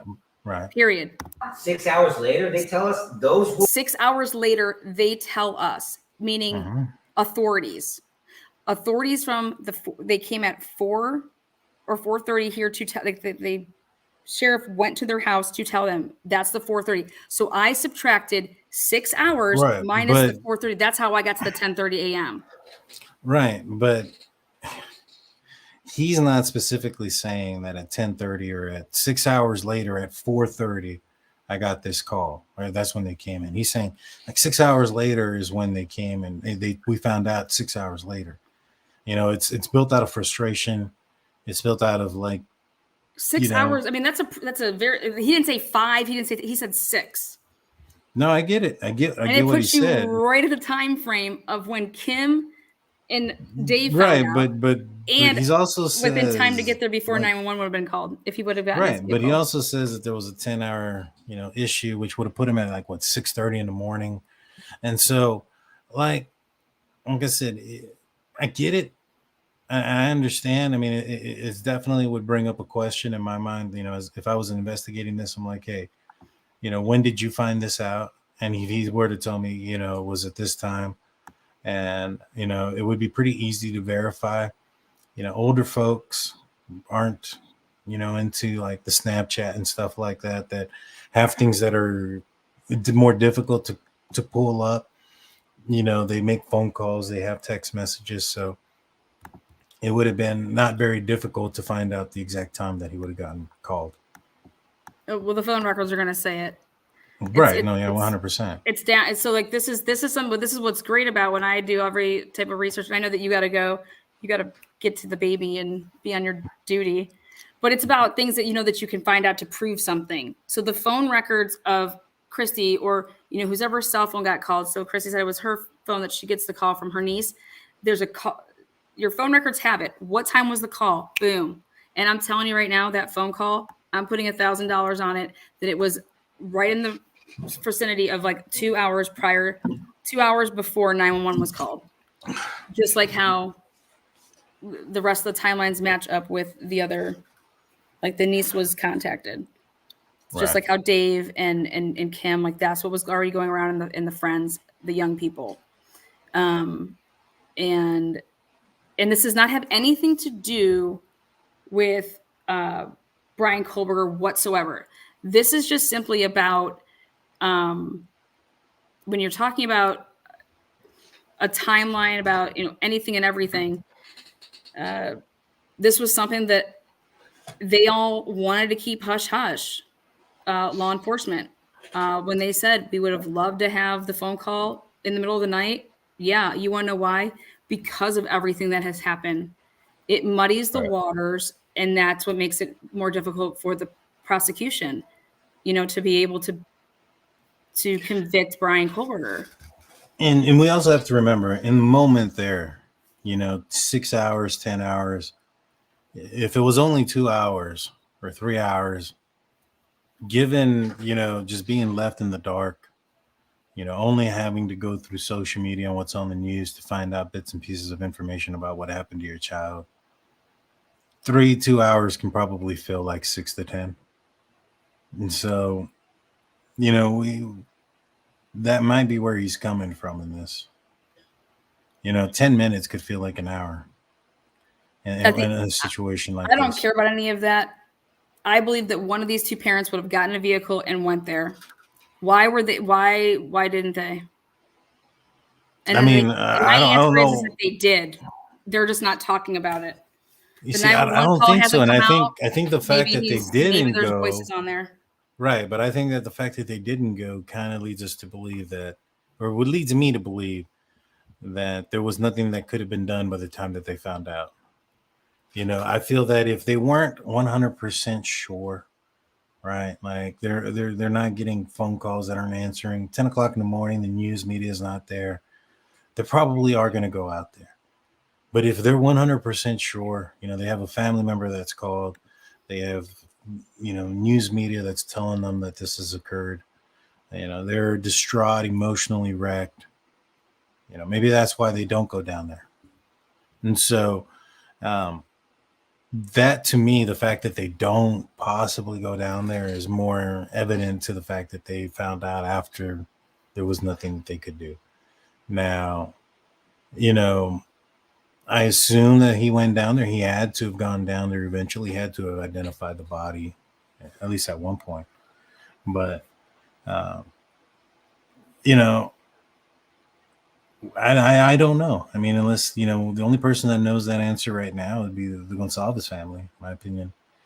And I find it difficult with everything else that they've released out there and have said that the first piece of information that they would have known, and one of the biggest pieces of information, would be something that they would keep quiet about. This is everything to keep quiet about. This is what they were saying, that they I'm going to go find all the Steve clips where he's talking about that, because he knows a bunch of stuff, and he kept things quiet. They weren't trying to jeopardize. He wasn't trying to jeopardize. There's just things that he knew. He knew to say that there was no blood in, Maddie's or Kaylee's room. how would you know that? That's something that you would not know unless you were there. Right. How would you know that there was not blood in Kaylee's Well, room? we'd have to find out when he said that. You know, He said how that long, early on. you know, how many days after the investigation, maybe, for instance, cops did talk to him about that. Maybe they did tell him something to that nature. I don't know. But There's no way. I don't know. He said a lot of things that I found weird for him to have known. Like, for instance, that Brian Koberger's phone was close enough to touch the router. Like, there's no way he would have been able to know that even if he would have been there on the day of the incident. Like, oh, let me download all the people that have touched this router. I don't think that's how those things work. And so, if he's getting that information, he's probably getting other information as well. Yeah. I think that also you just have to, I mean, he gets a lawyer. He feels like something's off. Go watch the Brian Enton. You know, And I felt that had a lot to do with the police stopped giving him information, which, like I mentioned before in the cast, that if I was investigating this case, I probably would have done the same as well. Just because of all the information that was to go get a lawyer, but why? I mean, okay, so you don't get what is a lawyer going to get you more information? Well, he also got a private investigator, and he wanted to talk. I mean, they filed a motion, a gag, you know. But that gag didn't come until after he was arrested. Right, I know that, but what I'm saying is that kind of tells you that they got a lawyer. They were willing to do a lot to get their story and their information out there, and to protect themselves as well in the same process. So, I mean, I know there's, like, to the outside world, it looks like a lot of red flags in certain places, but, you know, having been to scenes and talking to people that have had a, you know, crime like this happen against their family members and whatnot, I'm not really seeing a lot of those red flags. Not with Steve Gonsalves and them. Not in a bad way. I don't think this isn't in a bad way. This is in a way that a dad got in a vehicle. He drove down there. They were able to then obtain the Ring camera footage that then they went through to determine, yeah, they were dropped off at 1:56 in the morning. They got out of the vehicle. They were there. And they were adamant. I thought that them getting dropped off at 1:56 was based off the text messages. No, that was, she says, the Ring camera footage. Well, that's possible. I don't remember. I could have swore that was based off of the phone and conversations that she saw on the phone. Yeah, and that was the Ring camera footage. So I'm gonna put all the little clips together, and then we boom, hear every one of their statements, because that comes from the sister. And how would she have that? She doesn't know these neighbors. There would have to be some here's my number. Here's my number. So I do believe that how do you do that? You go there, you knock on the door. Hey, I'm Kaylee's dad. Can you tell me what's going on? Hey, I noticed that you guys, have you guys checked your cameras? Can you see what happened? Can you, look into this? Right. And you'd be able to do all that until I think the police took that, took maybe their hard drive and took. I mean, they don't necessarily have to personally do it themselves. Like, for instance, Jack was involved in this, right? Like, Jack was involved in the at least helping out. I'm fairly positive he knew the neighbors. So there's a good possibility that Jack got that information from the Ring camera by messaging the neighbors and asking for it. And so, I mean, a lot of that can be easily explained, in my opinion. They were on it quick. Well, Daniel, you're the best. We always have good debates. For sure. Doesn't matter what side you're all on. We want justice for all the victims, their families. I believe that the protocol that he's talking about, there's a twist in there, because them being notified at 4:30 when the 911 call was at noon, and the detectives aren't even on scene until 4. I mean, how quickly do you want us to just run over? I mean, we got to identify we have to get some identification on the people to then be able to like make that, to even be able to send somebody over. You know what I mean? Right. So I think that when he wants to talk about these protocols, I struggle to know if that's what it is versus something like you said. What if he was trying to call, the police and I went and try to talk to them and maybe send somebody over or ask certain questions, and they were like, we just can't give you the information out. Like you're not, you have to do a public request. You'd have to go online and fill out a public request form, and then you could get that information. But I just can't give that over. And he's talking about protocols. Well, hey, this is an emergency situation. I just got a phone call. You're going to make me go online and fill out some fucking form. I could see somebody being upset about that and flipping out. Yeah. Maybe that's the protocol that he's talking about in terms of, well, they weren't giving us any, like we couldn't get anything. Right. And we also got to remember when he was talking about this. This was prior to Brian Koberger being arrested. So, he might be referencing the fact that whatever they were doing, they haven't made an arrest yet. So it's not working. And I'll be honest with you, a lot of victims look at cases that way, like, oh, somebody's not in jail today. It's not working. Things need to be changed. And sometimes things need a little bit of time to build a case. Mm-hmm. And I think the person that would have edited the video, they know but she kind of like let them talk in the same of whatever the topic was, because you could edit something and make it whatever topic you kind of want. But for the most part, I thought Olivia did a really good job with whatever we were talking about. The question was, after it was asked, then they were answering it. Yeah, 100%. I think that. And then again, you're right, though. I mean, it could be edited. So like their raw reaction, it could have been asked a couple of times and then redone and said differently. So who knows? I mean, we'd have to see the raw video, my opinion.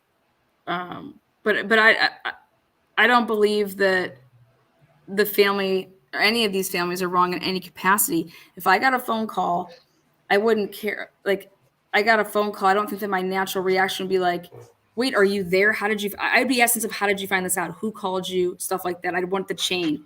And then I'd be like, wait, did the cops call you? Are there cops there? Are you there? No, I'm not there. I'm on, I'm in Spokane, but I got a phone call because of who my roommate is and their Pi-Fi. You know what I mean? Just whatever that may be. Well, who's over there? Are there, are there cops there? What's going on? I don't know, Uncle G. I don't know. I can ask around that they just said that. So I see some protection of the niece. I see some protection of the time. And then I truly believe that the stuff that he knew, think about it, that time frame, if the 10 o'clock and then you drove, you could actually be at that house before the cops and you could have walked actually in there. And when he's going to talk about I paid for that. Well, maybe he wasn't talking about cash.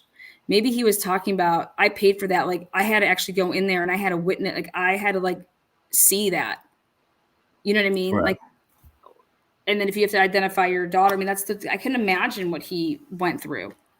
But he knew things and he had to go down there at some point.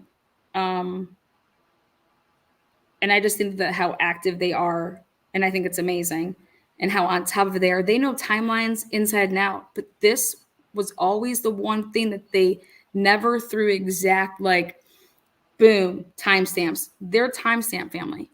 They know what time this is. This was a little cookie cutter kind of we know we can't say certain things because then we're talking about, we know we got a phone call at 2 hours before the 911 call went out. That's wild. You know what I'm saying? Yeah. That's wild. Yeah, I mean, there's a lot of things about this case that are wild, it's a cluster. It's the best way to describe it. Much love to you. Tell your wife I said hi. And is it your duty tonight? Is the baby sleeping through the night? What's the routine? I hope so. I'm going to go check on her here in a little bit. See how she is. Well, thank you for having me on. I appreciate always. Love you, Daniel. You guys take care. I'll see you soon. Sounds good. Thank you. You have a good one. Okay. Bye, hon. All right, bye. Love Daniel.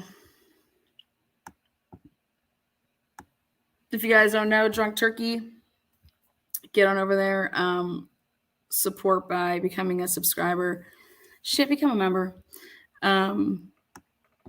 So want to hear from you guys in chat again. Thank you guys for all the new memberships, super stickers, super chats.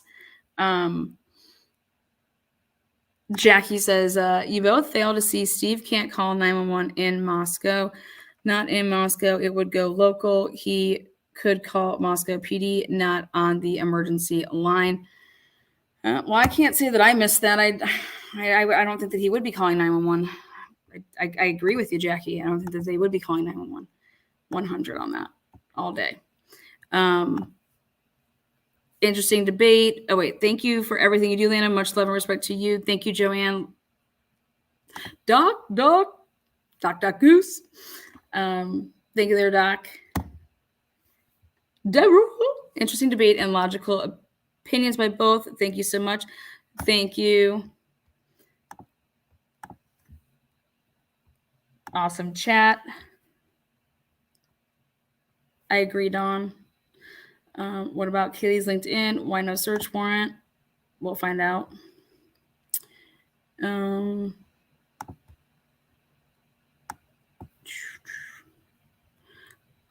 Lana always on the lives, girl.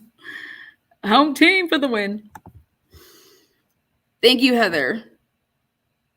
I agree. You two are great together. Thanks, Lana, Daniel. You guys, great chat.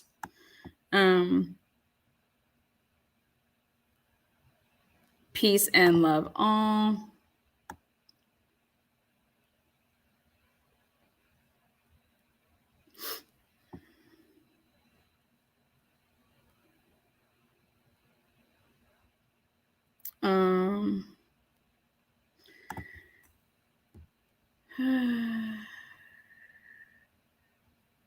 But you can get info off the router.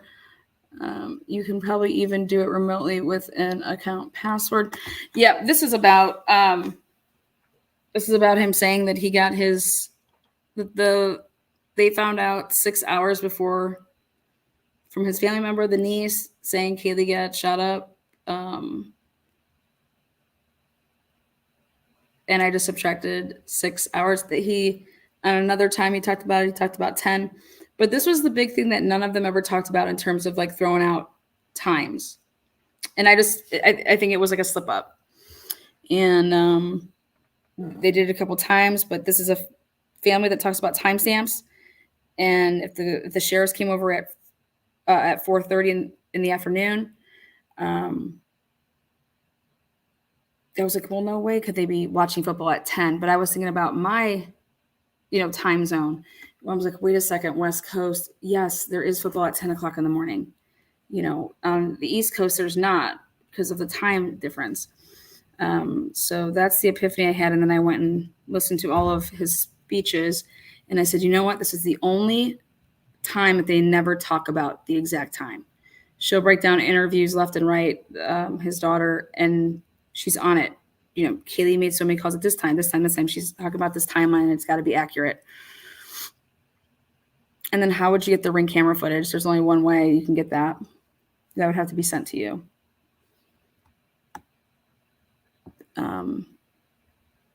You'd have to know somebody's cell phone number, and you can easily forward them the little 30 seconds here and stuff like that. Now I said about the 911 call is this part to recap. The last thing here is let's go like this. Listen to what Fry says. The 911 call has never come out. So check this out. Conscious person, and also that was a stabbing. It seems just from an outside perspective looking in, like that would be not the first thing a person calling in would think. You're right. But the report that we got was that it was an unconscious individual. It wasn't until our officers arrived on scene, went in to do caregiving check on the individual who was unconscious that we found the scene that we found. Okay, thank you. Yeah.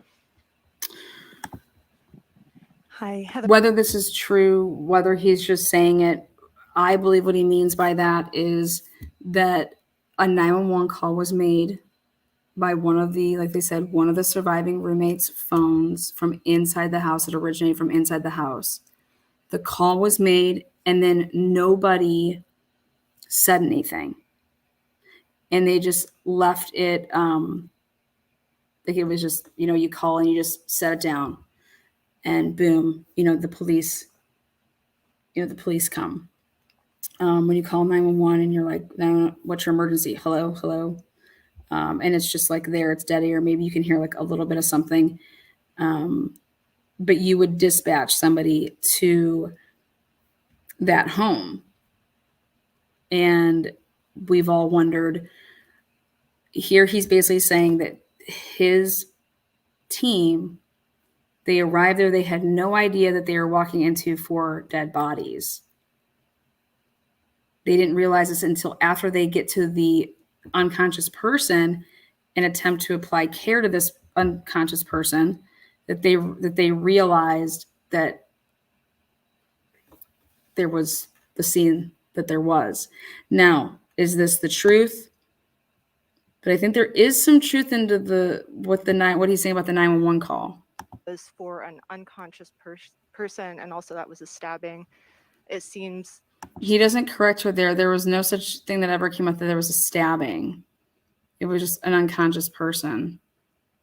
But he doesn't correct her. He lets her fly with that. From an outside perspective looking in, like that would be not the first thing a person calling in would think. You're right. But the report that we got was that it was an unconscious individual. It wasn't until now I want to know if protocol is when you say there's an unconscious person, if nobody is responding on the other end, would you consider they're on? I mean, I don't know, non-responsive. Like that's what I would think of, non-responsive. Did it get changed then? I don't know what their protocol is with that. our officers arrived on scene, went in to do caregiving check on the individual who was unconscious. That we. How would you know that you need to go in and give caregiving check? So somebody just called and said that I have an unconscious person, but you wouldn't realize that there was nothing else. That's why I don't believe that that's how that happened. Found the scene that we found. Okay. It was after we applied the care to that person that we found the scene that we found. And remember in Bloom's book, he talks about the smell. The officers, did they smell something?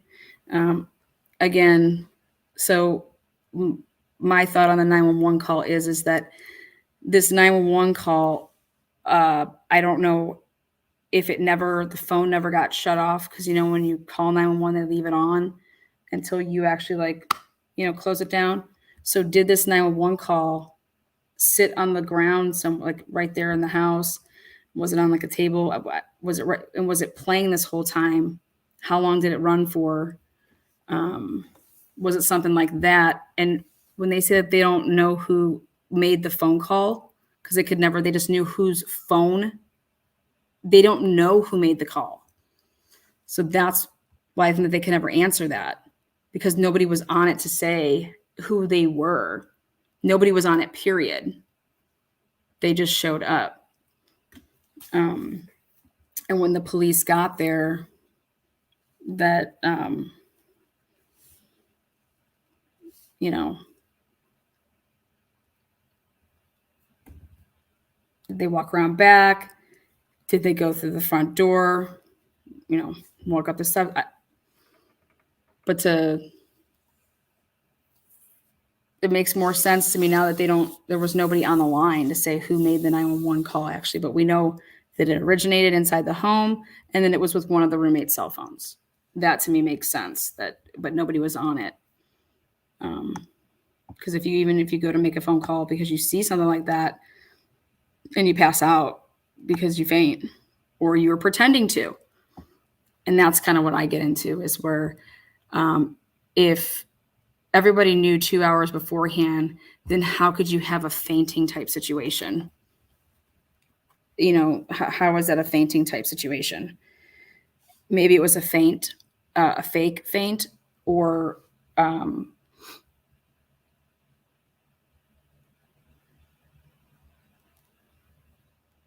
maybe nobody was agreeing on who's going to call.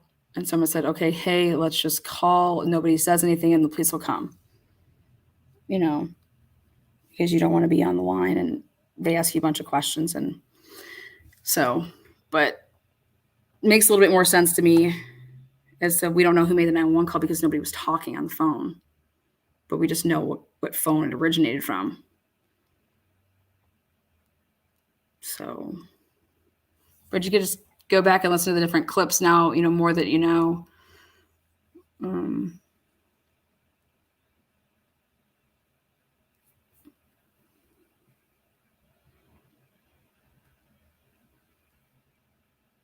No, I don't think anybody hung up. I don't think anybody hung up. That's not what I'm saying. I don't believe anybody hung up at all. What I'm saying is that if I was to call and then it's dead air. I don't say anything. I don't say anything. And then I fake like I passed out.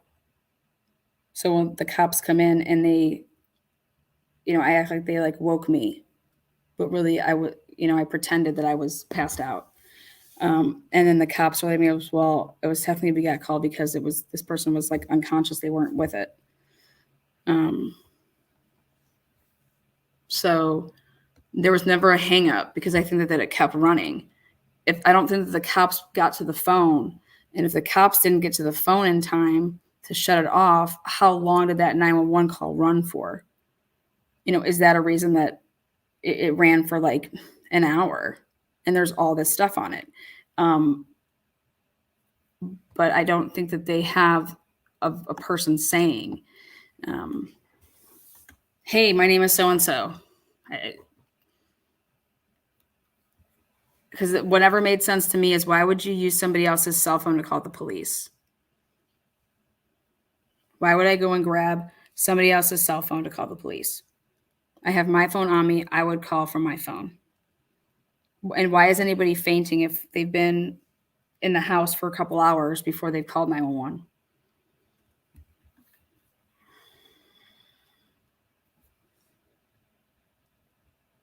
I don't think they took so long to call or to show up. Who says that they took a long time?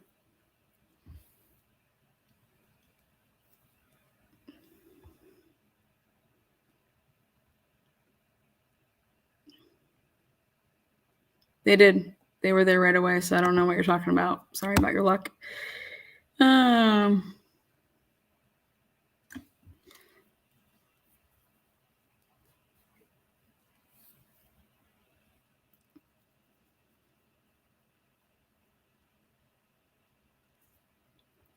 Yep, they were there quick.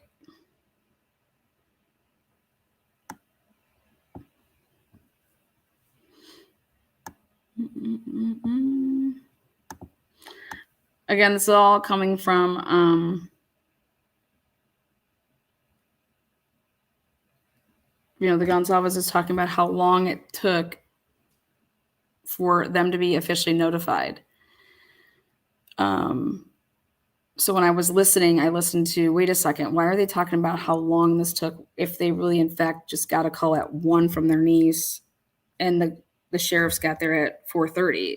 I mean, they said 4 or 4:30, so 3 hours. Talking about, you know, waiting all day, these protocols need to change. I was like, that's not accurate. That doesn't make sense to me.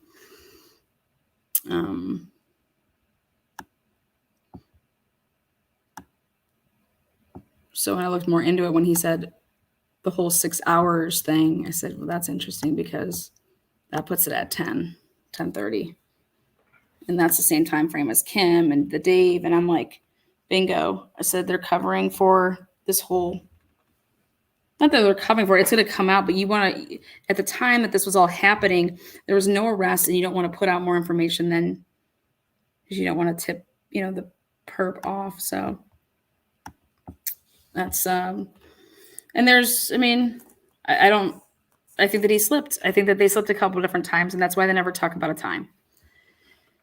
Christy kind of says, she's like, I was like, and then he says, oh, we were watching football. He tried to like slide in with that. And she's like, it was like 1:30. Like, So again,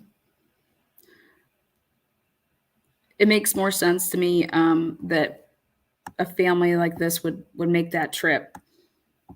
If they didn't hear from Kaylee, they didn't hear from Maddie, they didn't hear from Jack.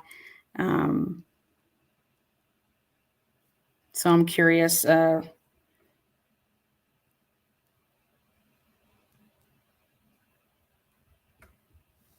think that one of them drove there.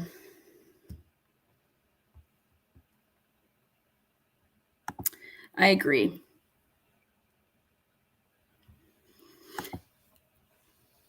Something was off. He knew that there wasn't blood in Kaylee's room. How do you know that? He knew that they were both in the same bed. How do you know that? And you guys can think that law enforcement, maybe law enforcement told them. I don't think that they were telling them anything. I think that the reason that Steve knew a bunch of things is because of the situation, because of the phone stuff. They shared the same phone, but I think there was more. And the more part was that I think Steve got in the car and drove there. I could be wrong, though.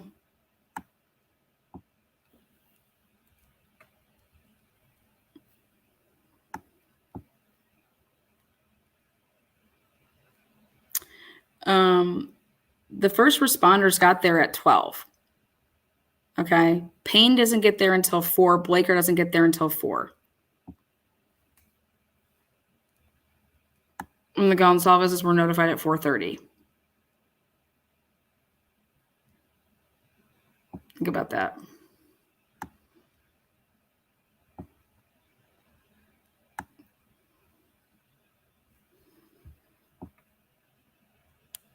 Oh, thank you there, Mike.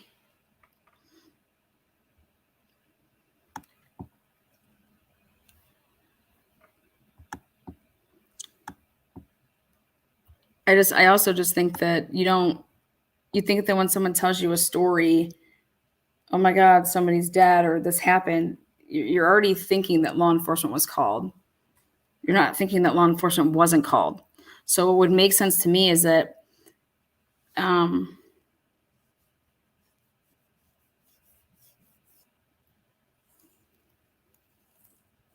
did somebody arrive and it was like the law enforcement hadn't been called yet?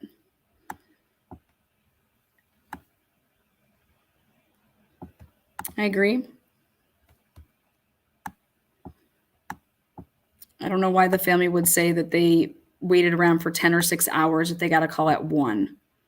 That means that law enforcement wouldn't have told you until, 9 or 10 at night that they would have come to your house, or 6 or 7 if you waited for 6 to 10 hours. I also implore everybody to go and find anything from November 13th that was out on the news and what time it was Pacific time.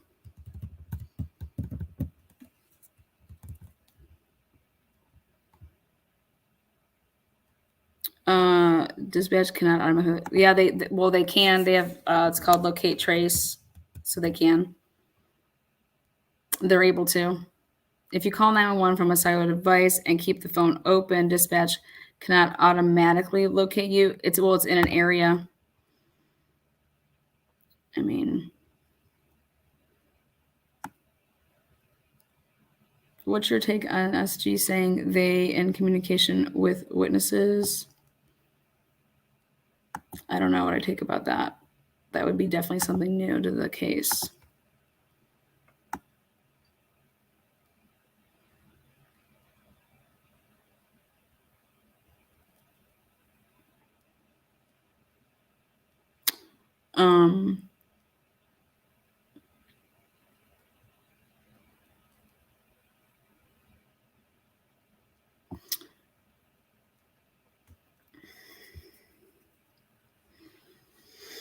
I think it's interesting that Jack slept there for 3 nights in a row, beginning the night of November 13th. So when he did his interviewing with, people think that Jack was like interviewed like within like an hour of finding out that the bodies, were there. I don't think that any of that happened. I don't think that interviews took place for a little bit. When he's saying, I don't even know that answer, I think he's telling the truth, actually. I don't think that I don't even know who was there. I don't think they were ripping off any. I think that maybe anything that would have happened would have been over the phone. But I don't see Jack in the state that he was when he was driving back and forth from Moscow to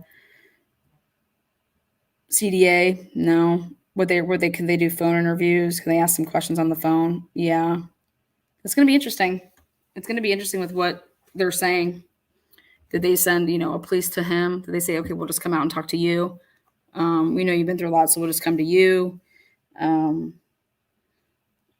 Does that mean that Murphy spent the 3 days at the G's house then with Jack D, who spent 3 nights in a row?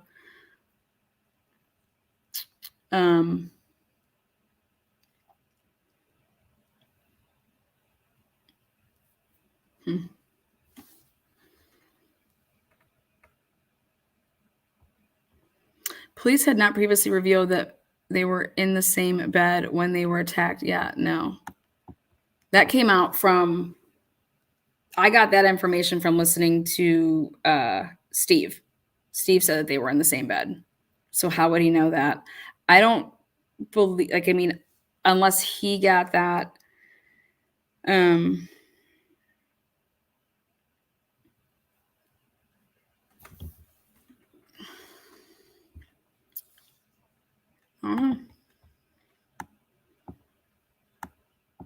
That's the type of information that you want kept to your chest, that you're not revealing. So I don't think that law enforcement would tell him that.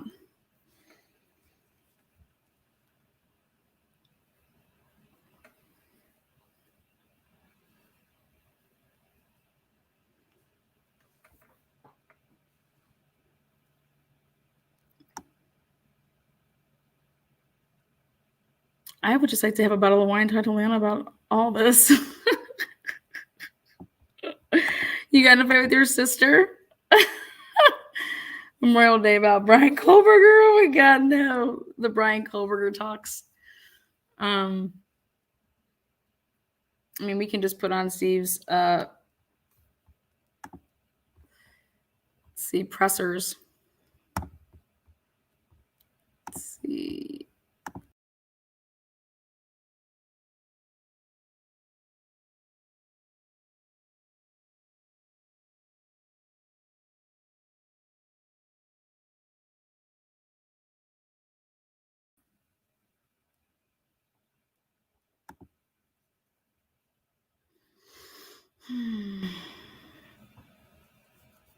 Lana, that was from Fox News.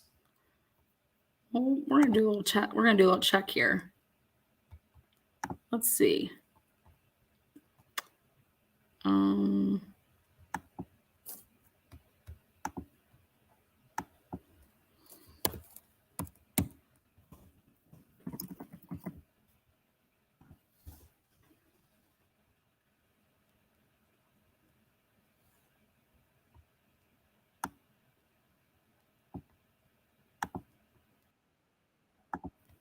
Yeah, here we go. Let's just take a look. Let's take a peek back. There you go. Boom. Good evening, America, and welcome to this special edition of Cross Country in Moscow, Idaho. Tonight, we are in front of the Moscow Police Department, and you may be asking why. It's been about 3 weeks since the horrific stabbing death of 4 college students at the University of Idaho. 3 weeks since we lost Zayna, Maddie, Kaylee, and Ethan. 3 weeks, and still the police have no suspect or there. Joining me now on set, the parents of Kaylee Gonzalez, Christy and Steve Gonzalez. Thank y'all so much for being with me. You guys have been so transparent and strong for the public. Christy, you called the person that did this the boogeyman. Yeah. What did you mean by that? It's literally like what nightmares are made of. Like when you're a little kid and you think of the boogeyman, that's just how I feel. Like That's just the horrific details of everything. Them just having a good time, going home and going to bed, and this happening to them. Your best friend crawling into bed. Just crawling in bed. Every and girl the in boogeyman America comes. knows what that's The like. boogeyman doesn't, meet you at McDonald's. I mean, the boogeyman comes and snatches you out of your bedroom. Steve, we've been talking. I've been talking to folks in the community. You said something that stuck with me. You said, until The boogeyman comes and snatches you out of your bedroom. Was Kaylee snatched out of her bedroom and put into Maddie's room?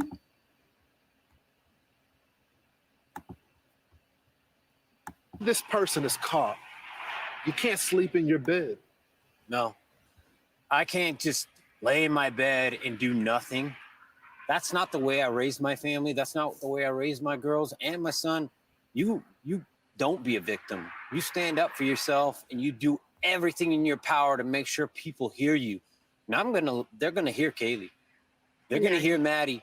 They're gonna hear these. The other two as well. Yes. All of them. I'm careful saying anything about them because I need to be careful because I can't speak on somebody else's child. But these two girls, I'm not trying to be a glory hound, but these two girls, I'm going to do what I can do. And we're not being victims. We're going to fight. We're going to figure out how to make sure that we hold everybody, accountable, and we keep eyes and attention on this and get this thing resolved. Steve, you have made it very clear to our audience that you are supportive of law enforcement. You support the investigation.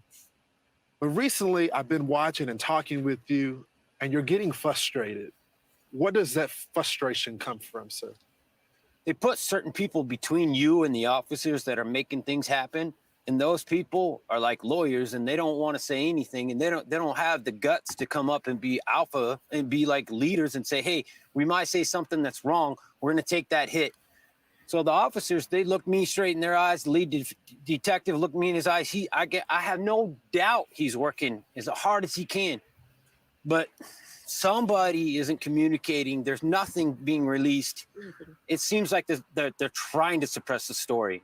We want to put rewards out there. Like, don't do that. Yeah, I get it. Your town doesn't want to have reward posters posted all over when you come and you do your rush. You're not going to get a lot of students if they see those things. But this community is not going to heal until this guy's pulled off the streets. It ain't going to happen. Think it through. It's not going to happen. He has to be off the streets. We all are working for the same thing. When was the last time y'all heard from the police? Thursday, we looked at our phone records. We want to be accurate. We don't want to sell anyone out. about 3:00 on Thursday. And did y'all get an update from the police about the investigation? There was nothing. We have no updates for you. There was no update. They needed me to sign a... See, boom. We want to be accurate. We looked at our phone records, 3:00. This is how they operate. 3:00. We don't want to say, we looked at our phone records. This is the time. This is what I've been talking about. They are timeline people. Waiver form so that they could investigate something. Some mail. That was mail related. So we're working with them. We're not selling them out. We love our law support. The FBI, everybody that's here. We just have no information as family, and it gets tough day after day after day. I mean, every day you just wake up and think today's the day.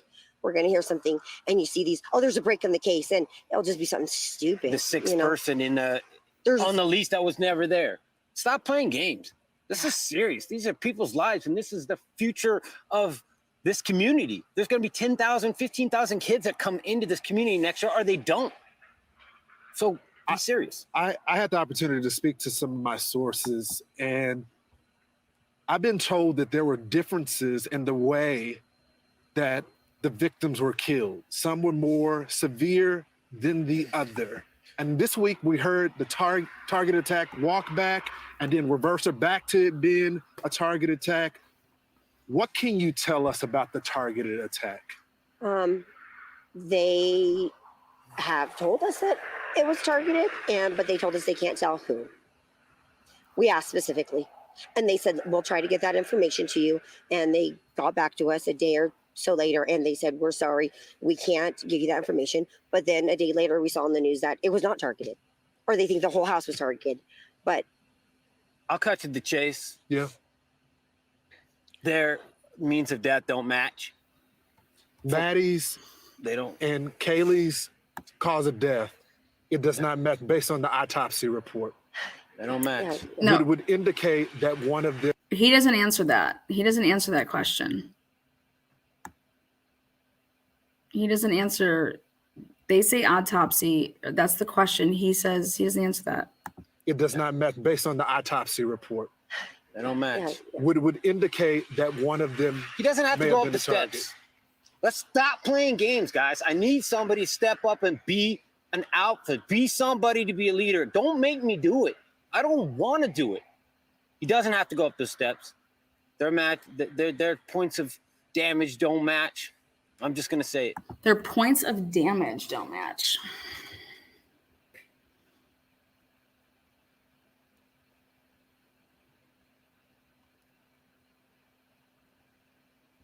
It wasn't leaked to me. I earned that. I paid for that funeral. I paid for that. It's my right. You ain't taking that from me.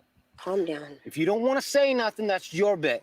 But don't say I'm leaking anything. I paid that bill. Okay, I paid that bill. Sent my daughter to college to get an education. She came back in the box, and I can speak on that. I was also told from sources that are closer to an investigation, because there was a lot of roommates.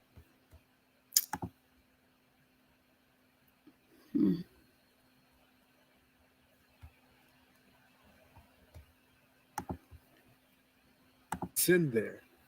And this was horrific for those roommates that were there as well. Absolutely. Yeah, absolutely. The preservation of this crime scene. Witnesses tell me that it may have well been preserved because the phone was passed around between one of the fraternity members and the girls. One of them unfortunately witnessed the death, the body there. Can you confirm that? We cannot actually. We know nothing about that whole phone call. We've asked, and it's, I mean, I know that a lot of people want to know, but that's just not our agenda. We just are like, somebody called 911, somebody was reported unconscious. We don't really know. I mean, we've heard so many different things and nothing has been clarified or been told to us at all. And I mean, I don't know if I personally have asked anything about that. I don't know if you've asked that, but we know that this is getting 3 weeks in and it's starting to get, we don't want it to go cold. We're reaching out. I've reached out to friends down in California today that have connections that we're hoping to raise some money to get a reward, to get a private investigator. Third party. Why go the private route? Do y'all worry that at the end of this week that this case may be 100%. cold? We're scared. When you tell me you don't want a photo up there with the reward offering information, that kind of sounds like you're trying to like suppress the story. I mean, why do you not need help? But hey, I could be wrong. And you officers, I apologize if I'm wrong. Yeah, I want absolutely. to, please forgive me. Please forgive me. But if you don't have the information, people do know. If they don't, then you know, the community, this is a community that is IT based. These guys live a digital footprint like we've never. All of us older people, we don't know how much that digital footprint could be helpful. So that's what we asked for. I hope like a And I mean, I don't know if I personally have asked anything about that. I don't know if you've asked that, but we know that this is getting 3 weeks in and it's starting to get, we don't want it to go cold. We're reaching out. I've reached out to friends down in California today that have connections that we're hoping to raise some money to get a reward, to get a private investigator. Third party. Why go the private route? Do y'all worry that at the end of this week that this case may be 100%. cold? We're scared. When you tell me you don't want a photo up there with the reward offering information, that kind of sounds like you're trying to like suppress the story. I mean, why do you not need help? But hey, I could be wrong. And you officers, I apologize if I'm wrong. Yeah, I want to, absolutely. please forgive me. Please forgive me. But if you don't have the information, people do know. If they don't, then you know, the community, this is a community that is IT based. These guys. People have the information. What information? If you don't know, people have the information. People have the information. If you don't know, people have the information. Why would he think the FBI wouldn't, and if they wouldn't have the resources to do whatever? That's sad. People have it. Live a digital footprint like we've never. All of us older people, we don't know how much that digital footprint could be helpful. So that's what we asked for. I hope like a DNA, a family lineage, if they could come out here and just start taking, this town is not that big. We could figure out this, and it might not be him. It might be a family member. We have family all going to the school together. You know, there's cousins, there's aunts, there's uncles. We could find this guy just with volunteers. Lineage companies were our, Put Idaho on the map. Christy, Steve. They know there's we're gonna DNA. stay on this case. Thank you. We're not going anywhere. Thank you. You guys have been candid with us. We'll keep asking questions. Any resource that we have available, our audience is praying for you guys. Thank you. Thank y'all. It was big for you guys to come back to Moscow tonight. I know it took a lot of courage to do it, and I'm hoping we can get some answers for you. Thanks so much for joining me tonight. That's so sad.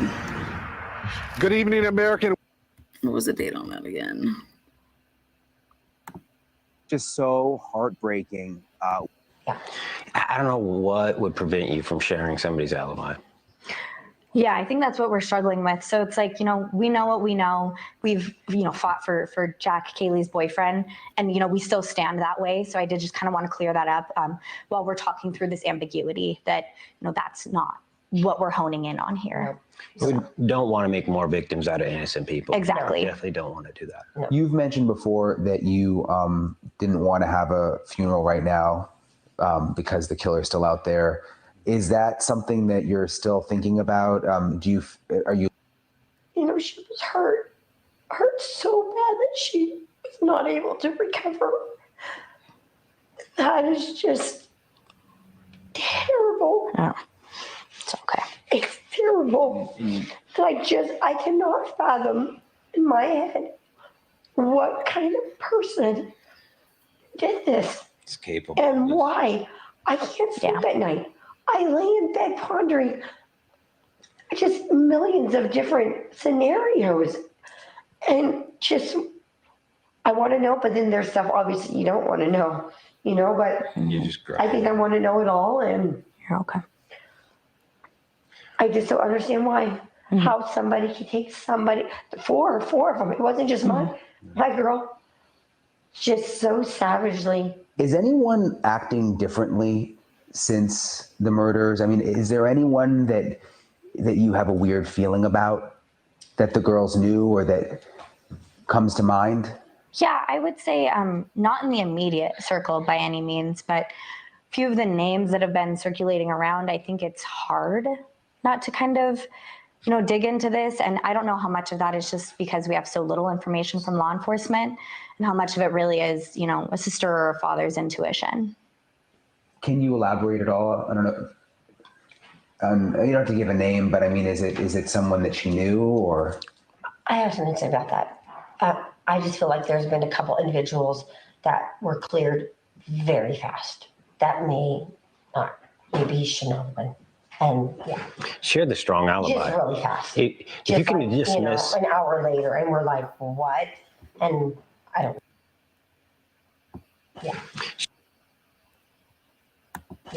Share the strong alibi. Just really fast. If you can dismiss. An hour later, and we're like, what? And an hour later.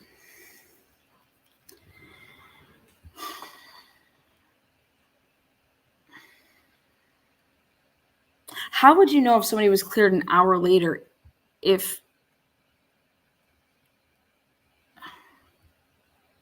how would you know that?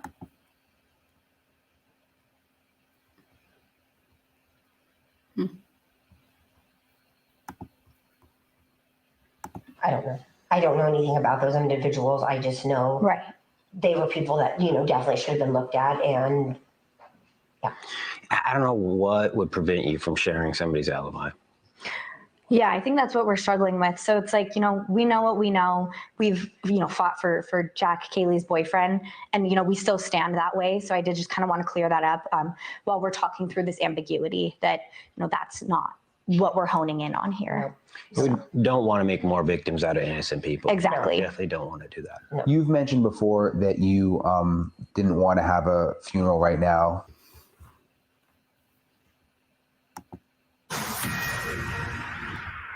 Good evening, America, and welcome to this.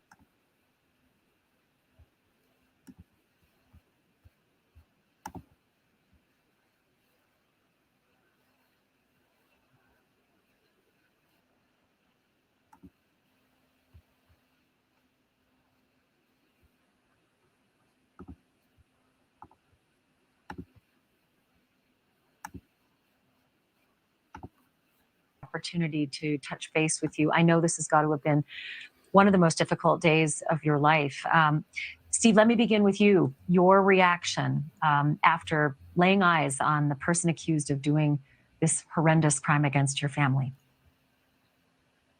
I just looked at a guy that looks like a normal, everyday, kid. I mean, I didn't see anything there that caught my eye. I just was overtaken by the fact that I was in a courtroom going over a case that had to do with two people that I cared and loved about. It was a little bit unreal, but I was just overtaken by the moment. Christy, I can imagine that is an understatement, being overtaken by something. You're in a club no one ever wants to belong to. There are so many others across this country who have been through what you've been through and say the same thing. It's unbelievable. They're numb. Does that sum up how you felt? Can you tell me what you thought? I expected to feel just this immense amount of hate. And I'm sure that will come. I think that I'm a little bit in shock still. But looking at him, I just felt nothing. I mean, I just looked at him like, and I couldn't take my eyes off of him, his every moment. And I just could not believe that he has done what he has done. And I had a sick feeling for sure. It was very emotional. But on the other hand, I just was numb. You expected him to be a bigger monster and a more intimidating. I mean, I'm like, this is the guy? Yeah. This is the guy that murdered our daughter. Are you going to be okay with continuing these court hearings? Are you going to show up at all of these court hearings? This is a lot. It's a lot to process. Before this, you were just parents of a couple of really great kids and living the American dream. And now there's this new. Good evening, America, and welcome to this special edition of Cross Country in Moscow, Idaho. Tonight, we are in front of the Moscow Police Department, and you may be asking why. It's been about 3 weeks since the horrific stabbing death of 4 college students at the University of Idaho. 3 weeks since we lost Zayna, Maddie, Kaylee, and Ethan. 3 weeks, and still the police have no suspect or person of interest. Police are expanding their investigation into the murder of those 4 University of Idaho students in Moscow. And now investigators say they're looking outside the area for leads as that killer is still on the loose. Jake Karalexis is live at the police department out there. So, Jake, which outside areas are police actually looking at? Well, Matt, Nia, police say they're examining areas up to 30 miles outside of Moscow looking for clues. Investigators have been asking for surveillance video in Troy, which is about 12 miles east of Moscow, and Kendrick, which is another 12 miles from Troy. And a gas station employee in Troy said police asked for recordings, but his store doesn't have a camera facing outside. And here's a look at some video shot in Kendrick last night near Phil's Family Foods. Police reportedly asked the store for surveillance footage from November 12th through November 14th. The murders of those 4 University of Idaho students happened on the morning of November 13th. So far, the video hasn't been much help, but police say that obtaining as much video as possible is their best bet at finding a breakthrough. Consider how much video there is to collect.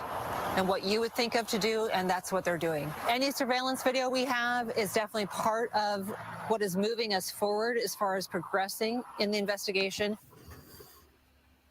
And today, police say they are still looking for the occupants of that white 2011 to 2013 Hyundai Elantra spotted near the scene on the night of the murders. Police say there are over 20,000 registered cars in Washington State and Idaho that fit into that criteria, and they're getting tips on that Elantra from across the country. In Moscow, Idaho, Jake Alexis, Fox 30 miles outside of Moscow, looking for clues. Investigators have been asking for surveillance video in Troy, which is about 12 miles east of Moscow, and Kendrick, which is another 12 miles from Troy. And a gas station employee in Troy said police asked for recordings, but his store doesn't have a camera facing outside. And here's a look at some video shot in Kendrick last night near Phil's Family Foods. Police reportedly asked the store for surveillance footage from November 12th through November 14th. The murders of those 4 University of Idaho students happened on the morning of November 13th. So It marks 1 month since the murder of 4 college students in Idaho. Now, police have yet to name a suspect or a motive, but they insist that the case is far from going cold. ABC's Morgan Norwood explains. Police in Moscow, Idaho say they've enlisted an army of analysts to comb through surveillance video, searching for clues in the unsolved murders of 4 University of Idaho students stabbed in this off-campus home 1 month ago, and what police called a targeted attack. Local businesses handing over surveillance video, hoping it will help. We're not leaving any stone unturned, but just you can see for yourself the vast amount of information, the ever-growing amounts of people speculating and rumors and hearing new things. And we want to know all of that. And we're piecing it all together. Police still searching for the occupants of a white Hyundai like this one, seen near the crime scene. Police still searching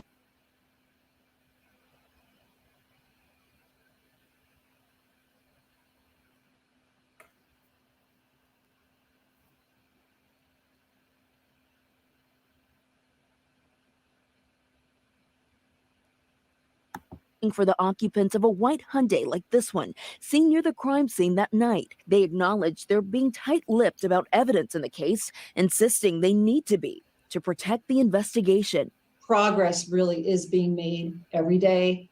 It is a process, though, that takes time and care. But the father of victim Kaylee Gonsalves is blasting police, demanding with the killer on the loose, officers release more information to the public. Steve Gonsalves saying they're just being cowards. There are girls walking around the street right now that deserve to know. He also revealed to Fox News that his daughter suffered big open wounds, that the killer used a strong weapon. I haven't earned the ability to grieve the way that I want to grieve. I want to be able to have justice first. The family is now raising money to hire a private investigator. Detectives. I want to grieve. I want to be able to grieve. That deserve to know. He also revealed to Fox News that his daughter suffered big open wounds, that the killer used a strong weapon. I haven't earned the ability to grieve the way that I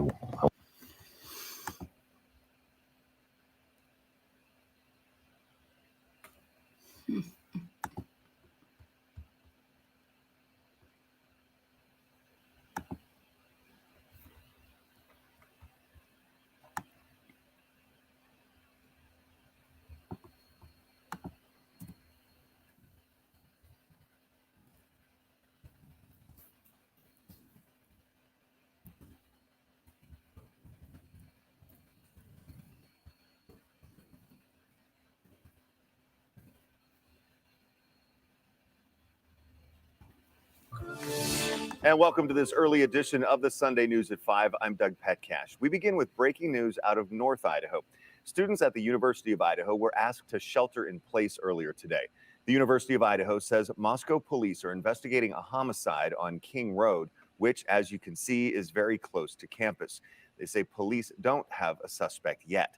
Around 4 o'clock, the university posted on social media that the Moscow Police Department doesn't believe there is an active threat. The school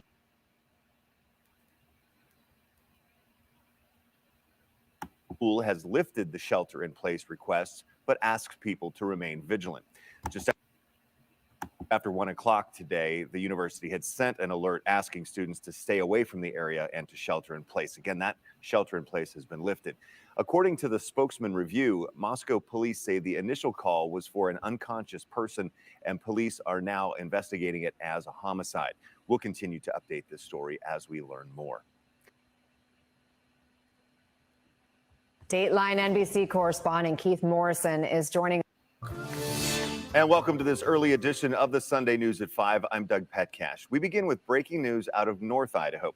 Students at the University of Idaho were asked to shelter in place earlier today. The University of Idaho says Moscow police are investigating a homicide on King Road, which, as you can see, is very close to campus. They say police don't have a suspect yet. Around 4 o'clock, the university posted on social media that the Moscow Police Department doesn't believe there is an active threat. Okay, so social media just didn't post until 4. Steve was talking about that, social media was out there. Well, somebody was at their door at 4:30. The school has lifted the shelter-in-place requests, but asks people to remain vigilant. Just after 1 o'clock today, the university had sent an alert asking students to stay away from the area and to shelter in place. Again, that shelter in place has been lifted. According to the spokesman review, Moscow police say the initial call was for an unconscious person, and police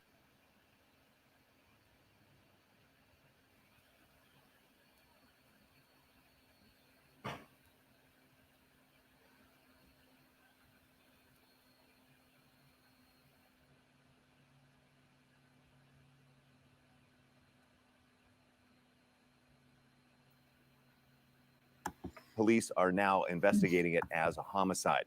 We'll continue to update this story as we learn more.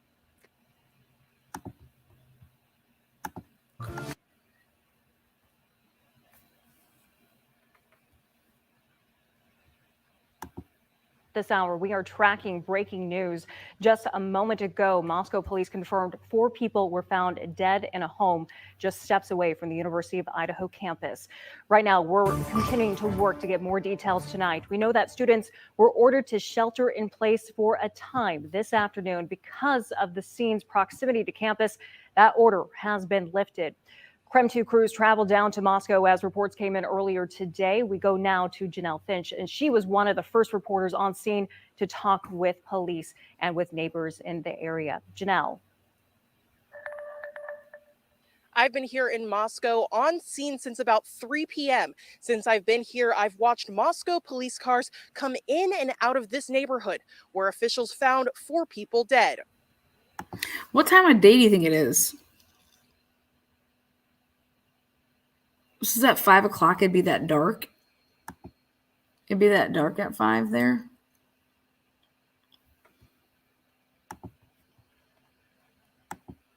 Neighbors say they began noticing police cars flood the area around 12 p.m. today. Moscow police say they responded to a call here on King Road for an unconscious individual. Upon further investigation, officials found 4 people dead. While police investigated the scene, the University of Idaho enacted a shelter-in-place alert as university officials reported a homicide near campus. As we've stated, that alert is lifted at this time. Neighbors say most people investigated the scene. The University of Idaho enacted a shelter-in-place alert. Look at inside. You can see the lights inside and outside were on. This is from,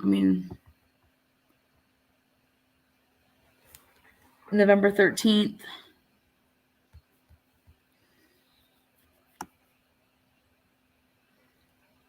No tape is on the door. So they haven't taped anything up here. There's no red tape.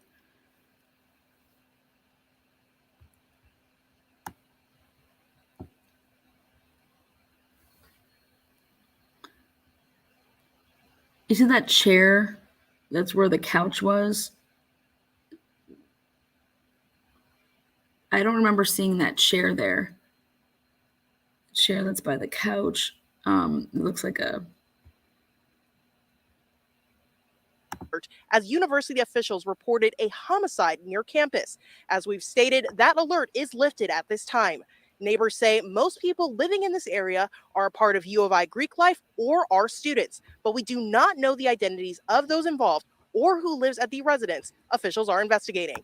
or who live at the residence. You see that right there? I don't recall seeing that one.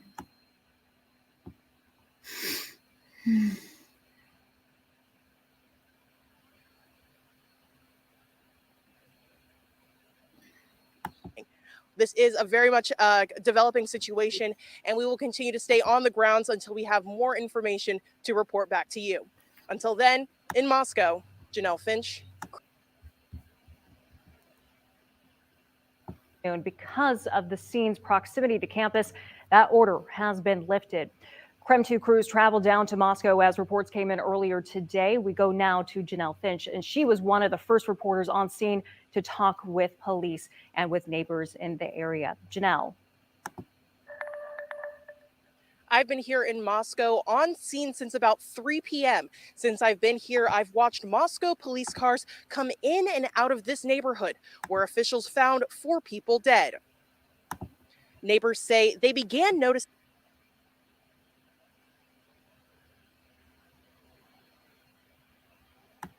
police cars flood the area around 12 p.m. today. Moscow police say they responded to a call here on King Road for an unconscious individual. Upon further investigation, officials found 4 people dead. While police investigated the scene,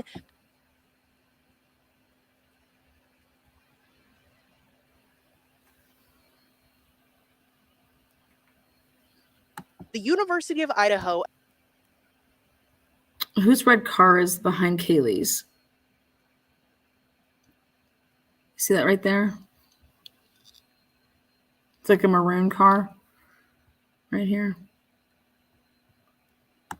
Enacted a shelter-in-place alert as university officials reported a homicide near campus.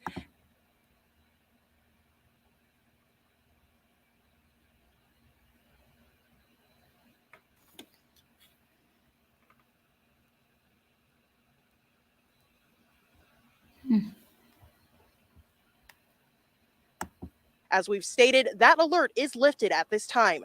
Neighbors say most people living in this area are a part of U of I Greek life or are students, but we do not know the identities of those involved or who lives at the residence. Officials are investigating. This is a very much developing situation, and we will continue to stay on the grounds until we have more information to report back to you. Until then, in Moscow, Janelle Finch, Krem 2. This hour, we are tracking breaking news here on King Road for an unconscious.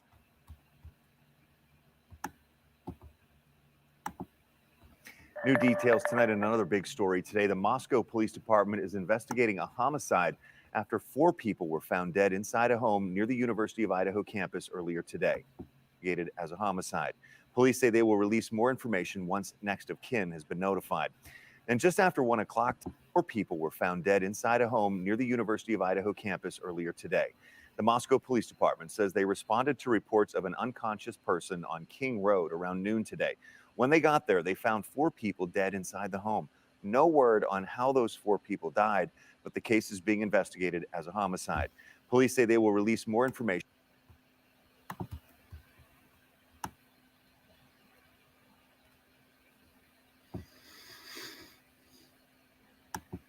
That one of the 4 students killed yesterday near the University of Idaho has ties to our area. Moscow police just released the names of the students. They say Ethan Chapin was a 20-year-old from the town of Conway, just south of Mount Vernon. Police also identified the other 3 victims. 2 were from Idaho and 1 from Arizona. But we're still learning to find out more about what happened in this case. For now, police are calling the deaths homicides after responding to initial reports of an unconscious person on a road near the University of golf courses. Classes were canceled today, but will resume tomorrow.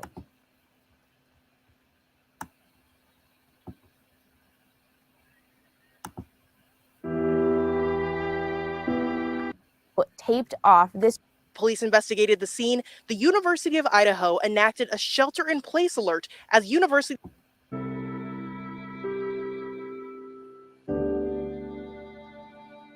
So police still have this house here near University of Idaho taped off. This right here is where officers found 4 bodies yesterday. We now know the names of those 4 students. They were 20-year-old Ethan Chapman, that they confirmed those victims were students. The university also said Moscow police do not think there's any active threat at the moment as they continue their investigation. Classes for University of Idaho students are canceled for the day. They say they will resume community. This is rocking their world. Many of them come from small communities where things like U of I goes beyond the university campus, is shocked by the news about what he's calling a senseless act of violence. This is stuff that shouldn't happen, especially in a small, quiet town like Moscow is, where we're heavily involved with the university. And these are things that affect not just town, but the university, the students, lends everybody to a sense of insecurity about what's going on here and why. And it's a very tragic and sad situation all around. In speaking with Kaylee Gonzalez's mother and sister, they tell me Kaylee was a strong and passionate go-getter. She even already had a job lined up in the tech industry after graduation. Kaylee was one of 5 Gonzalez's children. She graduated from Lake City High School, the same school as Maddie Mogan, another victim. Kaylee's family says the two were especially close, and Maddie was a part of their family as well. Kaylee's oldest sister, Olivia, shared a statement on behalf of the Gonzalez family. It reads in part, "Kaylee was, is, and always will be our defender and protector. She is tough and fair, the ultimate middle child. She did absolutely everything she set her mind to. She didn't hold back on love, fights, or life. Kaylee was the ultimate go-getter and constantly wanted an adventure." We still have a lot of questions about what happened. Also looking for answers is Kaylee's family. Kaylee's sister Olivia asked the public to stop spreading rumors about what happened and wait for the facts from police. We are continuing to ask our own questions and will continue to bring you updates as we get them. In the studio, Janelle Finch, KREM 2 News. Ethan Chapin, his brother and sister, all grew up here together. They went to school here together, and together they enrolled at the University of Idaho. 3 inseparable siblings, now torn apart. You just couldn't ask for better kids. Dave Hayton considered Ethan Chapin family, all the Chapin kids actually. He and his wife watched them grow up in their Conway neighborhood. They'd come over for fudgesicles from the basement freezer. When the couple heard what happened, they were crushed. She's crying. And she says, Ethan's been murdered. Yeah. I just couldn't, you just can't get your head around it. All 3 siblings attended the Conway School before moving on to Mount Vernon High, where Ethan played on the basketball team and graduated last year. All 3 later decided to attend the University of Idaho. Ethan and his brother were members of the same fraternity. I know I didn't sleep a lot last night. I'm just thinking of them. We had some good times together. The Haytons treated the kids like grandchildren. The couple shared these photos from Ethan's mom's Instagram page, this one taken just a few weeks ago at Parents' Weekend. Dave recalls Ethan as smart, athletic, and always respectful. He says all 3 were great kids, and having one of them gone is inconceivable. I remember last night I woke up several times and I think, gee, I wish somebody would just tell me this is a bad dream. But unfortunately, it's not a bad dream. It's a reality. Still no word as to a potential motive in these killings, no word as to a potential suspect. However, authorities in Idaho do say that there is no threat to the public. In Conway, Washington, Eric Wilson. We were like, I know. Classes were canceled today, and some students have decided to go on Thanksgiving break early. A lot of people left last night, and then we were like, I know we were like one of the only ones who actually stayed here last night. My mom has called me every single hour for since 7 a.m. this morning. So yeah, they want me to come home if I don't feel safe. Moscow police have not said much about what exactly happened, but they have released the names of the victims.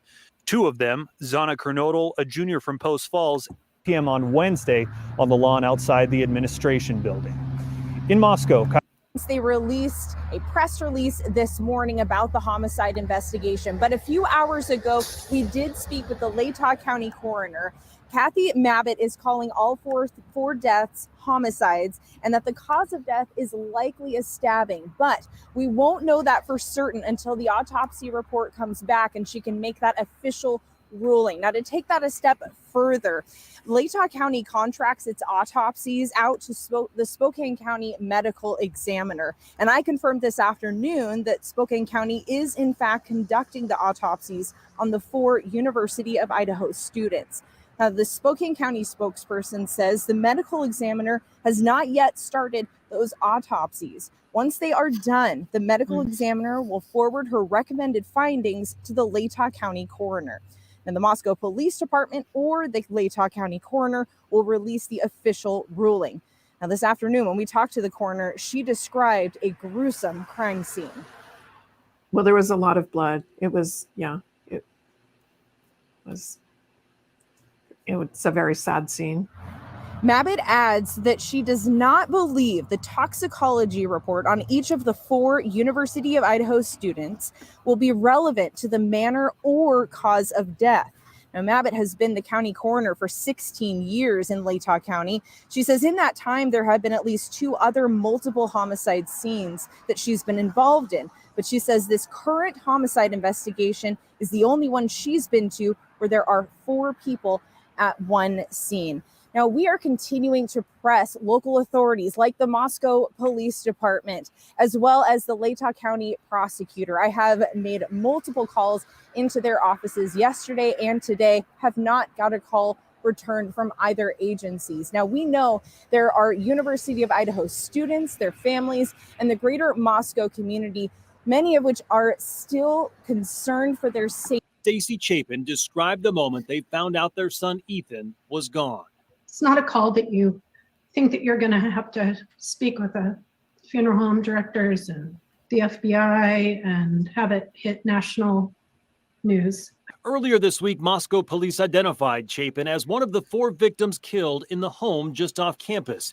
Stacy and Jim said their son was staying with his girlfriend at the house who was also killed, Lana Kernodle.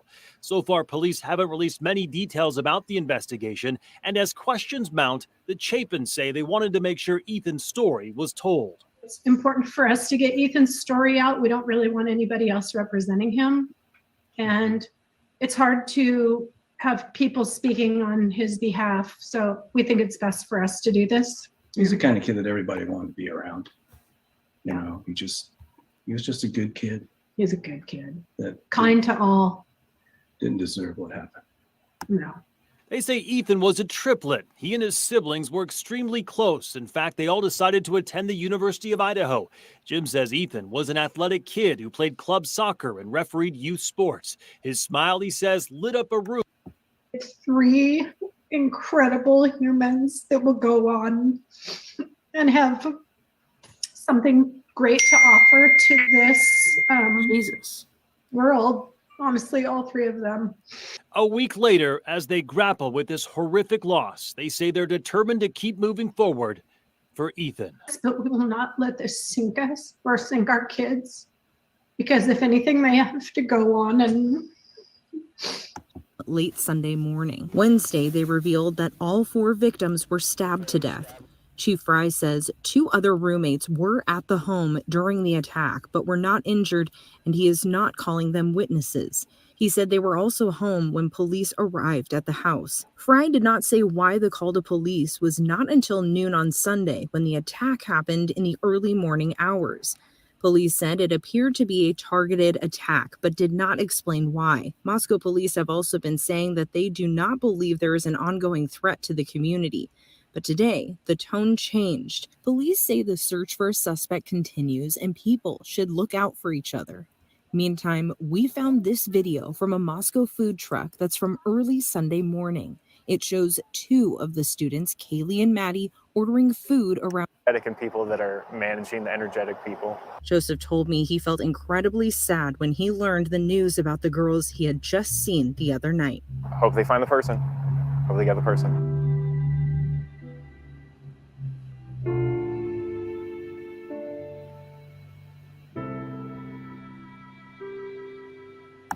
also excusing all absences. That if they want to leave and go home now, they absolutely can. We're going to support them in doing so. Classes were canceled the day after the 4 bodies were found, but resumed on Tuesday.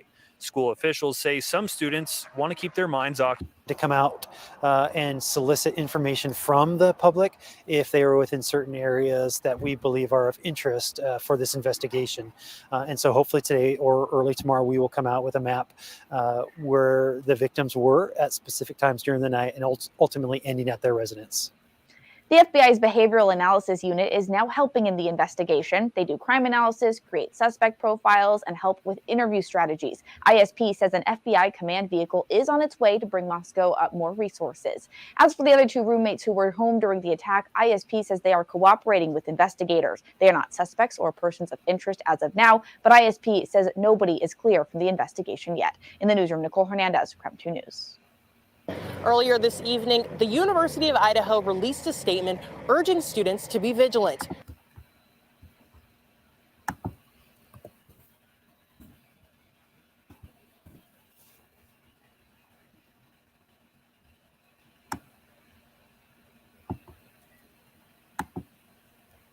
Two universities are grieving the tragic loss of students tonight.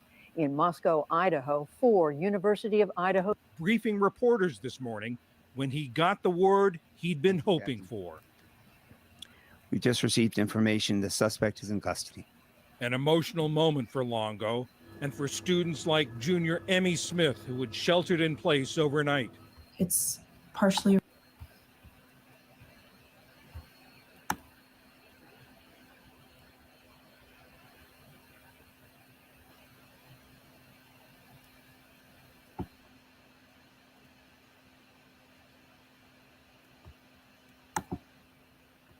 At another university, police are investigating how 4 students died there. University of Idaho students were found dead inside a home yesterday near the university campus. The students have been identified as 2 20-year-olds and 2 21-year-olds. Police said they do not believe there is an active threat in that area. Classes were canceled today. They are expected to resume tomorrow at that university.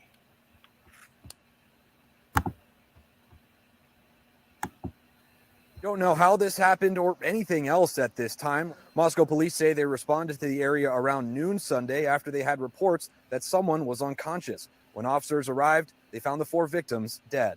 The circumstances at this point are unknown. All we knew for several hours was that there was a homicide investigation here, and that was through a vandal alert, a notification sent by U of I to students around 2, asking them to shelter in place.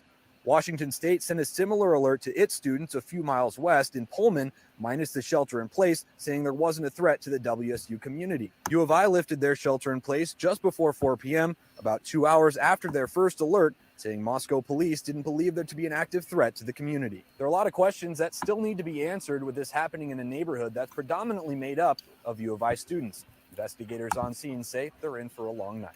Reporting in Moscow, I'm Guy Tannenbaum. Thanks for watching our YouTube channel. Follow today's top.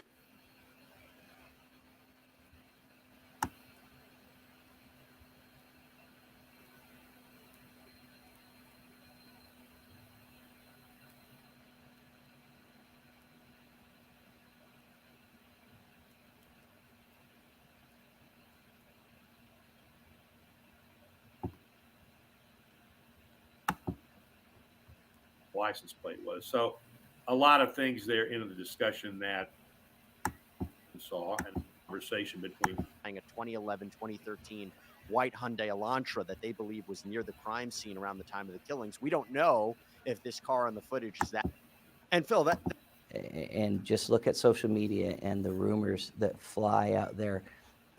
A small piece of information that has speculation added to it just takes its own life on the internet and starts rumors. And then we find ourselves not only tracking those rumors down and trying to quell them, but also we see our tips that come in are geared more toward the rumor, not the facts that have been put out. After everything you've seen, and I feel I would rather than them coming out every time there's a press release and chastising the true crime community, I hope that they share with us more information. I hope that there's process. I hope that we learn more. I hope that more people will come forward. Dizzy or whatever it is he's got on the screen there. This is his own aggrandizement. I think that he's doing a lot of this for. This is his 15 minutes of fame. But again, those little things, Lauren, it's good that you got him on there. I was very interested in the interview. But to your point of that, more people need to come forward. The problem with that is that you get people like him, or that are worse, that come forward because they just want to get their face on a camera somewhere and say a bunch of crap that means nothing to anybody, and it further confuses everybody else. And then again, we have this. Sometimes when new information comes forward, the people that we've spoken to beforehand may have new insight on that. So it does often seem like we're backtracking, but we're really just. What do you make of that? I've never heard verbiage like this was a strong weapon, not like a stab. She said these things were big open gouges. She said it was quick. These weren't something where you were going to be able to call 911. They were not going to slowly bleed out. What do you make of that? I've never heard verbiage like that from anyone in the medical legal field, and I'll tell you why.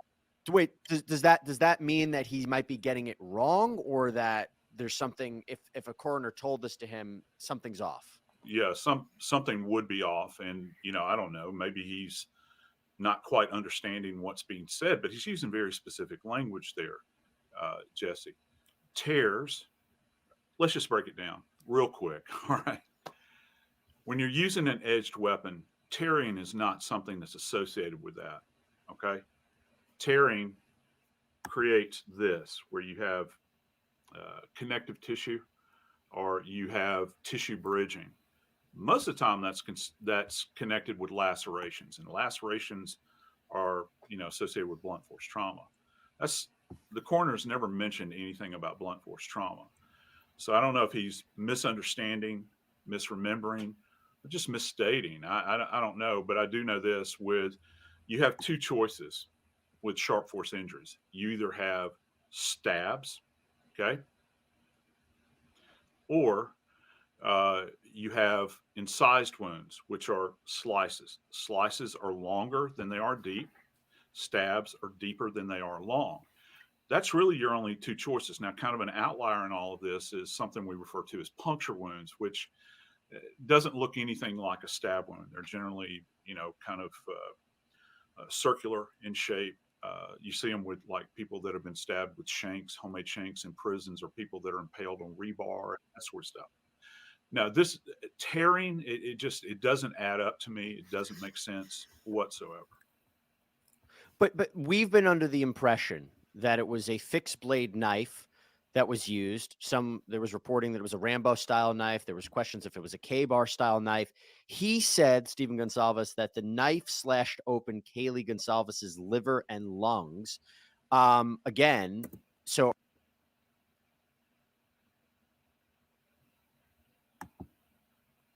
are seen together in their final hour of answer. The families of the victim to college, and then they come back in an urn. And now the families of the victims growing frustrated by the lack of answers.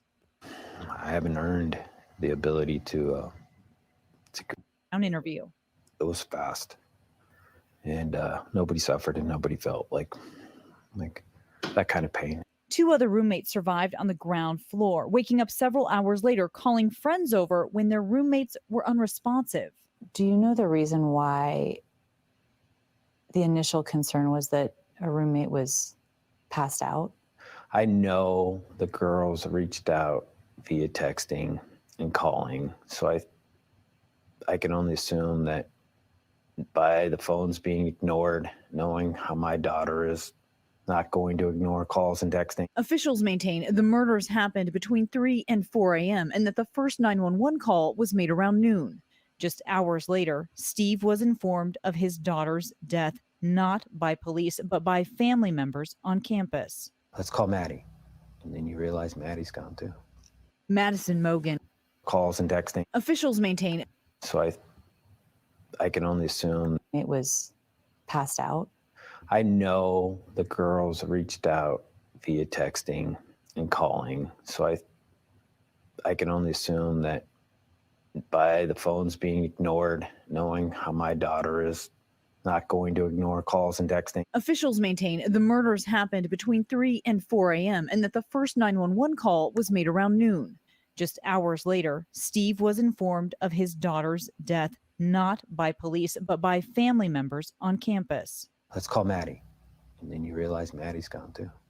Madison Mogan was Kaylee's lifelong best friend. The pair seen together in their final hours of life, laughing and ordering late night food before getting, And an ability to grieve the way that I want to grieve. I want to be able to. He went on to say he doesn't want the city of Moscow to fall apart over this. And TJ, in a show of solidarity, that candlelight vigil will be held in various locations across this entire state. All right, Kana, we thank you so much, and I want to bring in now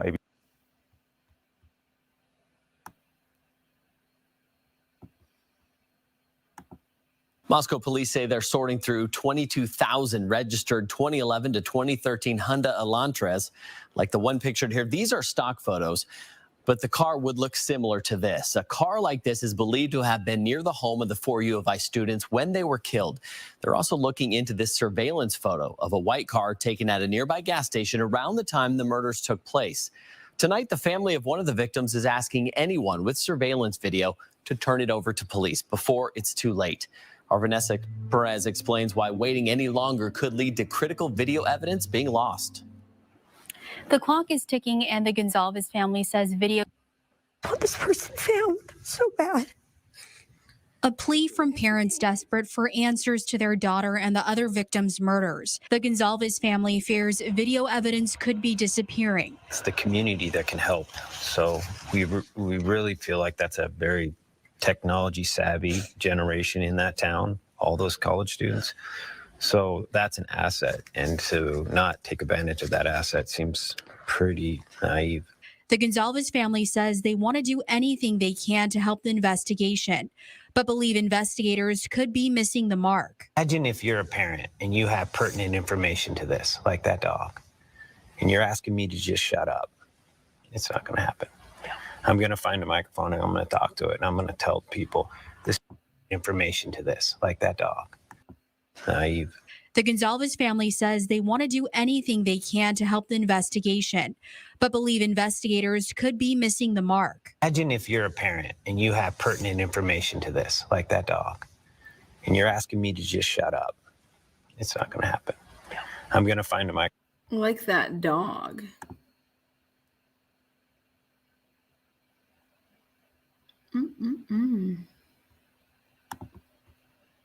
And I'm going to talk to it, and I'm going to tell people this is important, whether it helps solve the case or not. How can you eat that? How could you suppress that? It's something you know could help your child and help. And I'm going to talk to it, and I'm going to tell people this is important, whether it helps solve the case or not. How can you eat that? How could you suppress that? It's something you know could help your child and help everyone in that house find justice. But you can't force them to ask you the question. Christy Gonzalez speaks about what she believes happened in the early morning hours of November 13th. And went in very methodical. I think he really thought it out. I think he was quick. I think it was quiet, and he got in and he got out. Refuses to let this be the new normal in Idaho. They say they won't stop until the killer.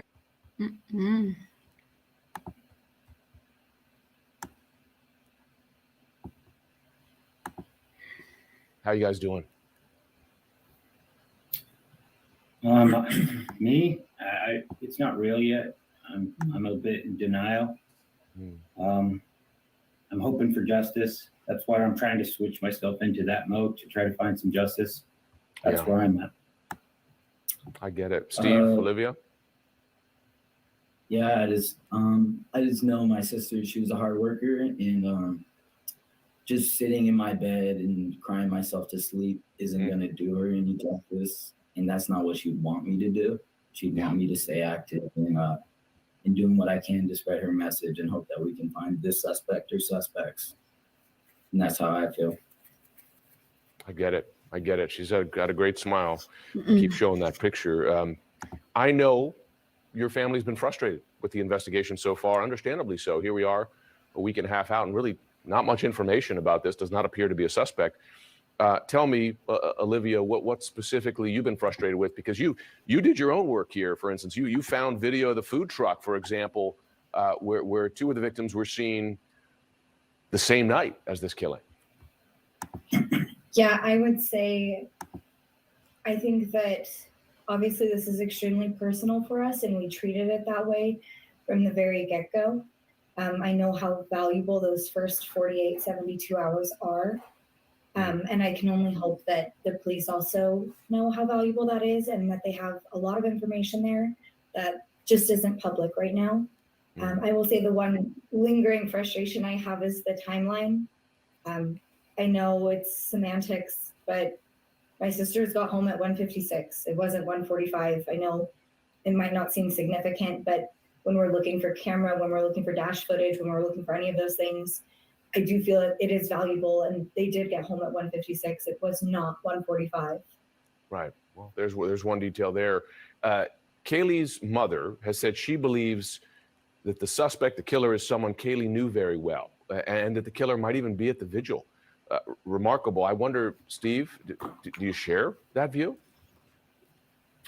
It's speculation. My daughter was very popular. It seemed like everyone that I talked to said she knew everyone. They had parties. They were college kids. They were about to graduate. Yeah. So somebody could have partied in the house and got an idea or got the confidence to pull that off.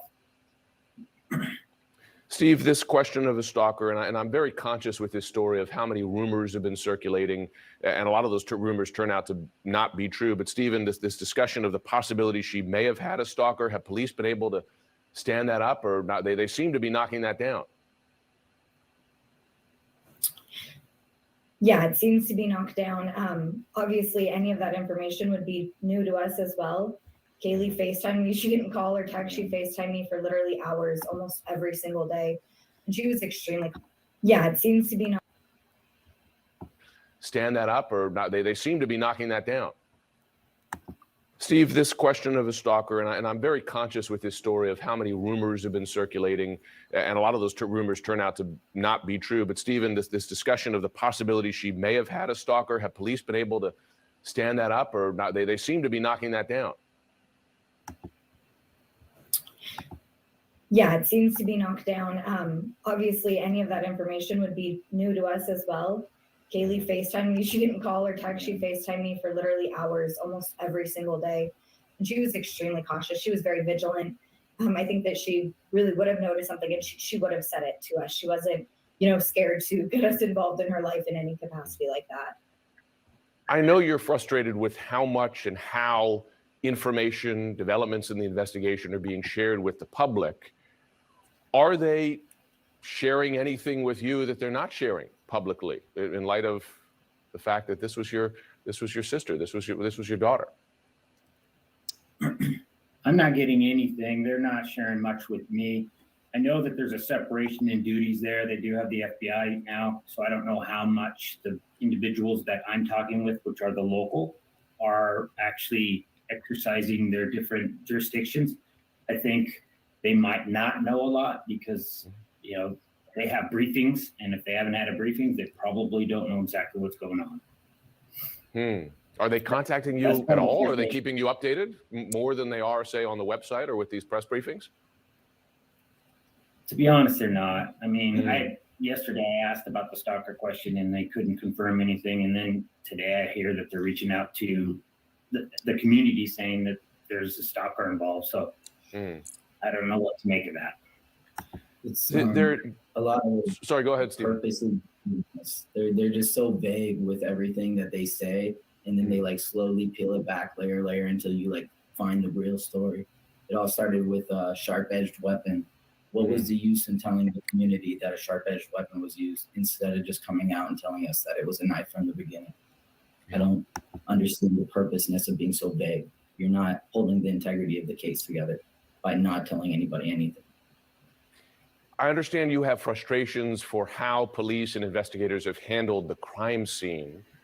What are those frustrations specifically? Well, they expanded it, and there was volunteers that walked around, and they disclosed that they were looking and found different things. So, you know, they did share with me that that may have more to do with keeping cameras out than it actually does with evidence gathering. So I hope that that is indeed the case, because it would be pretty disheartening a week later to know that they didn't have the right crime scene. One of the guys, I'm mother gonna of close one of the this out. surviving roommates, so reminding our viewers, there were 2 roommates who were upstairs and survived this, told a reporter that those roommates heard something that night. Have you been told? Have you heard from sharing with other relatives of the other victims what that was exactly? No, I would say for us that we did hear those rumors, but right now we can only leave it at that. None of that has ever been confirmed to us. We have not spoke with the roommates. Yeah. Surviving roommates. And they were downstairs, just to clarify that for you, sir. Okay. Has ever been confirmed to us. We have not spoke with the roommates. Yeah. Or that those roommates heard something that night. Have you been told? Have you heard from sharing with other relatives of the other victims what that was exactly? No, I would say for us that we did hear those rumors, but right now we can only leave it at that. None of that has ever been confirmed to us. We have not spoke with the roommates. Yeah. The surviving roommates. And they were downstairs, just to clarify that for you, sir. Okay, downstairs, right, on a different floor from where it appears where the murders took place. One consistent thing, and granted, there's been some changes, as you note, in how the police have described this. One consistent descriptor has been that the attack was targeted. Do you know if police believe one person in the house was the target of this attack, or all 4? I've been told it's one, but then again, there's the vagueness. Like, it's like purposely vague, I'm hoping, but it confuses everyone. Yeah. Because nobody knows what that really means, other than maybe somebody had a different kind of attack footprint. Yeah. So, I feel like we just want some more. We all want to play a part in helping, and we can't play a part if we don't have any real substantial information to work from. Yeah, I get it. You want to help. I mean, Olivia, you found video that has been helpful in this investigation. I'm sure you do want to help. Has anyone indicated to you that if it was indeed one person targeted, was Kaylee the target? Has anybody shared that with you? They won't confirm who that was to us. The police, that is. We've heard the rumors that that's the case, but it's just a rumor at this point. Tons and tons of rumors, but nothing from the police. And I'll say I think a lot of those rumors do stem from all of the vagueness, and it's human nature to want answers. It's human nature to kind of put forth a theory so that you can even comprehend it in your brain.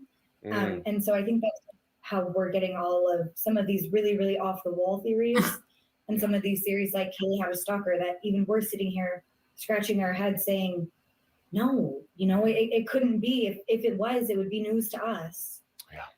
Yeah. I am sure it is frustrating. Your family has been very outspoken in support of Jack. He's Kaylee's ex-boyfriend. And on the Moscow police website, though, Moscow police website, he is not listed, notably, as someone who has been cleared in the investigation. To your knowledge, is that significant? No, I don't personally think so, because I think that there's the entire rest of the world that's also not on that list of people who have been cleared, including Maddie's boyfriend, including any associates of Xana or Ethan that might not be involved. I don't find that significant at all. And there were a number of phone calls to him that night, and you say that would have been typical behavior for Kaylee, that she often would call friends, folks, for a whole bunch of things. At any time, multiple times, until I would pick up at 3 a.m. and be like, Kaylee, what? Yeah. And some of the last footage of her at that food court, she's on her phone 24/7 filming the whole thing. So she lived on that phone. So yeah. It sounds like you're saying that the delays here in sharing information, the delays in, well, frankly, making more progress on the investigation mean the police have lost their best opportunity, right? I think, Olivia, you were saying that those early hours and days are key. That's when you can make real progress. Do you believe that they've missed their best chance here, or may have? Not only is that's just not a matter of opinion, that's a matter of fact. If you look statistically at homicide cases, those first 10 days are so incredibly important in finding a suspect. They determine almost 9 out of 10 times, I believe it was, if you find a suspect. So yeah, that's not very encouraging to hear that they want to cast this wide net of suspects now, and people we know have no involvement. Mm-hmm. Well, there you have it. You guys have been great as always. Be kind to one another, and we'll see you back here. To the transparency, thank you for drunk turkey. Jennifer, yeah, Die Hard over here. Look out. My dad is old school too. My Italian dad drove 2 hours to my off-campus apartment because a man, my boyfriend, answered the phone in early morning. He definitely would have. Yeah. Die Hard truth. I just think that there's a lot into that whole 6 hours. If you were notified at 4 or 4:30, but your family called you, told you 6 hours before that. I'm just going to do my math, and my math takes me to 10 a.m., 10:30. And I think that I would drive to go see my kid. And that puts somebody at the house right before 911 could be called, or right after 911 was called. But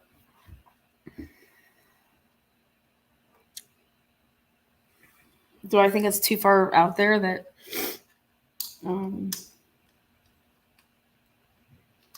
they could know and that he has information because he was in that house? No, I don't.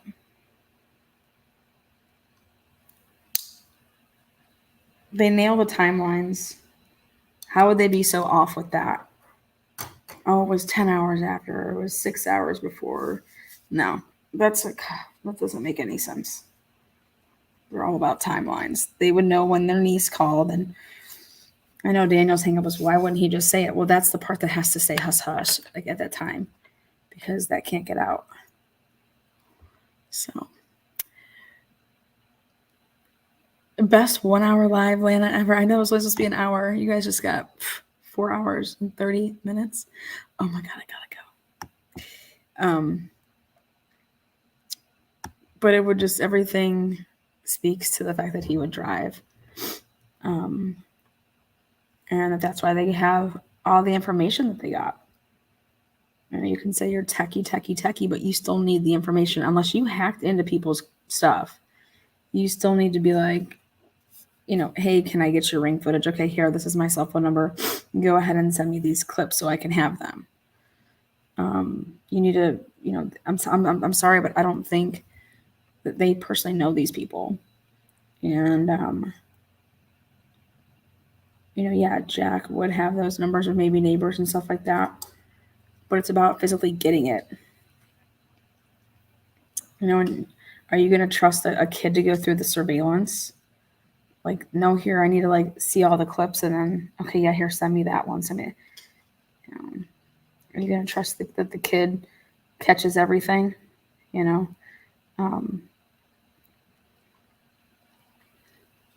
if he's so techie, he would know, here, can I just download the whole day? Let me just, I don't, things like that. You like that? 1 hour, boom. But you guys, it matches up with everything that Kim said. It matches up with everything that Dave said. They all knew earlier that morning. And I think the protocol that they're talking about, that something's off, and to cover it up, I think there's other protocols,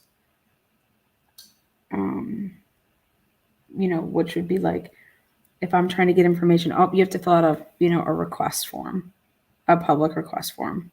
Wait, what? No, I just got a call from my niece. It said my daughter was shot up.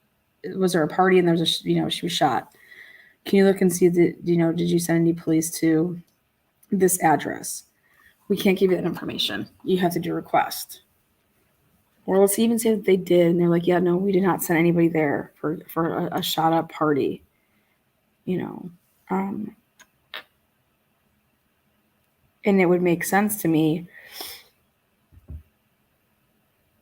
I would love to know if the protocol then would be like, wait, well, who said this? Who's that person?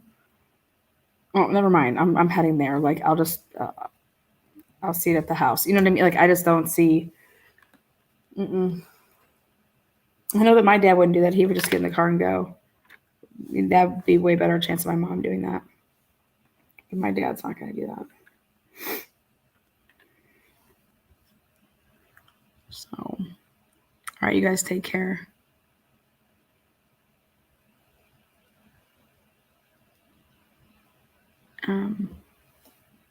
See you soon. Bye-bye now. Oh, thank you, mods. Thank you.